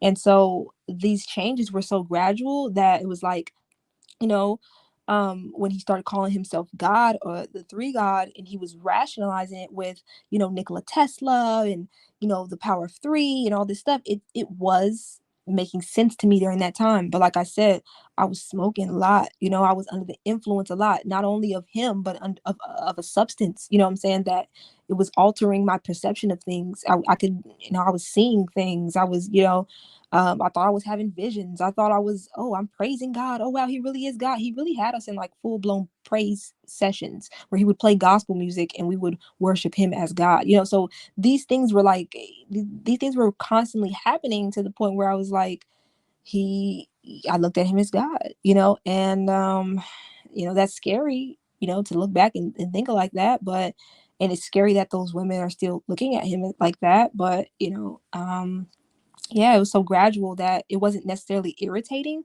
but it definitely was, yeah, it was something. It was heavy, that's for sure.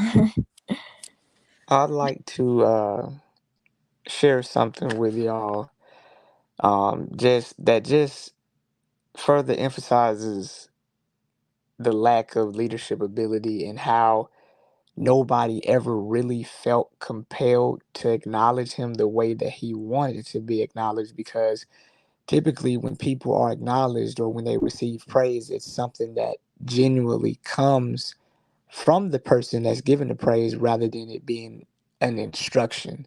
That was the weirdest thing about Eligio, is that he had to instruct praise. He had to instruct respect and honor, because he wasn't doing anything to deserve it. And so I was reading Think and Grow Rich, and I'm gonna be really quick, um, as it pertains to leadership.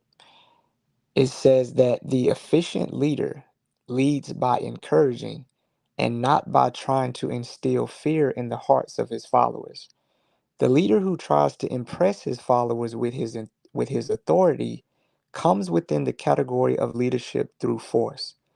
If a leader is a real leader, he will have no need to advertise that fact except by his conduct, his sympathy, understanding, fairness, and a demonstration that he knows his job. And that was just one of the 10 major causes of failure in leadership. And as I look over all 10, Eligio is unaware that he actually exhibits all of these signs of major causes of failure in leadership. And I will say that sometimes I beat myself up because I was actually a part of a actual successful organization. I've experienced successful leadership, And one of the character traits of a good leader is that they lead by example. They don't lead by telling you what you should do. It's just a natural occurrence, and that respect is developed by the behaviors of the leader rather than the demands of the leader. And I like I said, my stance is gonna stay the same from now until the day I die. Is that Leo Bishop needs serious help. He's not mentally competent, even though he has the capacity to articulate words in a manner that may make it seem that way. His competence as far as a leader, his competence as far as his ability to love others is not intact.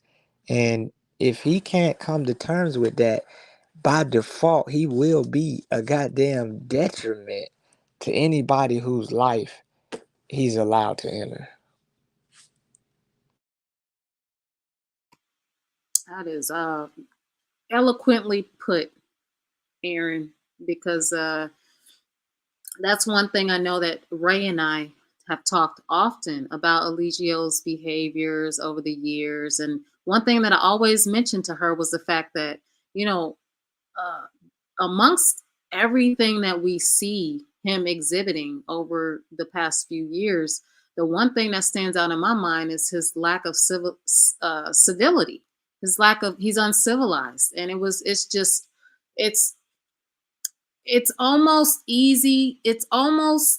kind of easy to gloss over that fact because of, like you said, Aaron, he is able to articulate himself, but there is absolutely a void there that is detrimental and dangerous with anybody who comes into contact with him. And so thank you for putting that. Kendra, Absolutely. do you because I know that Eligio's sister was there for a while living with you guys when you were in Atlanta. Do you know by chance why she left and if they were still communicating? I remember the day that she left. He was he didn't want her to leave because he felt like whoever she was hanging out with was not, I guess, not who he thought she should be hanging out with. He would say things like, "You're taking on the energy of these people. Like you can't just mix your energy up with anybody. You can't just, you know." But I think she really just didn't want to be in that house because she kind of probably felt weird, like, you know, some of the weird activity. But she was real cool. Like we had long conversations, like me and her, you know. And I think like she was cool with all the women, all like everybody. Everybody was like, you know, sis is, you know, it was cool with sis. But you know, when she left, I think that she just didn't want to be a part of what was going on because it was kind of like it was a lot, you know. It's like a lot for any person to really deal with. And when you're not used to it, like I was already there for so many years, she wasn't used to stuff that was going on. So it was like, it's cool and all, like y'all cook, you know, good meals, and I got a place to be, but I ain't with all of this, you know. So, you know, I think she just wanted to kind of leave, you know, get out of that, you know. And all right, you know, she just walked out the door and left. But I remember him trying to like talk her out of it, like, don't go. Why are you going out there? Like, no. But she was like, I'm going, you know, like.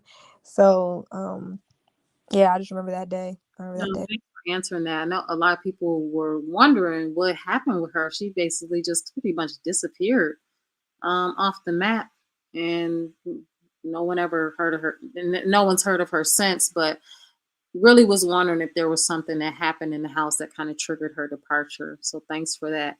Now, speaking of which, I do kind of want to just hit on this before we, kind of get going anywhere else. But um, I know that you guys have seen a lot over the years, and I know that amongst all of the ex-cult members, there is a consensus that between Velvet and Malia, or Velvet and Tanisha, they were being mistreated the most. Now, we've heard a lot of rumors about Tanisha leaving. We've heard that she ran out of the house one time, butt naked, ran to a neighbor's house, was, trying to get some help for herself. She's run off and, slept outdoors overnight with just a cell phone with no service, things like that. And then we've heard also of instances where she left and some of the girls were directed to bring her back. It from your standpoints and from what you guys have seen, do you guys truly believe that Malia or that Tanisha wants to be there? And what do you guys like? What do you guys think is going to be the final thing that kind of brings her out of it, or is her situation the most detrimental of all the women there, in your opinion? Yeah, my heart just got heavy thinking about that. She definitely is in the most. She definitely is in the heaviest position, I think, right now, because she's being showered with love right now. No, I keep saying love, but it's not love. It's just like attention. It's just like she's being showered with attention. Oh, you're my baby. You know I love you. You're my queen. They're gonna worship you. They're gonna bow down to your feet. So and they are. So she's being showered with this love, and we actually did this. I'll talk about it. I'll talk about this too, but we did this for a lot of women that came through that he felt like were beautiful, and he wanted to like kind of groom them in. We would love bomb them, so they would come in and we would give them baths, and we would give them all, oh my gosh, you're so beautiful, we love you, oh my goodness. He would want us to kind of just be extra attentive to her. So that kind of makes a woman feel like, wow, they think I'm special. So that's what's going on with Tanisha right now. She's getting a lot of love. She's getting a lot of attention. And well, the issue is that this is how I personally feel. I feel like she's getting that attention, not because he likes her and not because she likes him, because I don't think she likes him at all. I think she's kind of irritated in his presence, and that's why she was kind of off, and that's why for a long period you didn't see her in the camera, because she, they irritated each other, and he would send her off to the other room and like just give her, space, give space between them, because they don't really like each other, but they don't really get along too well. Just like him and Velvet didn't really get along too well. But I mean, how can you get along with somebody like this? But yeah, but she definitely is in the most heavy position because, she's trying to keep it loyal. She's trying to stay down. She's trying to ride or die. And he's giving her all this attention. And I personally believe that the reason for it is that if she ever wake up and come to her senses, she gonna say, and I want her to say it, she gonna say a whole lot, and it's gonna cook him. You know what I'm saying? It's gonna cook him, because the things that she's experienced, are and I've witnessed her experience. Like it's just plain wrong. Like it's just plain wrong.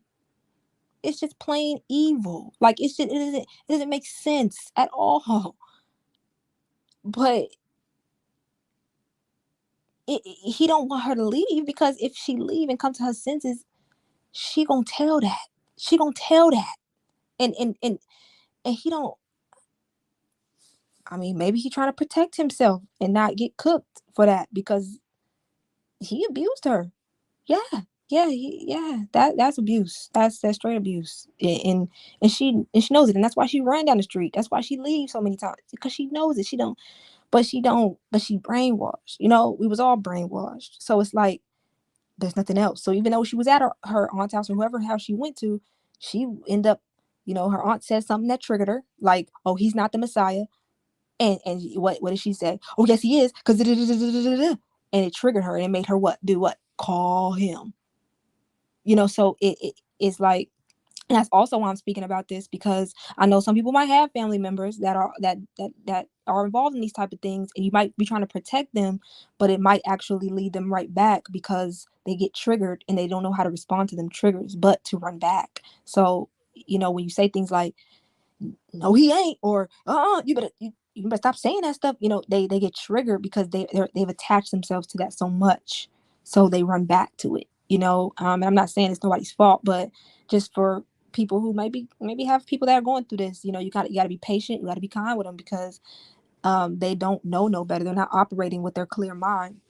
So when she came back, she didn't really want to come back. It was almost like, his mind was in her mind, so she came back. And so I think she's there just still under the programming because he's talking all the time. He's in her ear all the time. And it seems like it's love. And when he gets out, he's gonna, oh my goodness, he's gonna shower her with love, and she's gonna be the queen of the earth, and everything is gonna be beautiful, so she's banking on that. She's really banking on that. But no, that's just not gonna be the reality. That's just not gonna be the fate. But yeah. Do you feel, in your opinion, that Leligio has ever falsely imprisoned Tanisha? And when I say that, I, kind of just keep in mind that there are different elements of, what could constitute a false imprisonment. And Aaron, feel free to provide your input as well from your logical, analytical standpoint of if you feel that he's falsely imprisoned Tanisha or any of the, anybody else that's come through. I know it hasn't happened to everybody, but I know it's happened to a few people. I mean, yeah, I'll just say this, and then I'll see if anybody else wants to say anything. Yeah, because when somebody wants to leave, you let them go, right? I mean, that's what we say online. When somebody want to leave, we let them go. We let them walk out. We're not supposed. But why are we, making her feel bad for wanting to leave and making her feel like she's going to her lower self and she's a demon, or why are you chasing her out the door? Why are you trying to grab her to pull her back in? That is not, every time she ran off, he was trying to grab her. She got away in Puerto Rico. She got away in certain places where, like you said, like she was sleeping outside or whatever when she went out, with the phone and stuff, and came back. Like there was so many times where Tanisha has left and she was able to run out. She literally always runs out the door because she knows he's going to try to catch her and bring her back in and then sit her down and then try to, talk her back into, or maybe even hit her back into, his program. So, yeah, it's false imprisonment, definitely. That's what I'm gonna say. I would say you got two standpoints. You got the standpoint of what, Georgia law says, and then you got the actual psychological element of people literally being afraid to leave because of what's been said to them, as well as the reckless nature of this person. One day he might let you walk out the door. One day he might punch your ass. One day he might grab you. Who knows? So the element of uncertainty in itself is a form of intimidation, which can be considered a form of force. Now, then you have the Georgia element, as it says in the judicial code, that is not false imprisonment if there's a means of escape and the doors is always, open, able to be open and unlocked. Ain't no bars on the doors or nothing like that. So it depends upon what stance you want to take.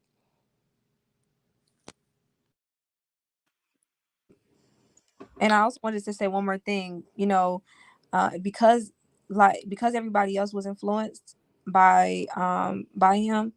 If she would try to leave, or if anybody would try to leave, or think about leaving, um, we would also, or I should say, anybody in the cult would also intimidate them. So just like we did with Janae, we intimidated her, made her feel really bad for leaving.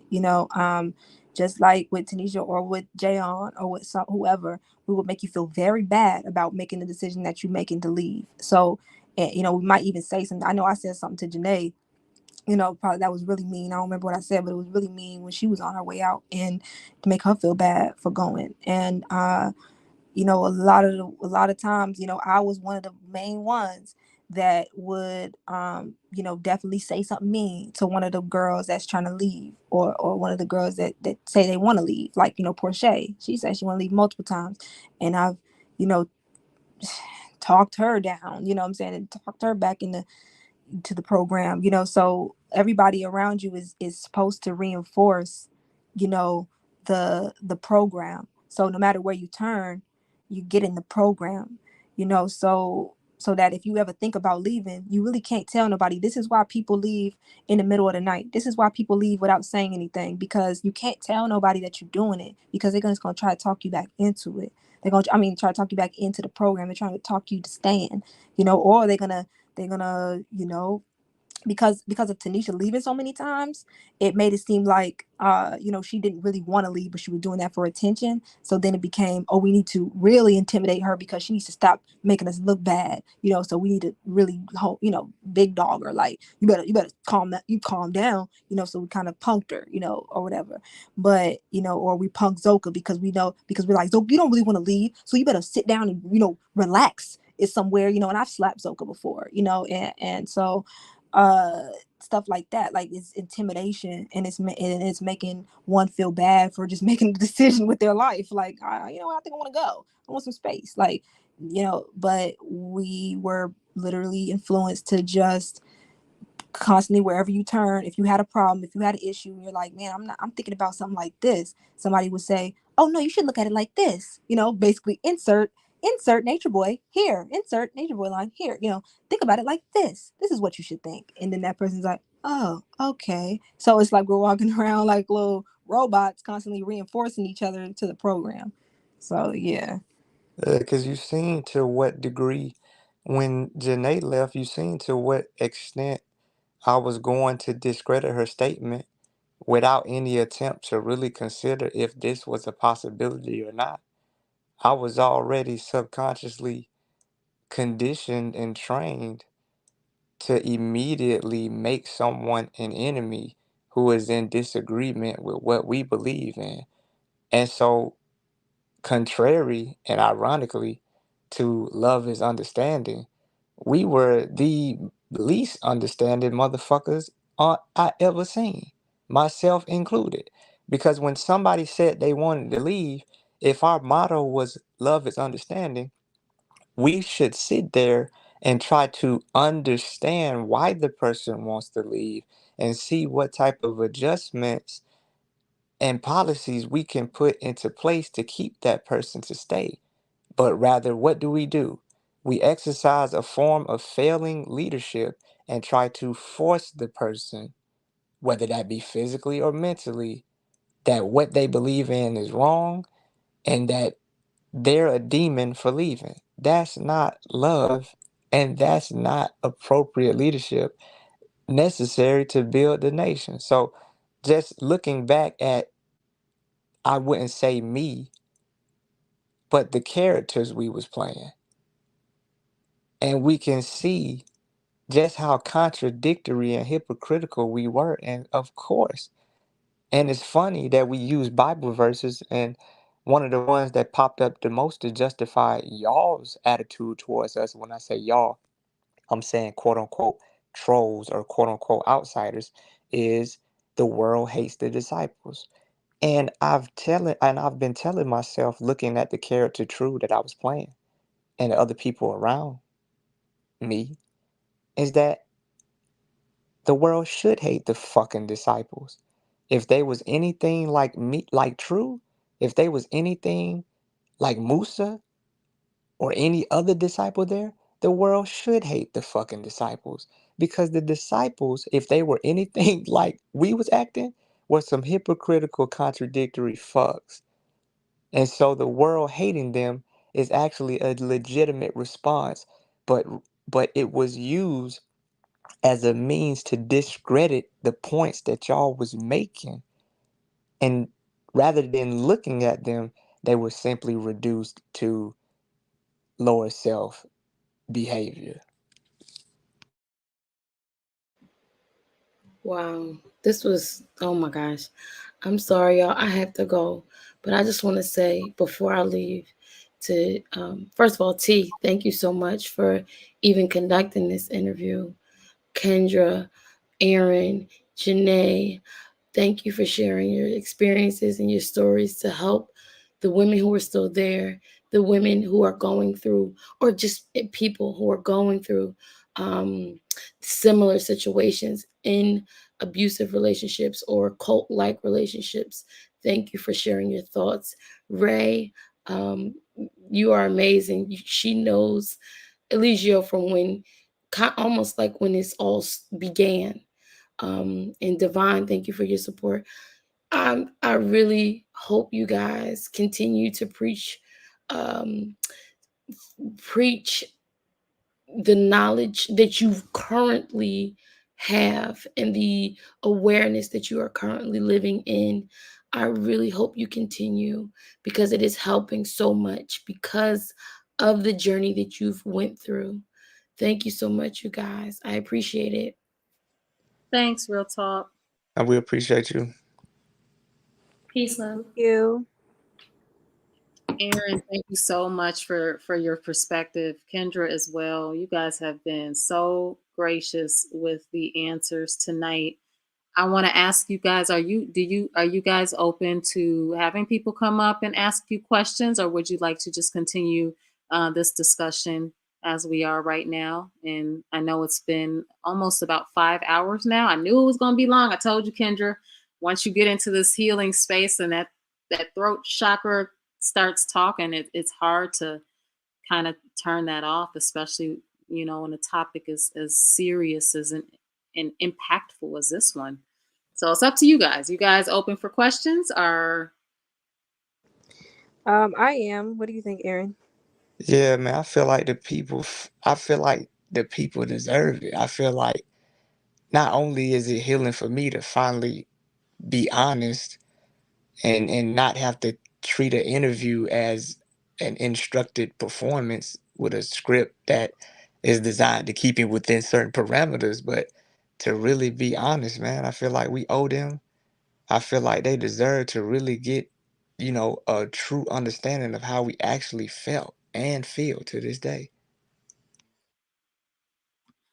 well, you heard it, guys. I think I dropped the link in the chat, so you guys feel free to come up if you have any questions. We're going to continue talking as you guys decide whether or not you want to come up or not. Aaron, I want to say that I personally never thought that this moment would come, that we would be coexisting in the same space and discussing a topic that is very sensitive in nature to both you and your wife. So I want to just thank you for being so expressive and so clear and so just standing in your masculine energy tonight and really bringing a balance and a sense of peace and calm to this panel. I greatly appreciate that. I know some people were like, oh, you know how he was, but I knew that you were in a space to even to even be open to coming on the platform and being as support for Kendra and also expressing yourself. This is amazing, and I'm so happy that you have come to this place. Your voice is powerful. Obviously, you and Kendra, powerful voices. You guys are, you guys are gonna, once you get into your flow, you guys, I can see you being a power couple as far as your intellect and your ability to research, read, to understand, and to, apply the concepts to your life. And you guys are even in a place where you could really be living in the quote unquote knowledge. So I appreciate you guys. I just wanted to say that before we start letting people up. The room is filling up. So I just wanted to throw that out there. I can't say nothing but appreciate you, you know what I mean? Because, like I said, this probably about $125 an hour. You know what I'm saying? If you go talk to a therapist, but you know what I'm saying, you doing this for the free, we ain't pay you nothing and you ain't ask nothing from us. And you gotta thank Kendra for everything because she ain't even tell me. She just called me and Hey told guys, me, I did can't you hear, see so the I'm gonna have to go out and come right back. all right. I'm She just sorry. told me, did you see the T? And I go on the T and I look and I'm like, oh, she just done threw me in the interview. She just threw me in the interview. Ain't even give me no heads up and that. She was like, we doing it. That's your wife. She was like, I was like, hey, whatever you say, I got you. I didn't think it made no sense to do it without you. I really didn't. Yeah. Especially like nobody knew where you. I was like, no, we gotta do this together. Yeah. And I told T, I was like, remember yesterday, T, we were talking, and I was like, man, I think we are going to be pleasantly surprised by the space that Aaron is in. I Like knew I was I so knew looking forward to it. me too. I was just thinking positive and just really letting you guys kind of be in your space Yeah, and we just were super, man. We were just like excited to talk to both of you. and this has been Man, more than I expected. So, Betty, you can go ahead and ask your question. Thanks for coming up on the panel. Thank you for having me. Good night to everyone. I just arrived, so apologies beforehand if this is a little bit redundant because I am very curious. Aaron and Kendra, you guys actually stood out the most to me. I watched the Tasha K interview and I saw that you guys were very intelligent. And honestly, I saw myself in you, Kendra. I saw myself in a lot of the women.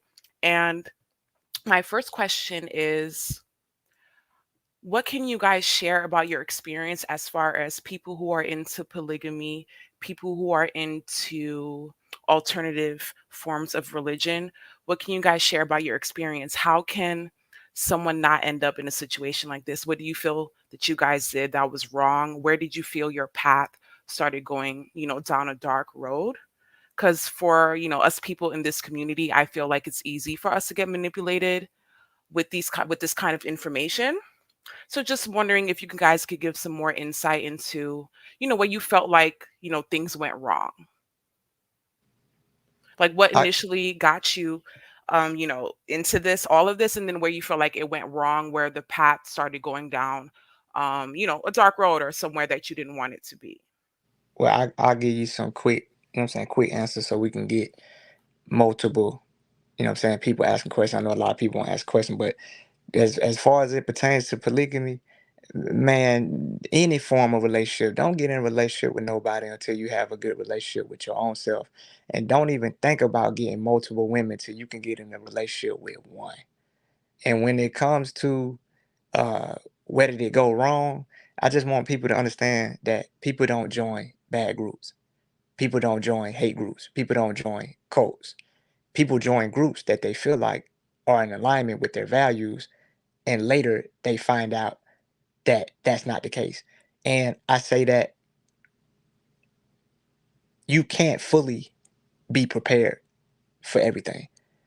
How many times have we gotten in relationships with somebody that seemed one way, 6 months later, other things started popping up that, if we otherwise had seen them, we wouldn't have furthered the relationship. So I think that what I would say to people is that when you start seeing red flags, don't go colorblind. Take all red flags seriously the moment you see them, and don't What keep were the red letting flags for you guys? the red flags for me was unnecessary violence, the the the the deceptive statements that were said amongst this group and then withheld from other groups, and then other statements said to one group and withheld from other group. And so I think that the violence and then the subtle manipulation of making one group of people feel better than the next group of people. And I think that the greatest red flag, other than the violence, would be the contradiction and the lack of consistency, and realizing that this is not a group of values and principles that don't change, but rather this is a group that is being designed and orchestrated to fit the agenda of someone whose agenda changes at will. And one last point I wanted to say as it pertains to the military. The military, while I was in there for 8 years, they changed the uniform, they changed the marriage policies, they changed a lot of things. But one thing they never changed was their values. The values stayed the same the whole 8 years I was there. The principles stayed the same the whole 8 years I was there. And those principles apply to the lowest ranking soldier all the way up to the 4-star general. And when you're in an organization where the values are only applicable to the people, and yet the leadership is exempt and proclaiming themselves to be God, I would say that that's no longer an organization you need to be a part of. And Thank you if so I much for may, that, Aaron. Oh, sorry, Kendra. I was just gonna say I would really like to hear from you, Kendra. Thank you so much, Aaron, oh for no, your this input. isn't Kendra. Go ahead, Kendra. Oh, okay. Yeah, I agree with Aaron about the in regards to polygamy, and yeah, and with everything else as well. I was gonna just answer the question of of basically where I was at when I decided to leave, like leave home and go out. And I just wanted to say this because it may, I don't know, it may help somebody else. Like when you're going through like a tough space in your life, like a rough patch, I had just, quit my job of 3 years. I had just, ended a 3-year relationship.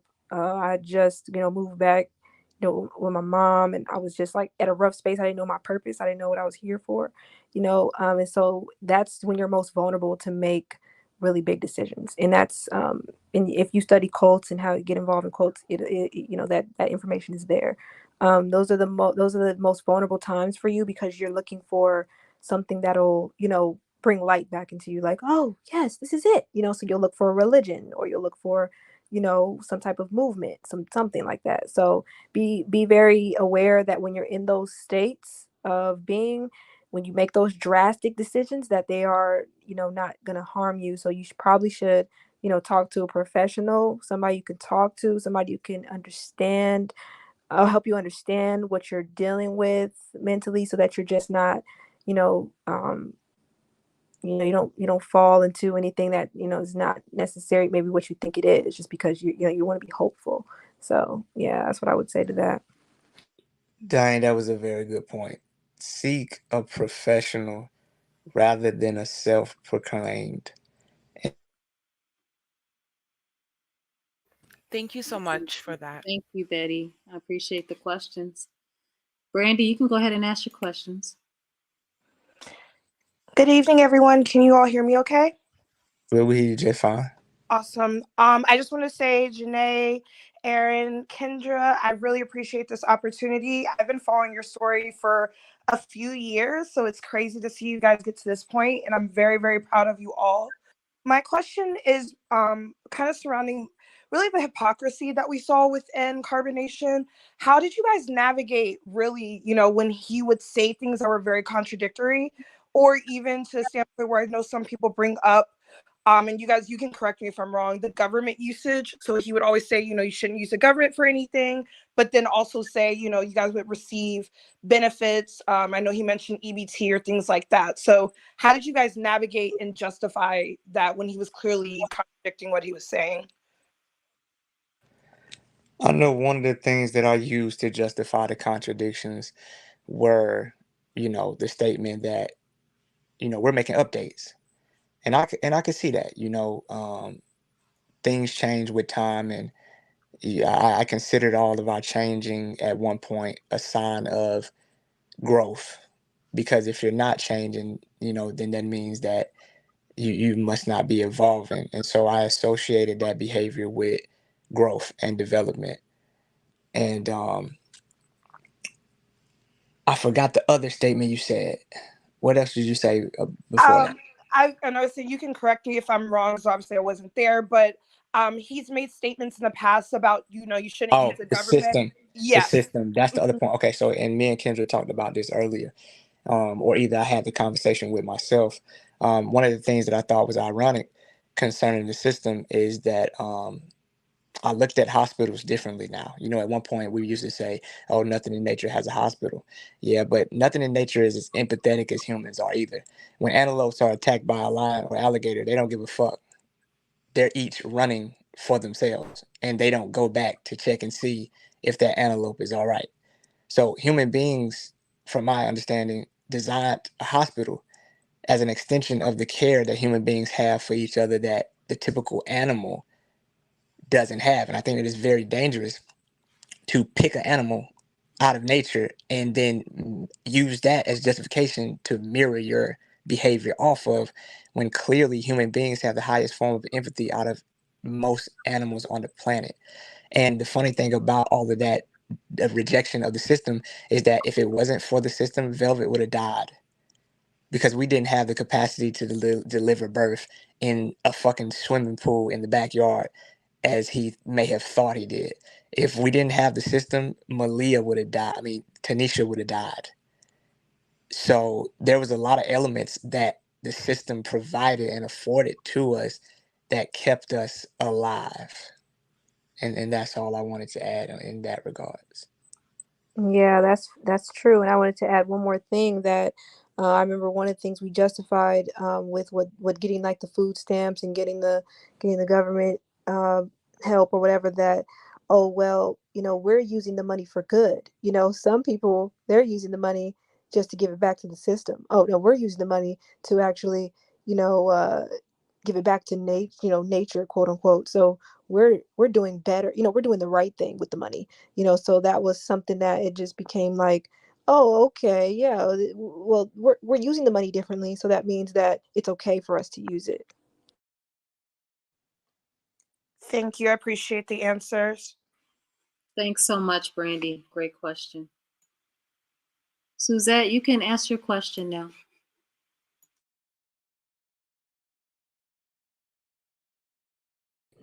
Hi, can you guys hear me? Yeah, I can hear you Hello? just fine. Okay. Hi, T. Thank you for letting me up to talk to Kendra, Aaron, and Janae. Um, and also, T, I want to thank you for um, your videos and sharing this experience about carbonation. I wasn't there from the beginning, but I have a teenage daughter, and I'm always checking. I'm always showing her different things so that she won't get caught up. Because sometimes I believe that's Nature Boy's aim also, is that he's grooming people from um, teenagers, like, to also come to him when they're very young. Um, Aaron, I did hear you say something earlier about feeling stupid. I'm a domestic violence survivor. A lot of women are not as strong as I am. My ex-husband hit me one time and I was gone. Allow Janae, Kendra, Aaron, allow yourselves to heal. And then another thing that I see, and I want you guys to be careful of, is that Nature Boy is going live lately and just saying things that he probably would say to you guys if he was still on the street. So it's like a manipulation tactic. If you listen to everything that he's saying on these phone calls, just like when Aaron left, Aaron True left and took the check. True left and took the check. So True was out here acting a plum fool over you, and all you see him as is a check. Allow yourselves time to heal, and then and get professional help. That is 100% correct. And then just taking advantage of these pages on YouTube that care. I know that the T is someone that cares about you guys' well-being, and she is a gem to have on the YouTube platform, and what she shared with the public, from the videos that was put up. Nature Boy basically uh, uh, he gave them a case, regardless as to whether somebody went to. He gave them a case. He did all this. He recorded all of this stuff and put it on Front Street from when he first went over there to now. Him being back in Atlanta, he made that bid, and some people don't realize, even as an adult, by him continuously saying things over and over again. I noticed that they have shrines where they're living now. You're constantly breathing, dreaming, eating, and drinking Nature Boy, and so Yeah, that's how you yeah, guys got brainwashed, because he's everywhere on screen TVs. You can see it when he's on live. He's everywhere. They have a picture of him everywhere. yep. Them shrines, man. Them So, shrines. That's Suzette, did Yes. you have a question that you wanted to ask Kendra and Aaron? No, I just wanted to say that, but thank you guys so much. Thank you so much. Appreciate Thank that, you. Suzette. All right, have a good one. Miss Sislo, we'll try this again. You can go ahead and ask your question now. Okay, thanks. Can you guys hear me okay? Yeah, we can hear you good. Good. First, let me say to TUT, I appreciate you. And just, I can't really say anything that you haven't already heard, but for myself, I appreciate you. To Kendra, Aaron, and Janae, I am so extremely proud of you. I am, I have children your age. I am just extremely proud of you. Every step that you have taken, every advance that you have made towards your healing is admirable. There will be times when you might ponder over certain things and things like that, and you might feel like there are certain things that you may not deserve or whatever. Forgive yourself, first of all. Forgive each other because, one thing about it is you were all going through the same thing under the same transient spirit. So, everybody was in the same place under the same space.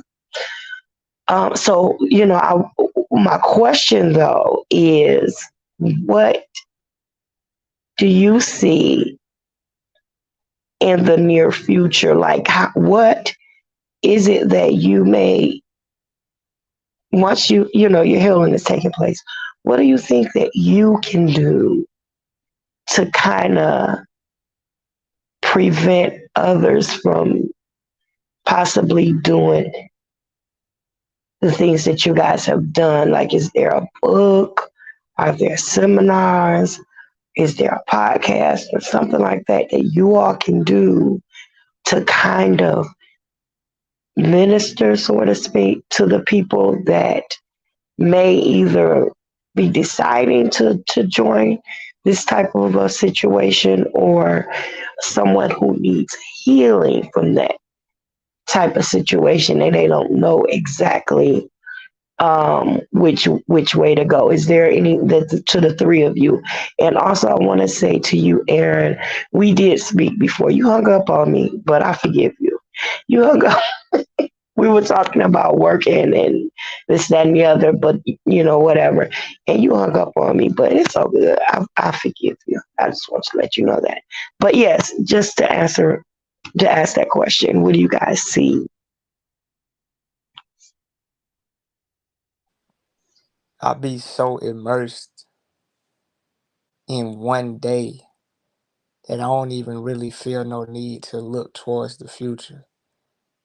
Like my value for just a person is at a level it ain't never been at before. I be so grateful and connected to a human being that I be having conversations with, like, people you typically don't have conversations with, like the T-Mobile phone representative. I be making connections with the lady that took my exchange at Walmart.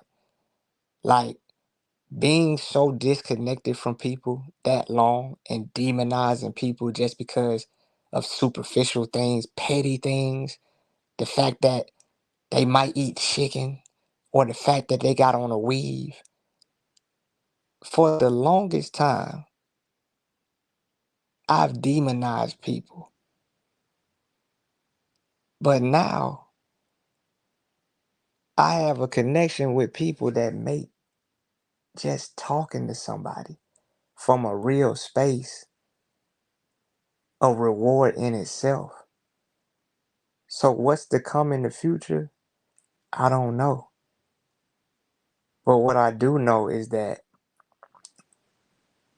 my new mission in life is not to be on a phone telling you how fucking wrong you are as if I got it all figured out. but rather to meet you where you are and let you understand that we in this together. No matter what I know and no matter what you don't know, no matter where you live, no matter what you eat, no matter what you think, when you strip away from all the bullshit that we use to separate ourselves, there's an element of just humanness that brings anybody together. And I value that shit so much because it's so heightened because of the experience that I went through. And my experience is not that of a victim. It's not that of somebody who had something done to them, but rather somebody that learned something that I can use for a lifetime. Music, songs, Sure. songs get old, clothes go out of style. But having directly experienced an opportunity where I was disconnected from my humanity, that shit lasts forever. And the behavior patterns don't stop with Eligio Bishop. They don't stop with Nature Boy. So because the behavior pattern won't stop, I'm not gonna stop talking about this.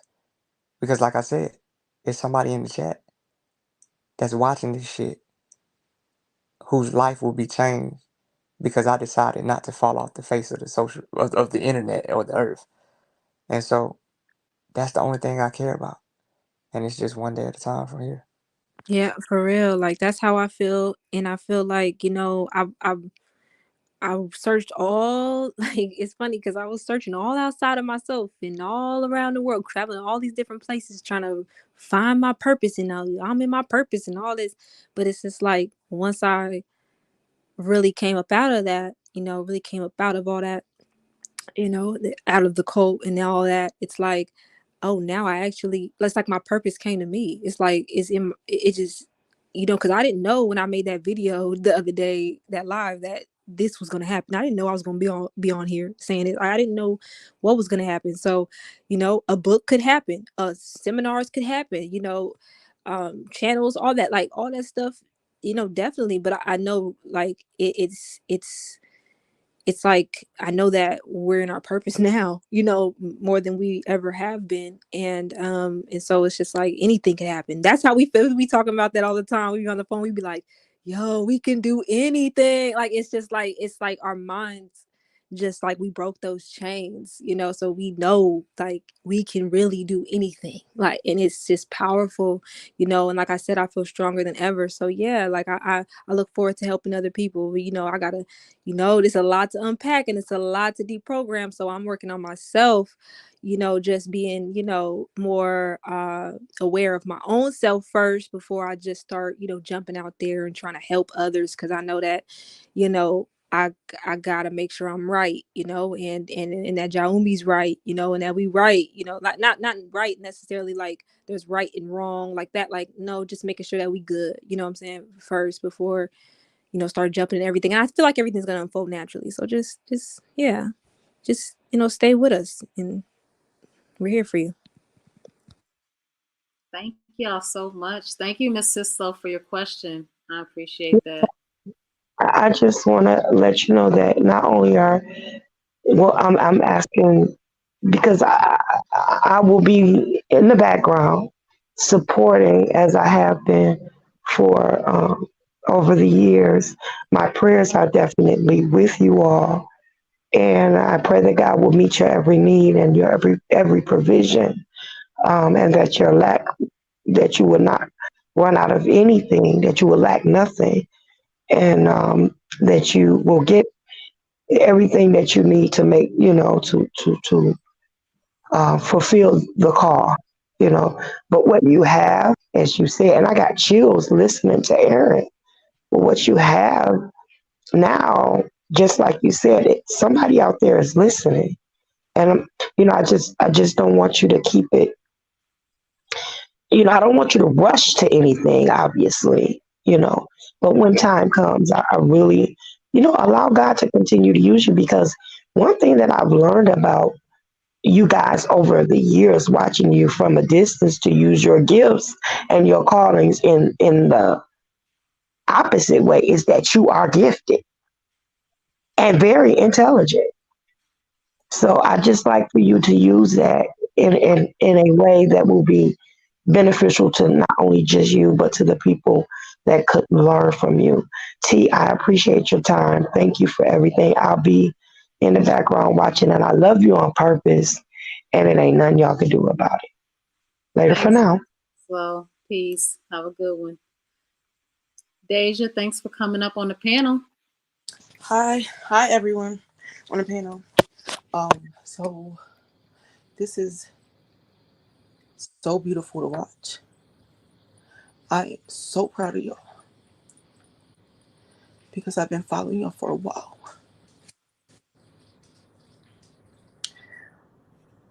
I cannot express how happy and excited I am for your new journey. Thank you for being smart. Thank you for being courageous, and thank you for sharing your story with us. So I do want to ask 2 questions. Did you guys experience any supernatural encounters while you were in his camp? And what do you guys think about his his sexuality preference changing?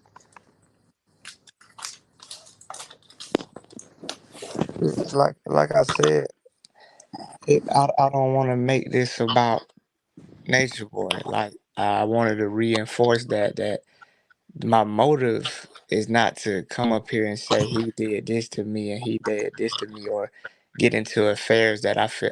Listen. I've been involved in affairs that don't matter for the last 4 years. What somebody's sexual preference is of little concern to me, because I'm more concerned with your values as a person rather than what you do with your penis or your vagina. And when it comes to supernatural things, ain't nothing supernatural happen. But as a matter of fact, the supernatural thing that happened is I stayed there that long. That's it. That's it.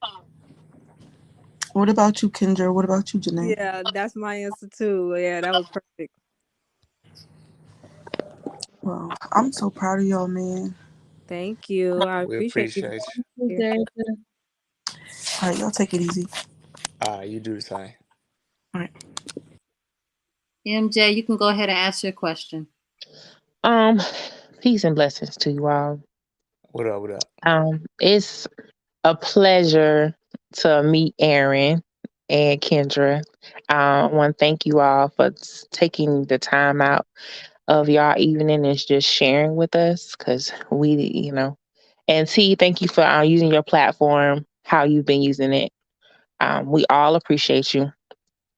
My question is, um, when we reflect back to Mama, I just want to talk about Mama Dia's passing. Is there something that you two wish that you had done differently when the events following her death? Um, that could have been more like did something like, because our family still like, it's some people that still want answers, and so many we have so many questions surrounding that incident, but it's something that you could share or something that you wish y'all had done.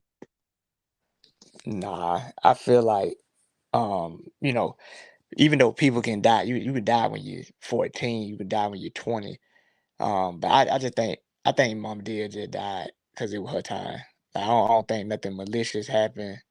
You know what I'm saying? I don't think she was abused or nothing like that. I think that it just so happened to be her time.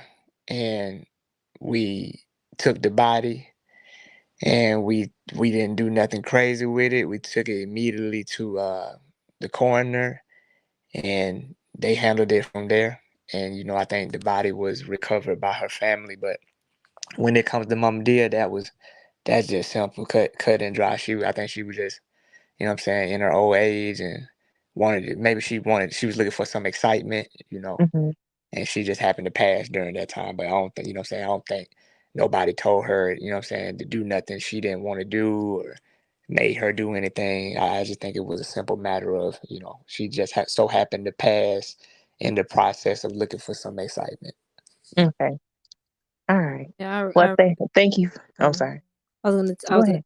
add that I remember the coroner actually confirming that it was a heart condition, that it was a part of her heart condition was the reason why she passed in her sleep. So it just happened like that.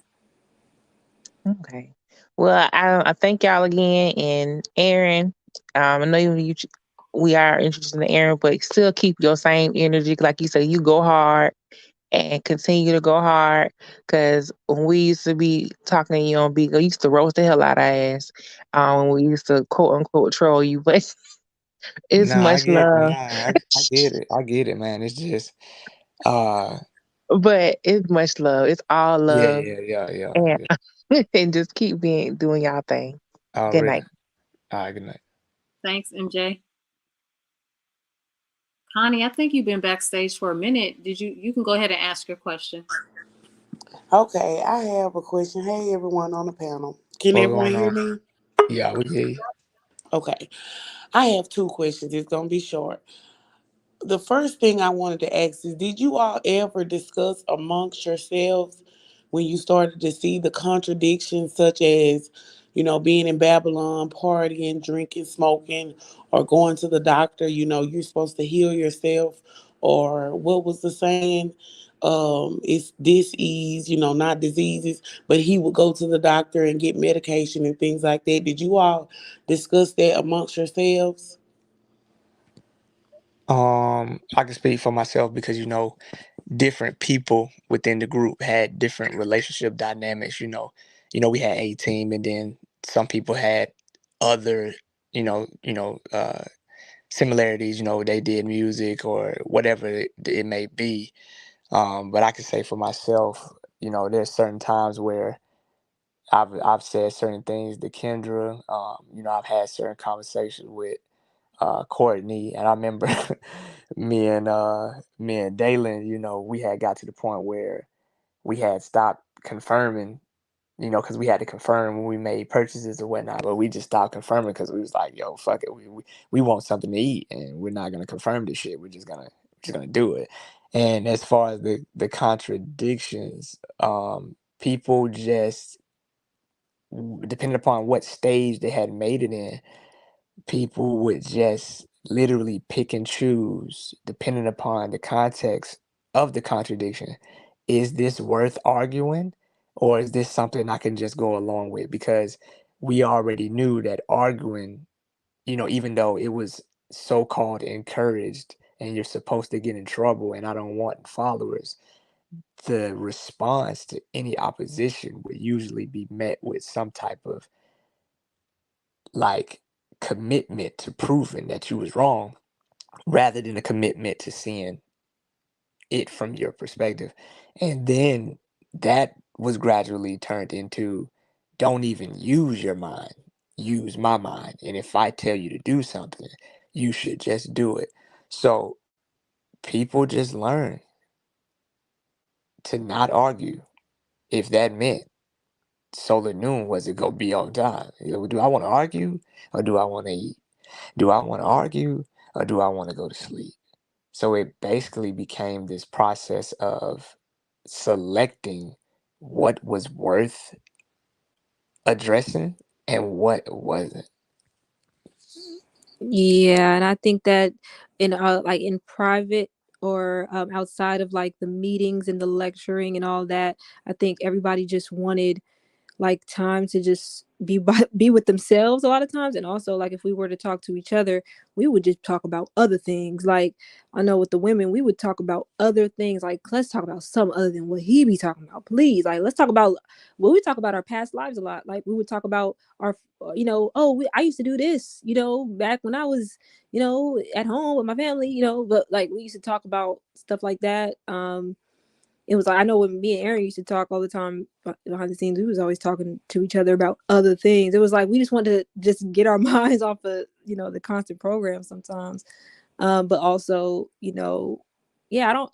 It was like when I was afraid to talk to anybody about like anything that I had felt like deep like contradiction, because it was like I don't want nobody to like report me or something, because I would have reported somebody. I was one of those people that's like, so such and such was over here talking about, like, I was one of those people, and people do report people. So it was like, I think probably with the guys it was more loose, but with the women it was more like, if you report somebody, you can kind of get, credit for that. So you might, more than likely report. So the women didn't really go into like talking about things behind the scenes too much.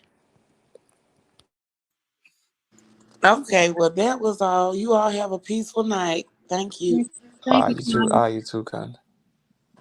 Scooter, you can go ahead and ask your question. Hello, can you hear me? Yep. Yeah, we hear you just fine. All right, good evening, everyone. I just wanted to say I appreciate and want to thank all of you who are on the panel, and especially those of you who are finally breaking free from your mind control traps and walking away onto a new path and rediscovering who you are. My question is for Erin. I spent a great deal of time in being blocked and muted from your Bigo page. Um, and I felt there was a lot of massage noir transcriptions that were like transfixed to inoculate the perception of self within spirituality and oneness with the universe. It was kind of like embrooded in this like false identityhood of what it means to be a woman and womanism. And I just want to know, moving, that's, the discriminants in regards to makeup, hair, body types, diet, so on, etc. And, first, poverty is a she, and the problems of women are based on patriarchy because men run this world globally. So if there's a problem with a woman, then obviously then men have to question what's their play in it on a global systemic problem, right? So moving forward, I want to know, will your message about the issues within spirituality and enculturation, indoctrination of societal imperialism and all of that, will you take more of a lens from a male masculine perspective and define and articulate the eras of the man's role in society and put less of an emphasis on what women can do to enhance themselves? Well, I don't think I'm gonna be taking no stance on none of that because, like, I don't know if you might have missed it. But my stance is helping people get out of situations where their mind has taken the background and somebody else's mind has taken the forefront. And so, as far as any other political agendas and things of that nature, what I think is more important than all of that is being able to find what makes all of us human beyond our superficial differences. Am I saying that to say that we can do whatever we want to do? No. But what I'm saying, that from personal experience, we was doing what we were supposed to be doing with our hair, what we were so-called supposed to be doing with our hair. We had the so-called top knowledge on the planet. We had all the science in the world, and we wasn't shit. So my new movement, just for my own self, is to see everybody, whether your hair pink or fucking green, whether you fat or skinny, or whether you dark or light, is to find that thing that makes both of us human.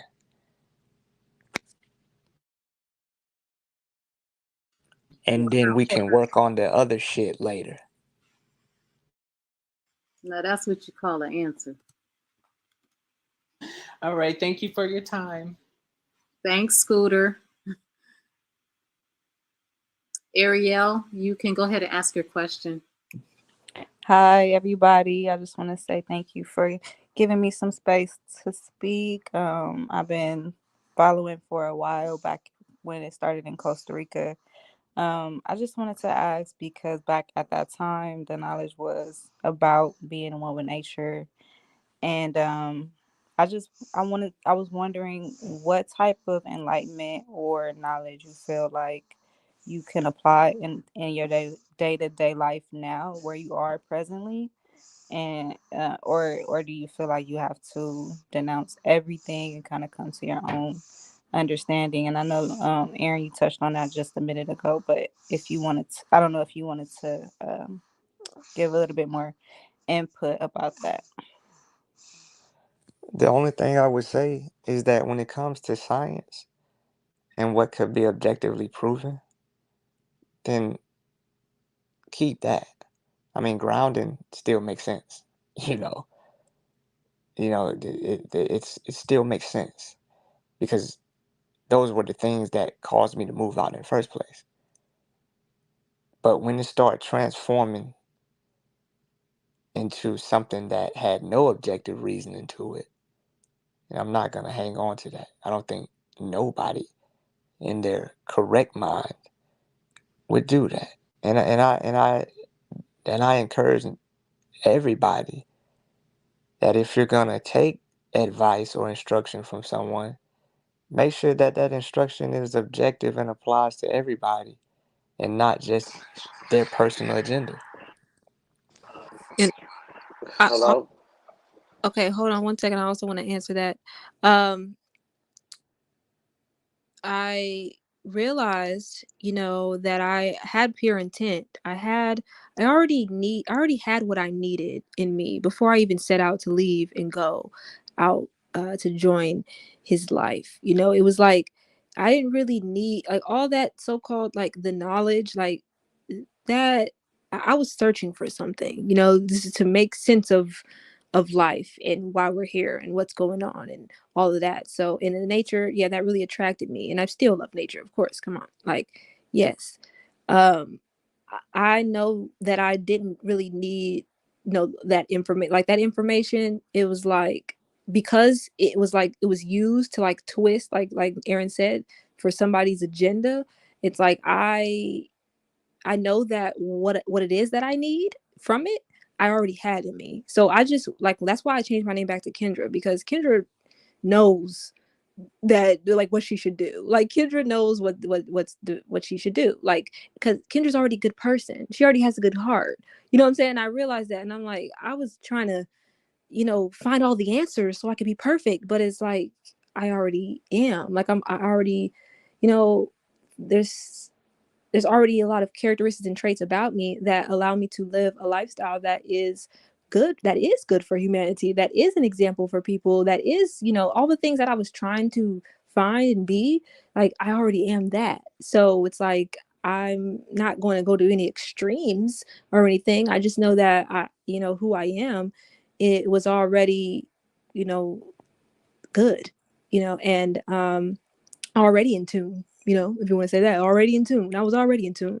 Kendra actually means knowledge, and I found that out, and I was just like, wow. So it was me. I was looking for me, and I'm glad I found me. So, yeah, that's my answer to that.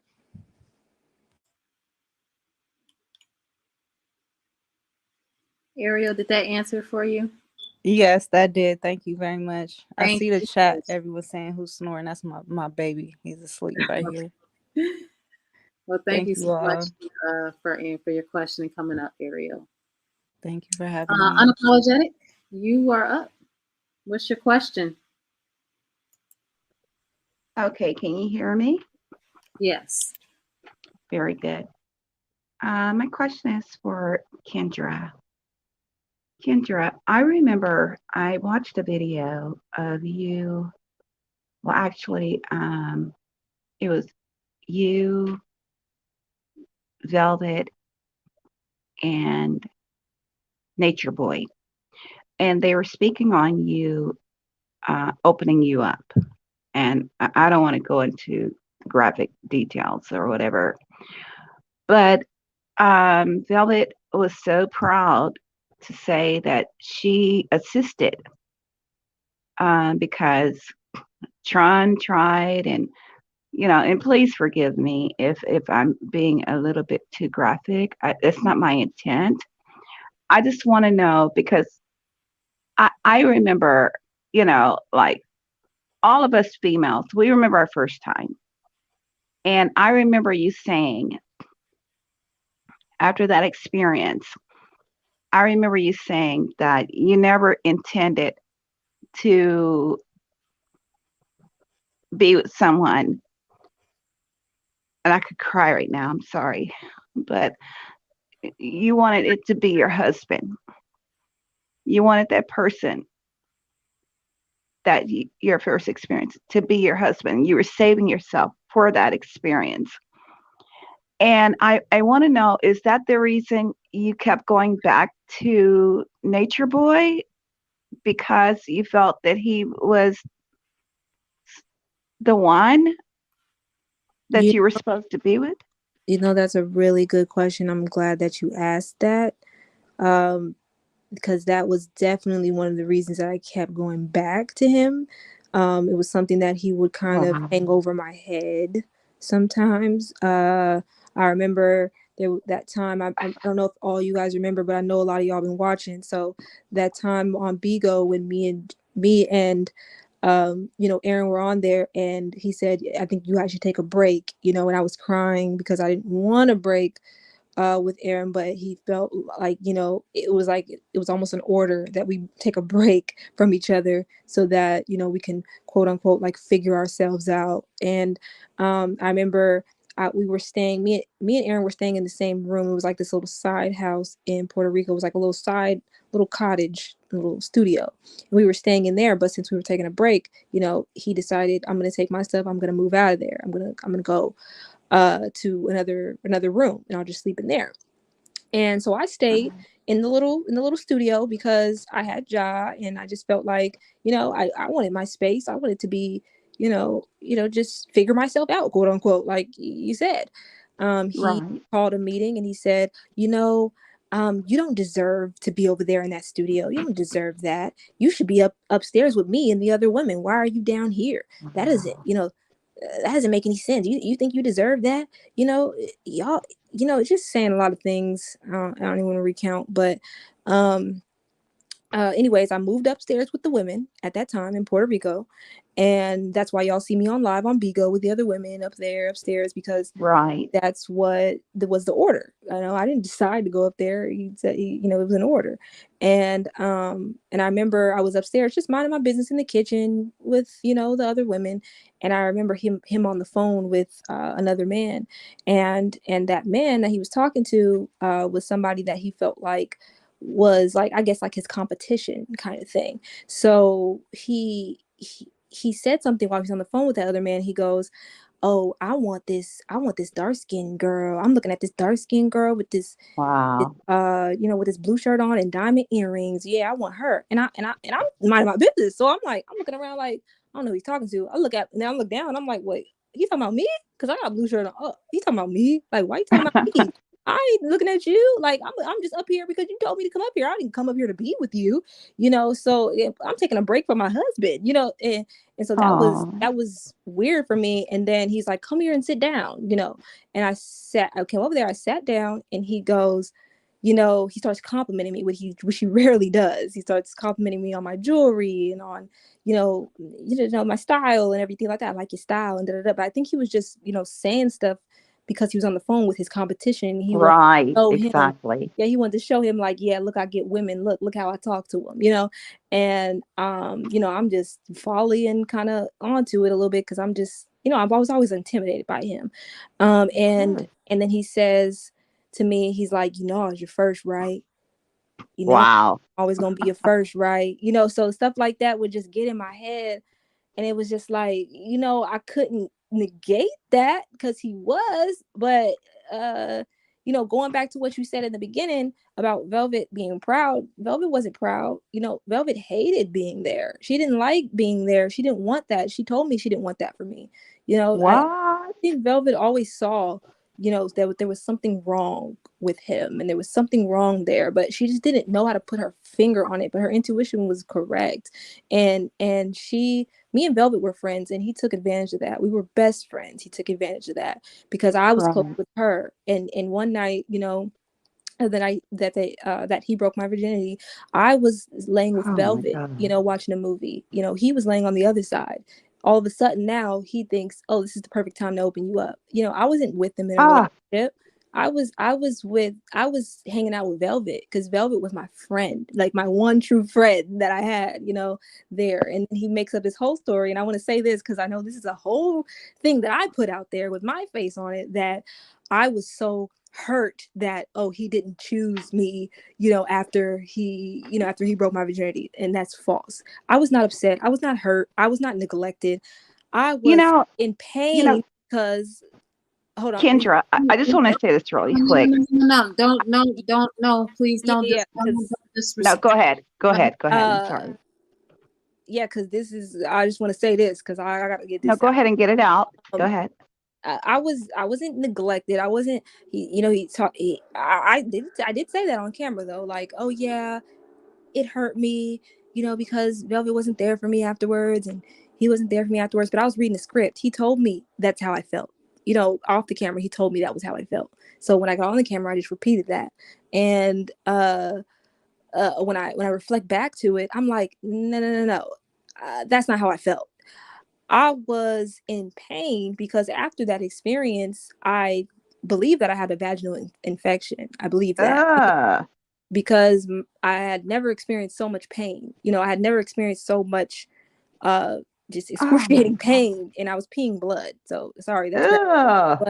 But yeah, so and the only reason why I got back with Tron is because Tron could take me to the ocean, because we had to walk to the ocean, and I just needed to go to the ocean and just sit in the water because I was in that much pain, every single day for about a week, and it was pretty harsh. So I never wanted to have sex with him again, I never wanted to be with him again.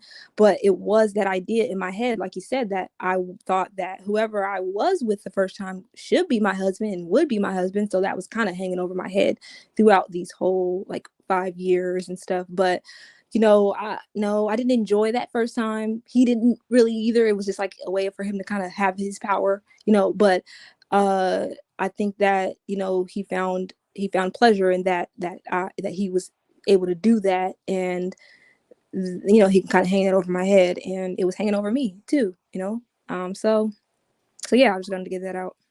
Kendra, thank you so much for your graciousness in answering that. I know we talked about it briefly when we talked on the phone, and I know that you wanted to touch on this because we did touch that, and you were like, I wasn't even feeling that. So I wasn't gonna bring it up, but it's interesting that it did come up anyway, and you were able to express that and tell, how you were really feeling and what you went through. When we knew that that was traumatic for you, I cannot even imagine what you went through during that time, but I know that that incident helped to shape to shape the things that you went through in the carbonation code, the following year, the years following that. But very, very, very brave of you, and so, so, so courageous. Thank you for answering that question. I know it was uh, very intimate and very private, but I do believe that you being so transparent and open is definitely helping other people. So appreciate you so much for that. Unapologetic, thank you so much for your questions. Appreciate you coming up. Mandy, you can go ahead and ask your question. Hi, can you hear me? I'm in the car. Yeah, Yep. Okay, good. So I just had a question about Ja, like for you and for Aaron and Kendra. Do y'all like how do y'all plan like moving forward as parents? Like y'all gonna co-parent or y'all together? And also as he gets older, are y'all gonna like homeschool him? I don't know if you touched on this already or not, but you gonna put him in school or how would that go? well, as far as co-parenting, that's something that I really wouldn't say somebody should do, and it's not something I'm gonna do Right. because I feel like the best environment is for the child to see a functional relationship between his or her father and mother. So Mhm. it ain't gonna be no co-parenting. We're gonna be one unit. You understand?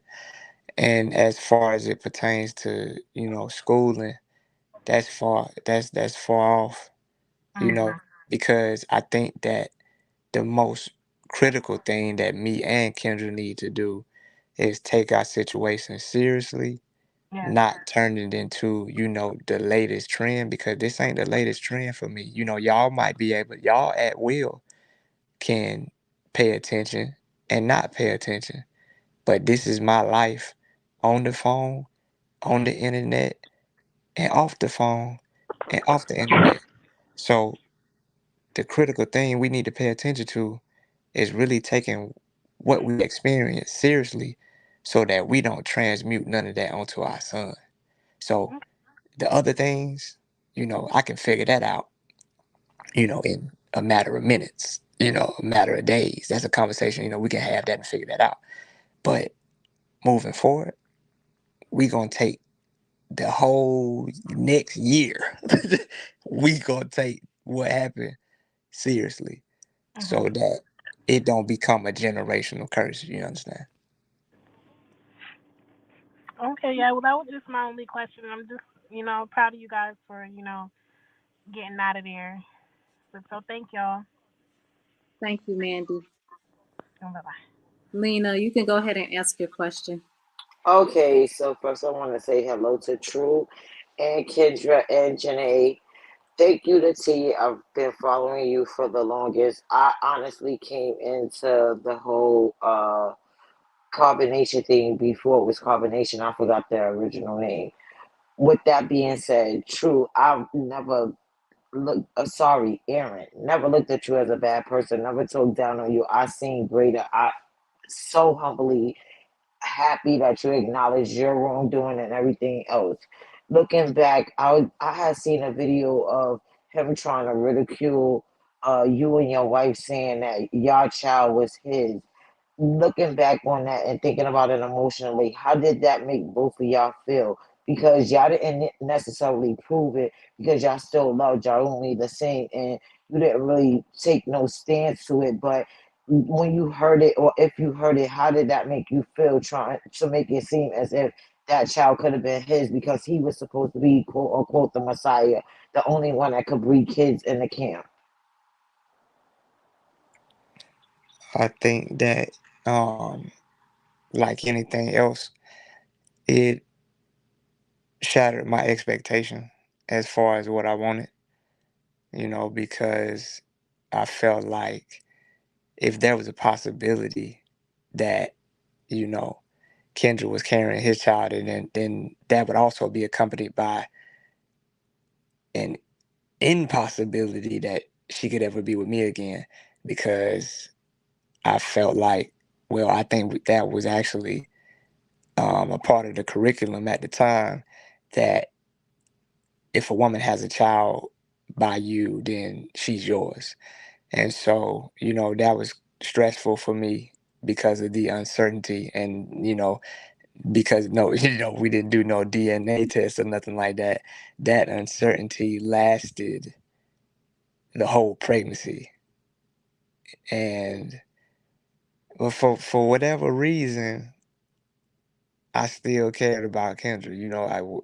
Was I flawless? No. There was times that I let the idea of the child not being mine make me distance myself from her, and because of that thought, I started treating her differently. And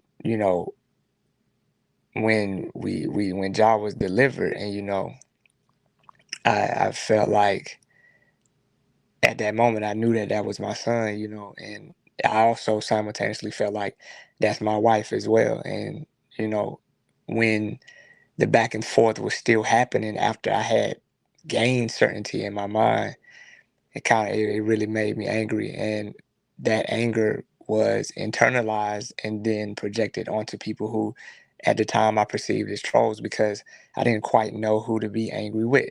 Should I be angry with, you know uh, Eligio for instigating certain things that I felt like wasn't even there, or was I mad at Kendra for even creating the confusion in the first place? So there was a lot of anger, a lot of hurt, in that process. And so I dealt with it the best way I felt like I could. And so I didn't want to, hurt Kendra. I didn't want to hurt Elio. So the safest way was to direct that shit at the phone.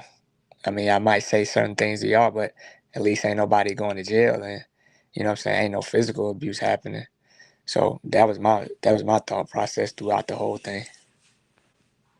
I'm gonna drop down, and I just want to say this, and Kendra, you could answer afterwards.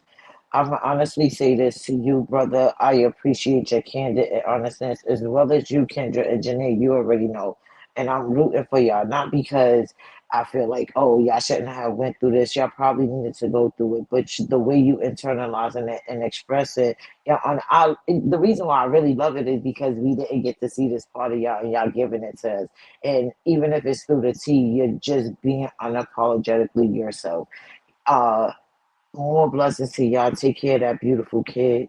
I'm praying for the best, and I really don't pray. I just wish blessings upon people, and you're gonna be okay. I'm gonna drop down. T, keep doing your interview, and thank you for answering me graciously. Thanks Oh, so no, much. no problem, no problem. Peace, Appreciate Lena. it. Liz, you got your question ready? You're muted. Let me unmute. Oops. I see that. Can you hear me and see? Yeah, Yeah. we hear you. Okay, so if you can see me, sorry my turban is a little bit crooked, but I'm not used to just video stuff here. But hello everyone. I just wanted to say that I feel a sense of rejoice in my own heart because I'm 54 years old.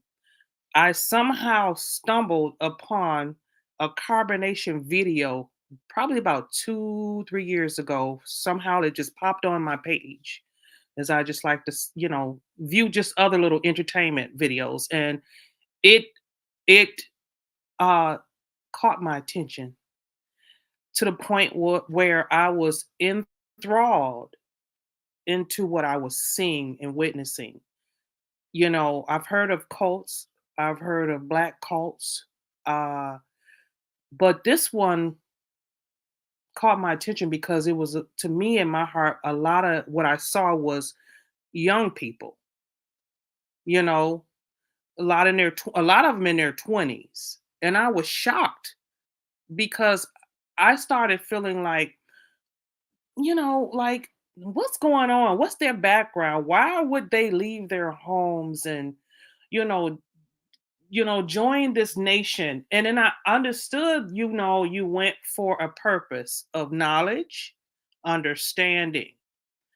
But when it got to the point of someone being controlling, one person, one human being, and then you are a group around this one person who you made powerful. You made powerful because you gave up your power. But I couldn't understand why. I couldn't understand why are these, first of all, young, intelligent, like hey, you guys are smart as hell. You hear me? I have watched almost, if I'm not mistaken, a lot of you, a lot of you, not each and every one of you, but a whole lot of you speak, teach, and I couldn't understand it. I'm like, damn, they're smart. I couldn't understand, where you would, you know, stop and say, hey, this is the Messiah. It's beyond teaching. It's beyond that. But I want to say this because I'm not trying to say put blame on anything. I'm just saying what intrigued me, how far it took me, how I would be angry. And then now I understand this particular interview is very eye-opening. I was mad at Aaron for a minute because I would watch him rant. I was mad at Kendra for a minute because I would watch her rant. Velvet, Janae, man, Janae. I was like, come on, Janae, you know. But then I get it. I get it. I would never feel like I can be there, but I understand the purpose, and I want to say that I'm smiling now. You know, I followed Velvet after a while after she left. I followed her and would comment on her post. She would comment back, and I felt so proud and happy for her.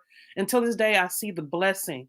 And I see the blessing in all of y'all now. And man, you know, doesn't it feel wonderful to be free? This is freedom. This is a level of freedom that you're feeling, seeing, and living right now in your body and soul and your being, you know. And I just wanted to just say that. You know, my son is Thank 22. He just came in here and I tried to tell him there's a black hawk. And he didn't even understand where I was coming from, you know, but it's real and life is short. Live it, enjoy it, stay blessed. And I'm so proud of y'all, each and every one of you. I am, because there's always two sides of things. And I saw one side of y'all for a long time. Again, I'm 54. And now I see the rejoice. I see that you see the light and that there's a wonderful, wonderful, beautiful light at the end of the tunnel. And this is like the end of the tunnel for y'all. Y'all been in a hole and you've dug yourself out of it. And it took a long time and it was very difficult. But guess what? You did it. And keep doing what you're doing and encouraging other people to stand up and stand out and be free. That's what I wanted to say. And thank you so much. thank you. Thank I you. I appreciate appreciate you. Yes. Amen. Amen. Indeed. So I think we got one more. Now, Kofi, I love you and your perspectives. You always bring a breath of fresh air to the discussion. But I want you to go ahead and get your question together. And then you know how you can be a little long sometime. So go ahead and ask your question first, and then you know you can say whatever you got to say after they answer the questions.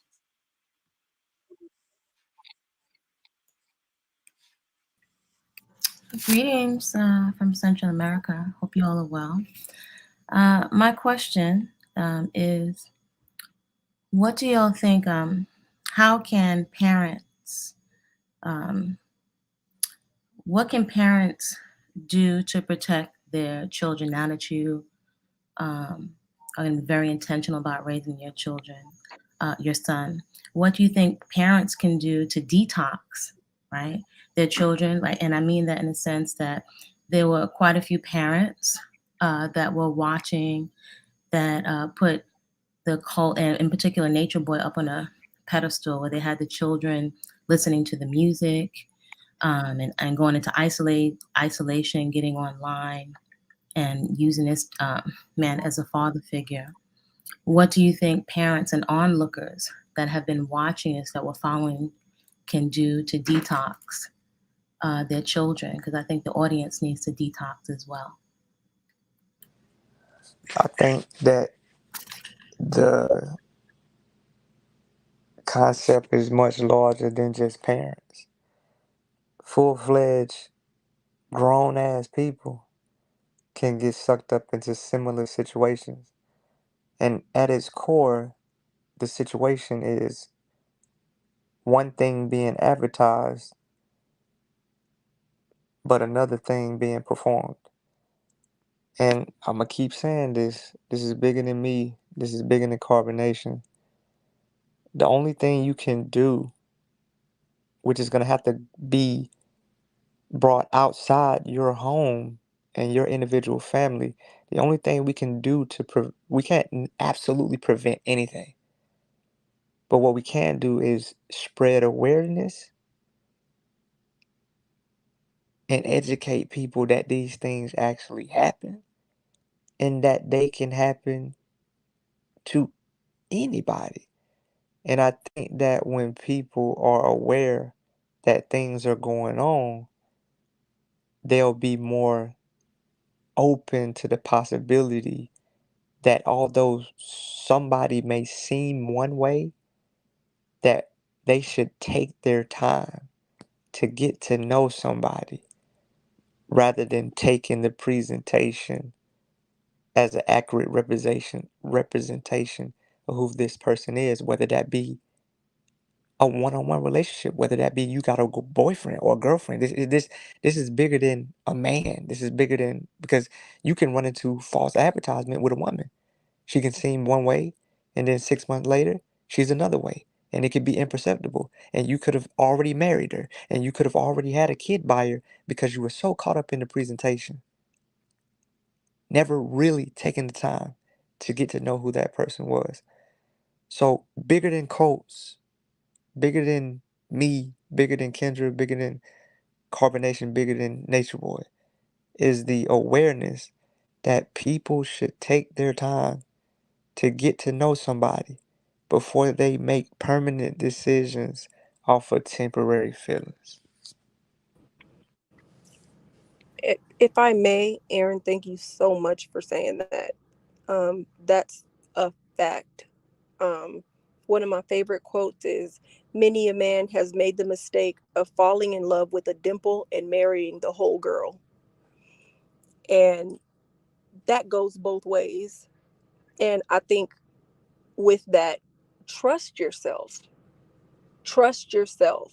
Never be in a situation where someone is making you doubt your own intuition. We are innately connected to spirit. We came from spirit. We are spirit beings having a physical experience. So when you feel that disconnect, when somebody's asking you to isolate yourself, when someone is monopolizing all of your time, your energy, your resources, all the rest of that, you're looking at a situation that's going to decline gradually, but definitely progressively. So just pay attention. Red flags cannot be dyed pink. They're red.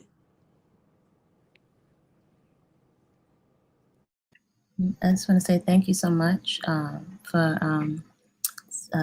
saying that. And I've seen you all here in Central America a few minutes from where I am on several occasions. And I just want to say that this has been a community-wide lesson in gaslighting. I'm a mature woman. I didn't know what gaslighting was. So just thank you all for sharing. Thank you Thank for coming you up. so much, Kofi. Thank you. You can well, you can drop because there's people coming in, but Kofi, you're welcome to come back up after we once we finish with the questions. Hey, Sweet. Yeah, Aaron. you know how many more questions we gonna take? Yeah, it's just two more. Just two Okay. more. All Yeah, right, cool. and then we'll wrap this up because All it's been a long day for you guys. A lot of energy exchanged here. Sweet things. Go ahead and ask your question. If you could try to keep it brief because they're getting tired, and so are we. Okay, I understand. Hey guys. Hey, Kendra. Hey, Janae. Hey, Aaron. What's going on? I'm so happy. I'm so happy. I'm so happy. That's all I can say is I'm so happy for y'all. We have been praying for this day. And I just want to remind you, every time I see you on every platform I see you on Instagram, on Bigo, on YouTube, I'm going to remind y'all that you are beautiful. You are doing a fantastic job. Velvet, if she's listening, you're doing a fantastic job. Thank y'all for helping to try to get the remaining ladies back. My question is, if y'all could say anything to those girls that are left, if it were you, what could we have said to you that would make you come home? And we love you. I mean, all you can do is just tell them you love them, but that don't mean they're gonna come. You know, a person has to. You know, they have to do the work. They have to do the work. They have to leave themselves. Can't tell nobody really anything in that type of situation, I don't think, but just keep expressing love to them, because one thing I remember, or one thing I know, now, like, that I remember is that everybody was trying to help me. You know what I'm saying? But back in that situation, I didn't see that. So you could have said the nicest thing to me. You could have said whatever you wanted to say to me, but it wasn't gonna shake me. You know what I'm saying? So it's gonna take that person to just stop answering the phone, stop talking to him. You know, it's gonna take them to just stop putting him in their ear and just sitting with themselves so that they can, just like Ray said, trust themselves. You got to be able to trust yourself, get back to that point. So I don't think there's really anything you could say, but just keep it showing love. If that's what you want to do, just keep showing love, because I know that's what I'm going to do. Thank you, sweet things. Sorry, one more thing, I'm sorry. What you shouldn't do though is not make them feel bad for still being there. That's all I will say. And that was one of the things that I was big on. Like, don't call them stupid, don't call them weak, don't remind them of the stuff they've allowed and put up with and all the rest of that. Just be loving, be kind, be patient, and be here when they're ready. Word up. AJ Lovely, you want to go ahead and kick off the final question of the night?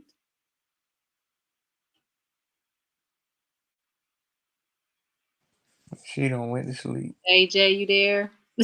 Oh, my mic was off. I'm sorry. No, I didn't go to sleep. I have more of a statement, if you don't mind.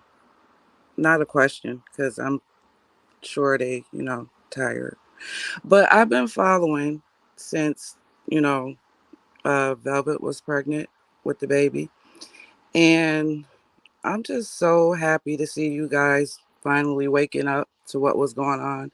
I never tried to pass judgment because I was young once, and we all go through things. And the main thing I want people to understand, that when people are in a situation, it's hard to see what's going on when you're in the situation.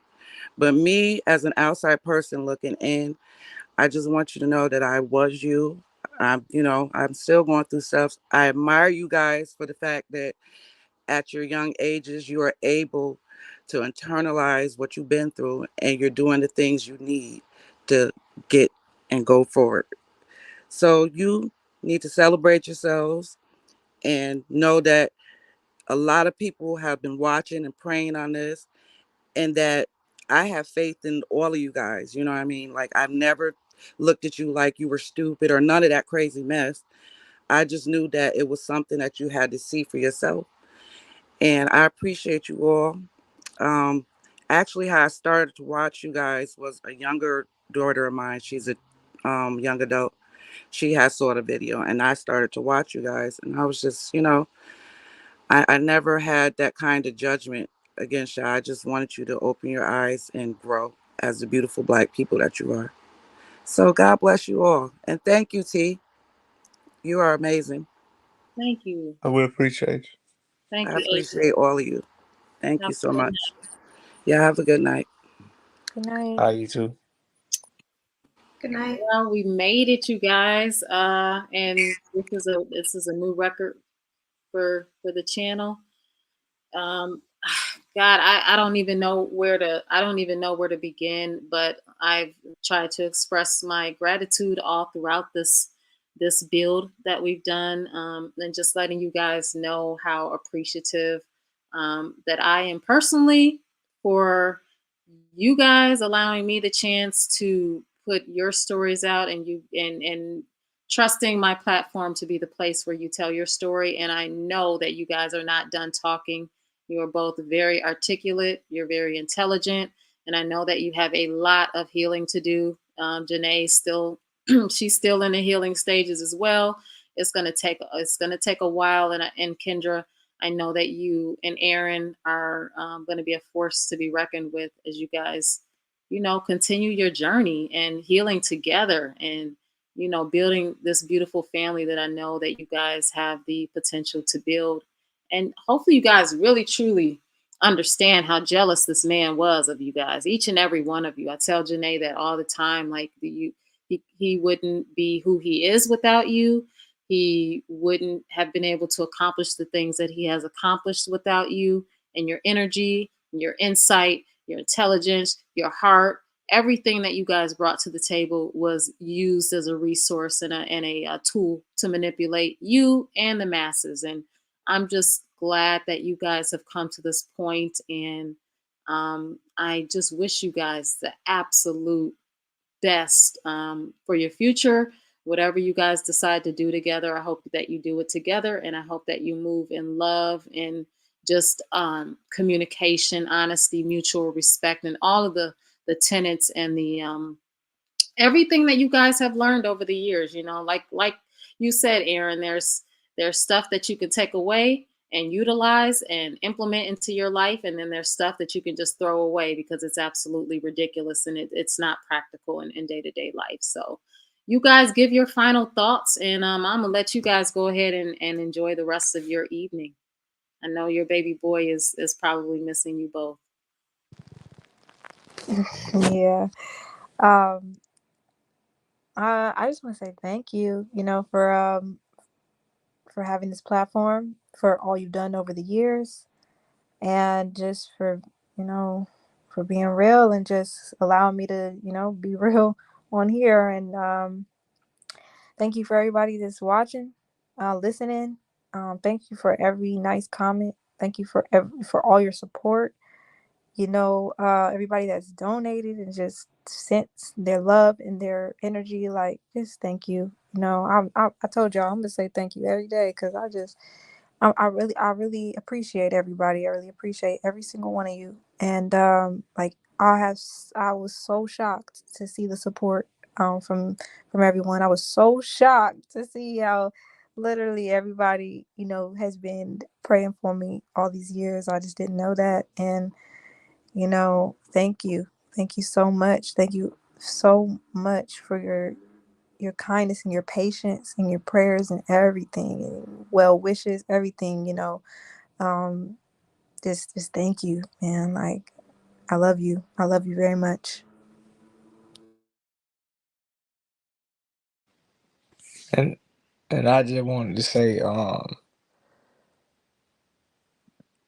appreciate everybody that at the time I thought you were trying to be rude and disrespectful. I appreciate everybody that cared enough to call CPS. I appreciate everybody that cared enough to call the police. I appreciate everybody that seen what was going on and decided to take action in the best way that they knew how. Because you could have easily said, yo, these niggas crazy, and changed the channel. But for whatever reason, there was something in you that said, I gotta do something about this.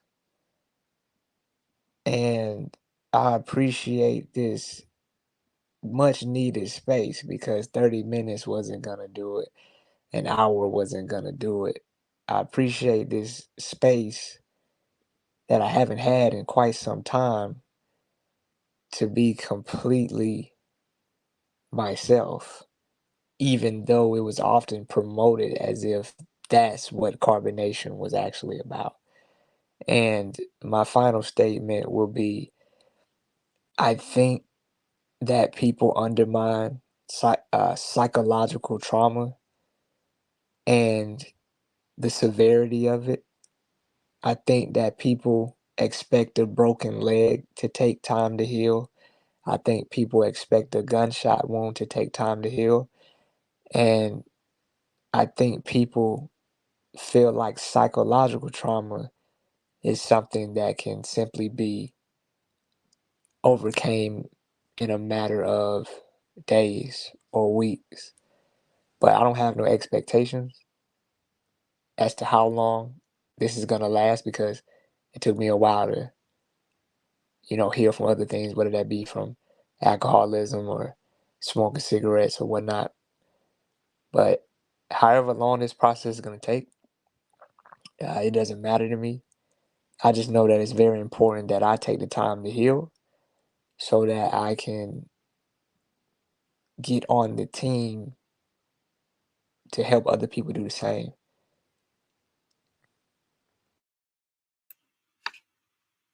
Janae? Yeah, I just want to say it's been a long time coming, and I'm just really thankful for this happening. I just want to say to Aaron and to Kendra, I wish y'all the best, and I'm always here. We're all family. We're all going through it together, and I haven't spoken to Aaron personally since anything. I just want to say I'm so proud of you, and Kendra, you already know you the shit. And if it wasn't for Janae, I would be. No, I love you. No, I love you. Come on. Come on. You know I love you. I love y'all too, yo. I'm sorry. I love y'all too. No, And I I'm just know. gonna It's I all I'm good. gonna mute my fucking self. I can't wait to see you and reconnect, y'all. I cannot wait to hug you. You know, I just love you so much. For real. Yeah. So And that's the beauty of this group, you guys, is that these people truly care for each other. And every time I've talked to one of them, you know, no matter what has gone on while they were a part of that group, they truly care about each other. So, you know, while we might like Ray said earlier, you know, we got to show compassion for the girls that are still there. I know it's very difficult because of the things that they say and the influence that they're currently under, but I found in my years of documenting this cult that the best way to reach people is to be compassionate and to be present and to be consistent. And miracles like this will happen every single time. So, again, go ahead, Aaron. I just want to add this one last thing. So now what's gonna happen is, because we did this interview, the women that are still there are gonna have to sit through hours upon hours of Nature Boy reinforcing the illegitimacy of what we've said. And in response, they're going to have to show how much they believe that what we're doing is disloyal Yep. and a form of betrayal. So that's what that's what their day is going to look like tomorrow. It's going to be um, a repetitive series, if not a breakdown of how everything we've said is false and inaccurate and, you know, demonic. And then in turn, they're going to go out their way to reaffirm that what he's saying is in fact true and that they see it the same way. So I can pretty much already tell how their day tomorrow is about to be. That's a very sad life that they're living right now. I don't envy them one bit. I'm so glad you two have each other. I am personally, I'm just so happy that you guys reconnected and that you guys really did have feeling for each other and a connection that is yet to be made. So yes, absolutely. shoot, you And guys, I just wish y'all the best. Y'all have a beautiful family and you have beautiful minds too. You know, like Definitely. when they're clear and present and they're not corrupted, beautiful minds. So sky's the limit for y'all. Thank you. Thank Hey, y'all you. gonna do great things. If y'all don't mind, would y'all mind if I kept in contact with y'all? Nah, that's what I'm here for. Like, Yeah. uh, Yeah, that'd be great, actually. yeah, Okay. just you can I'll message DM you guys. Yeah. if you message me on Instagram, or you can get in contact with me through Kendra. Either way. Okay. Yeah, either way. Okay. Yeah. I love y'all so much. I love We love you. you too, We man. love y'all. Love as I love you well. all. All love. Thank you so much, guys, in the comments. I know y'all, you know, you guys did well today. I appreciate everyone supporting, everyone on the panel. If you got blocked today, you can send me an email and we can discuss why you got blocked and you possibly getting unblocked. But thanks for everybody who was gracious to my panel, and just was here to listen to them express themselves and speak their truths. They've been waiting so long to do this. I appreciate all of my mods. Thank you so much for keeping everybody safe and protecting the energy of this chat today. I'm very appreciative. I'm so grateful to all of y'all. Thank you, Janae, for making this happen. Some people out there think that I sought out Kendra. I never ever want to ever be the type of person that is going to hound down a ex member who leaves the cult. I am, I play my position, I play my role, and just gratefully Janae connected Kendra and I together, and that's how we met. So I'm so thankful to Janae for making that connection, and the rest is history. I'm glad that. Thank you. Yes, Janae, you This is go. I promise you to go. Nah. Thank you. I'm thankful for y'all. I'm thankful for T, because this is a great platform for healing. And I wanted this for you guys. I wanted this for Aaron. I wanted it for Kendra. I wanted for any member of any cult or anything that they just need to just talk. This is what it's all about. That's what's going to spark the healing. So that's it. I can't even take all the credit at all. So thank y'all for doing the work. Absolutely. That's it. Thanks, Divine, for the support. Girl, you're amazing. Ray, Yes. I appreciate you so much for your insights. And people might say you're a little long-winded, but I for one, I adore Yeah, your I I like when adore you your talk. intellect. Everyone up here is so intelligent and has so much to offer, and I just appreciate you guys. And great build. Like, we're gonna end Let's this do it though. again. Let's Yeah, do it we again you guys sometime.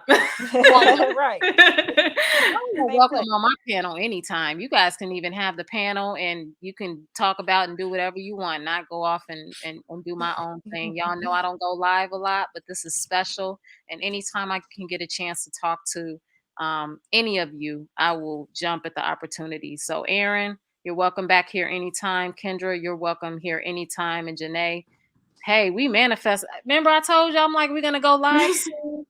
And here we are. Like, Oh, that's it crazy. is, because I'm like, I didn't know when we were gonna do it, but then all of this fell into place. So this is just amazing. And hey, manifestation works, y'all. Grounding works too, because I sure do ground. So That For real. shoot, for it's the truth. real. But thank you guys so much, Kendra and Aaron. You guys go have an Thank enjoyable evening, you two. Thank you for your energy tonight. I hope you guys, get a great night's sleep tonight. And whenever you guys are ready to purge again, y'all hit me up anytime. All right. Thank you. I appreciate you letting us be on here for Mm-hmm. almost 7 hours, man. Right. Much needed, man. Definitely. I appreciate y'all. All right, chat. Y'all, thank you for tonight. We're gonna all sit and process and just good vibes. Good vibes, everybody. Positive vibes, peace and love. We will see you all soon. And just send them nothing but love, guys. Send love, compassion, empathy, understanding, all that. We all deserve it. We all owe it to each other.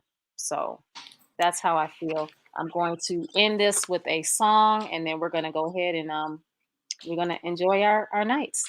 Well, peace and love, guys. Peace and love. Bye, Peace. y'all.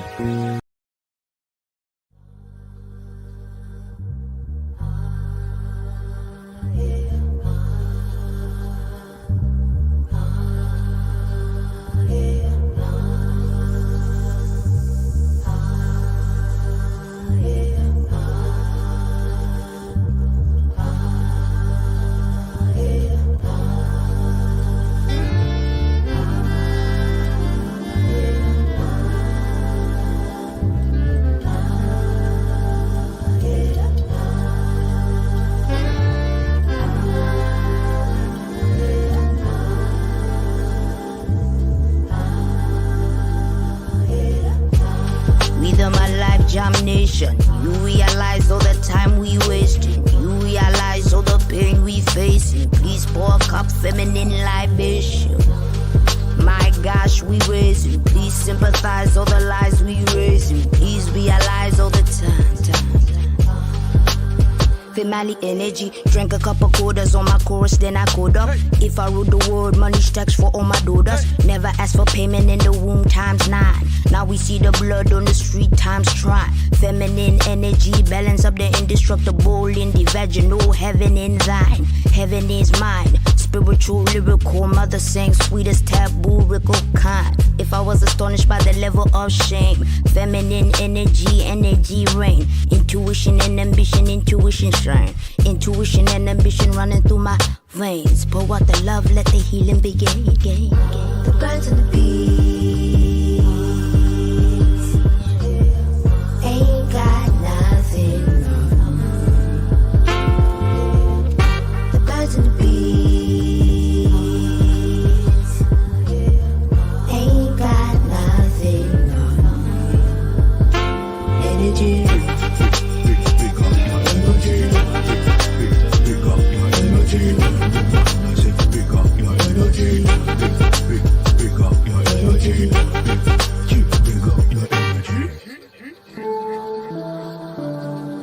Fanboy, I beg you listen me.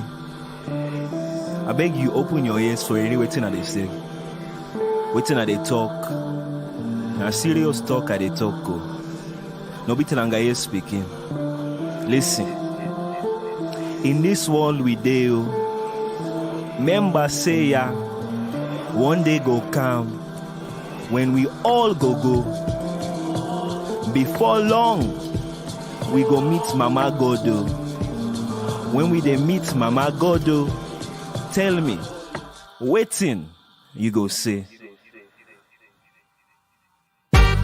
Rhythm my life damnation. You realize all the time we wasting. You realize all the pain we facing. Please pour a cup feminine libation. My gosh, we raising. Please sympathize all the lies we raising. Please realize all the time. Female energy, 1 shot, 2 shot, 3 times sorrows. Carry all the weight of the world on your shoulders. Give a couple crowns to the woman who had bore us. Told us, focus, love and support us. Magical, umbilical, my universe is radical. Introduce the nation to embracing what is factual. Feminine energy, almost mathematical. You can't really sum up what is infinite and valuable. Feminine energy, balance up the indestructible in the vaginal, heaven in thine. She sing a melody to pass the time. Give us her energy so she feel mine. If I was astonished by the level of shame, feminine energy, never shame again. Rain, tamed, brain, praying. Intuition and ambition running through my veins. Pour out the love, let the healing begin. The birds and the bees ain't got nothing. The birds and the bees ain't got nothing.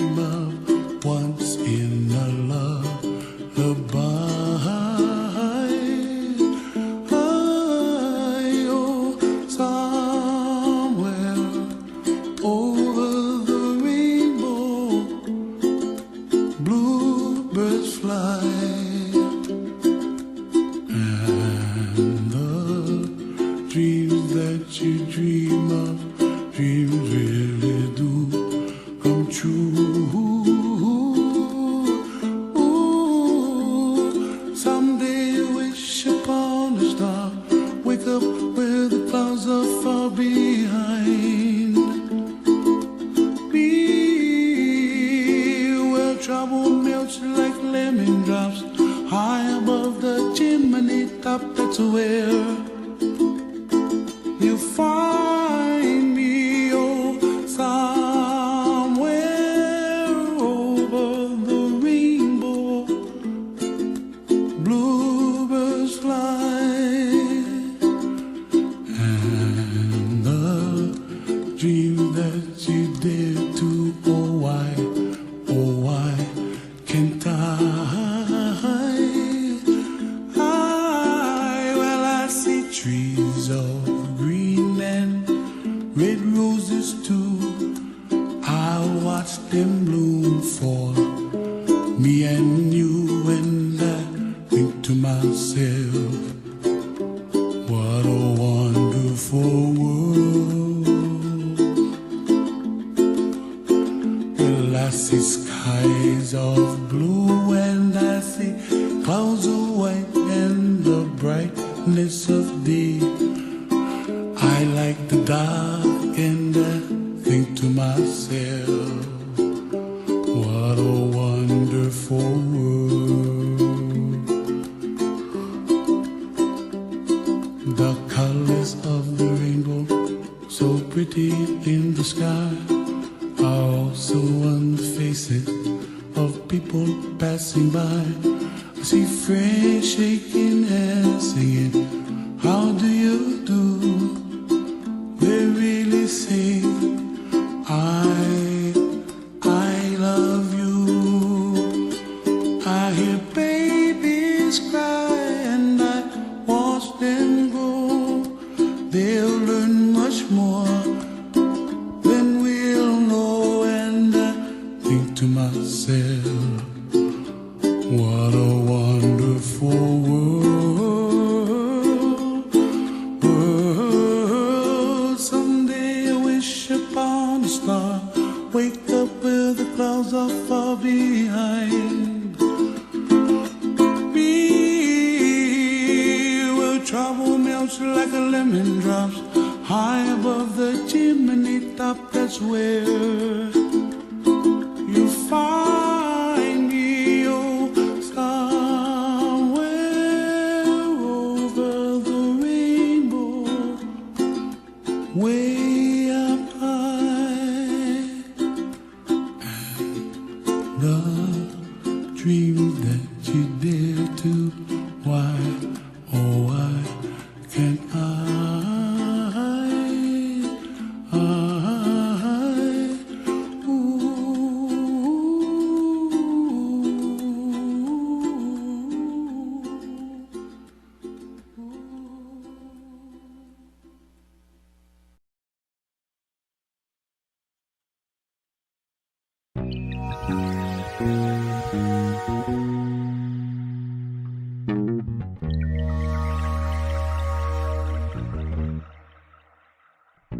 When I wake up, no makeup, half naked, I feel like I'm the shit. Pardon my language, but hang-ups do not define the kid. No, I'm not flawless, I'm scarred up and I'm fine with it. My body are the laundry list of all of life's unkindnesses, but I still sip tea and chant om and live free, cause hardships and heartbreaks turn to rap epiphanies. And mom told me stay woke, cause all gold ain't glistening. Choose your words wisely, cause the all-knowing's listening. But no worries, I'm Gucci, my thighs are little juicy, my dialogue little awkward, my idols still move me. My life is a movie, like Raheem and Mookie. I'm just trying to do the right thing, hope that it improves me. My bamboo's accustomed to me, you'll be soon accustomed to me. This tomorrow, I got royal hemoglobin coursing through me, and my strength is now inhuman. I get that straight from my own me, signed and sealed from out the grill of yours and truly.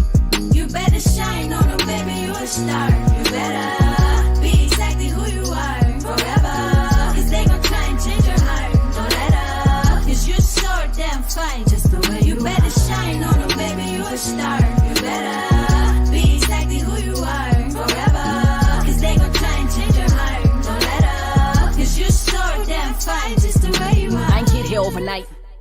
I was in that mirror like 4 or 5 times a week on my mile of beats, reciting affirmations like holy rites, and I still don't know everything.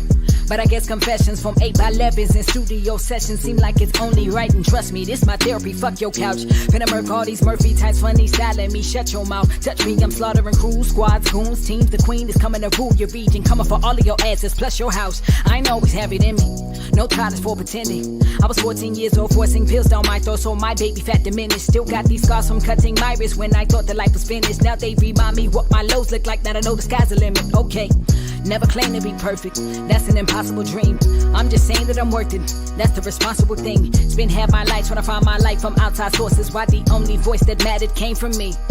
You better shine on them, baby, you a star. You better be exactly who you are forever. Cause they gon' try and change your heart, don't let up. Cause you're so damn fine just the way you better shine on them, baby, you a star. You better be exactly who you are forever. Cause they gon' try and change your heart, don't let up. Cause you're so damn fine just the way you When rock go in, she too aggressive, that's too masculine. And her content a little too obsessive, just relax a bit. She say she got that's narcissistic, just the facts of it. Nah, I don't really F with female rappers, that's just sacrilege. Glad I learned early not to internalize every ink up. Daddy told me with every opinion there comes a sphincter. And they would rather she them thoughts than popularize a thinker. Why them lying archetypes is chasing cat, I'm trying to sphinx her. Rap barrel, skin caramello, apparel mainly vintage. Meryl composer, warrior, so every verse became a vengeance. Went through too much hair to not be fine, but they still feigning ignorance. So now I came to click my just do with remaining interest. Baby, I'm a star without the flash frame of Fenty.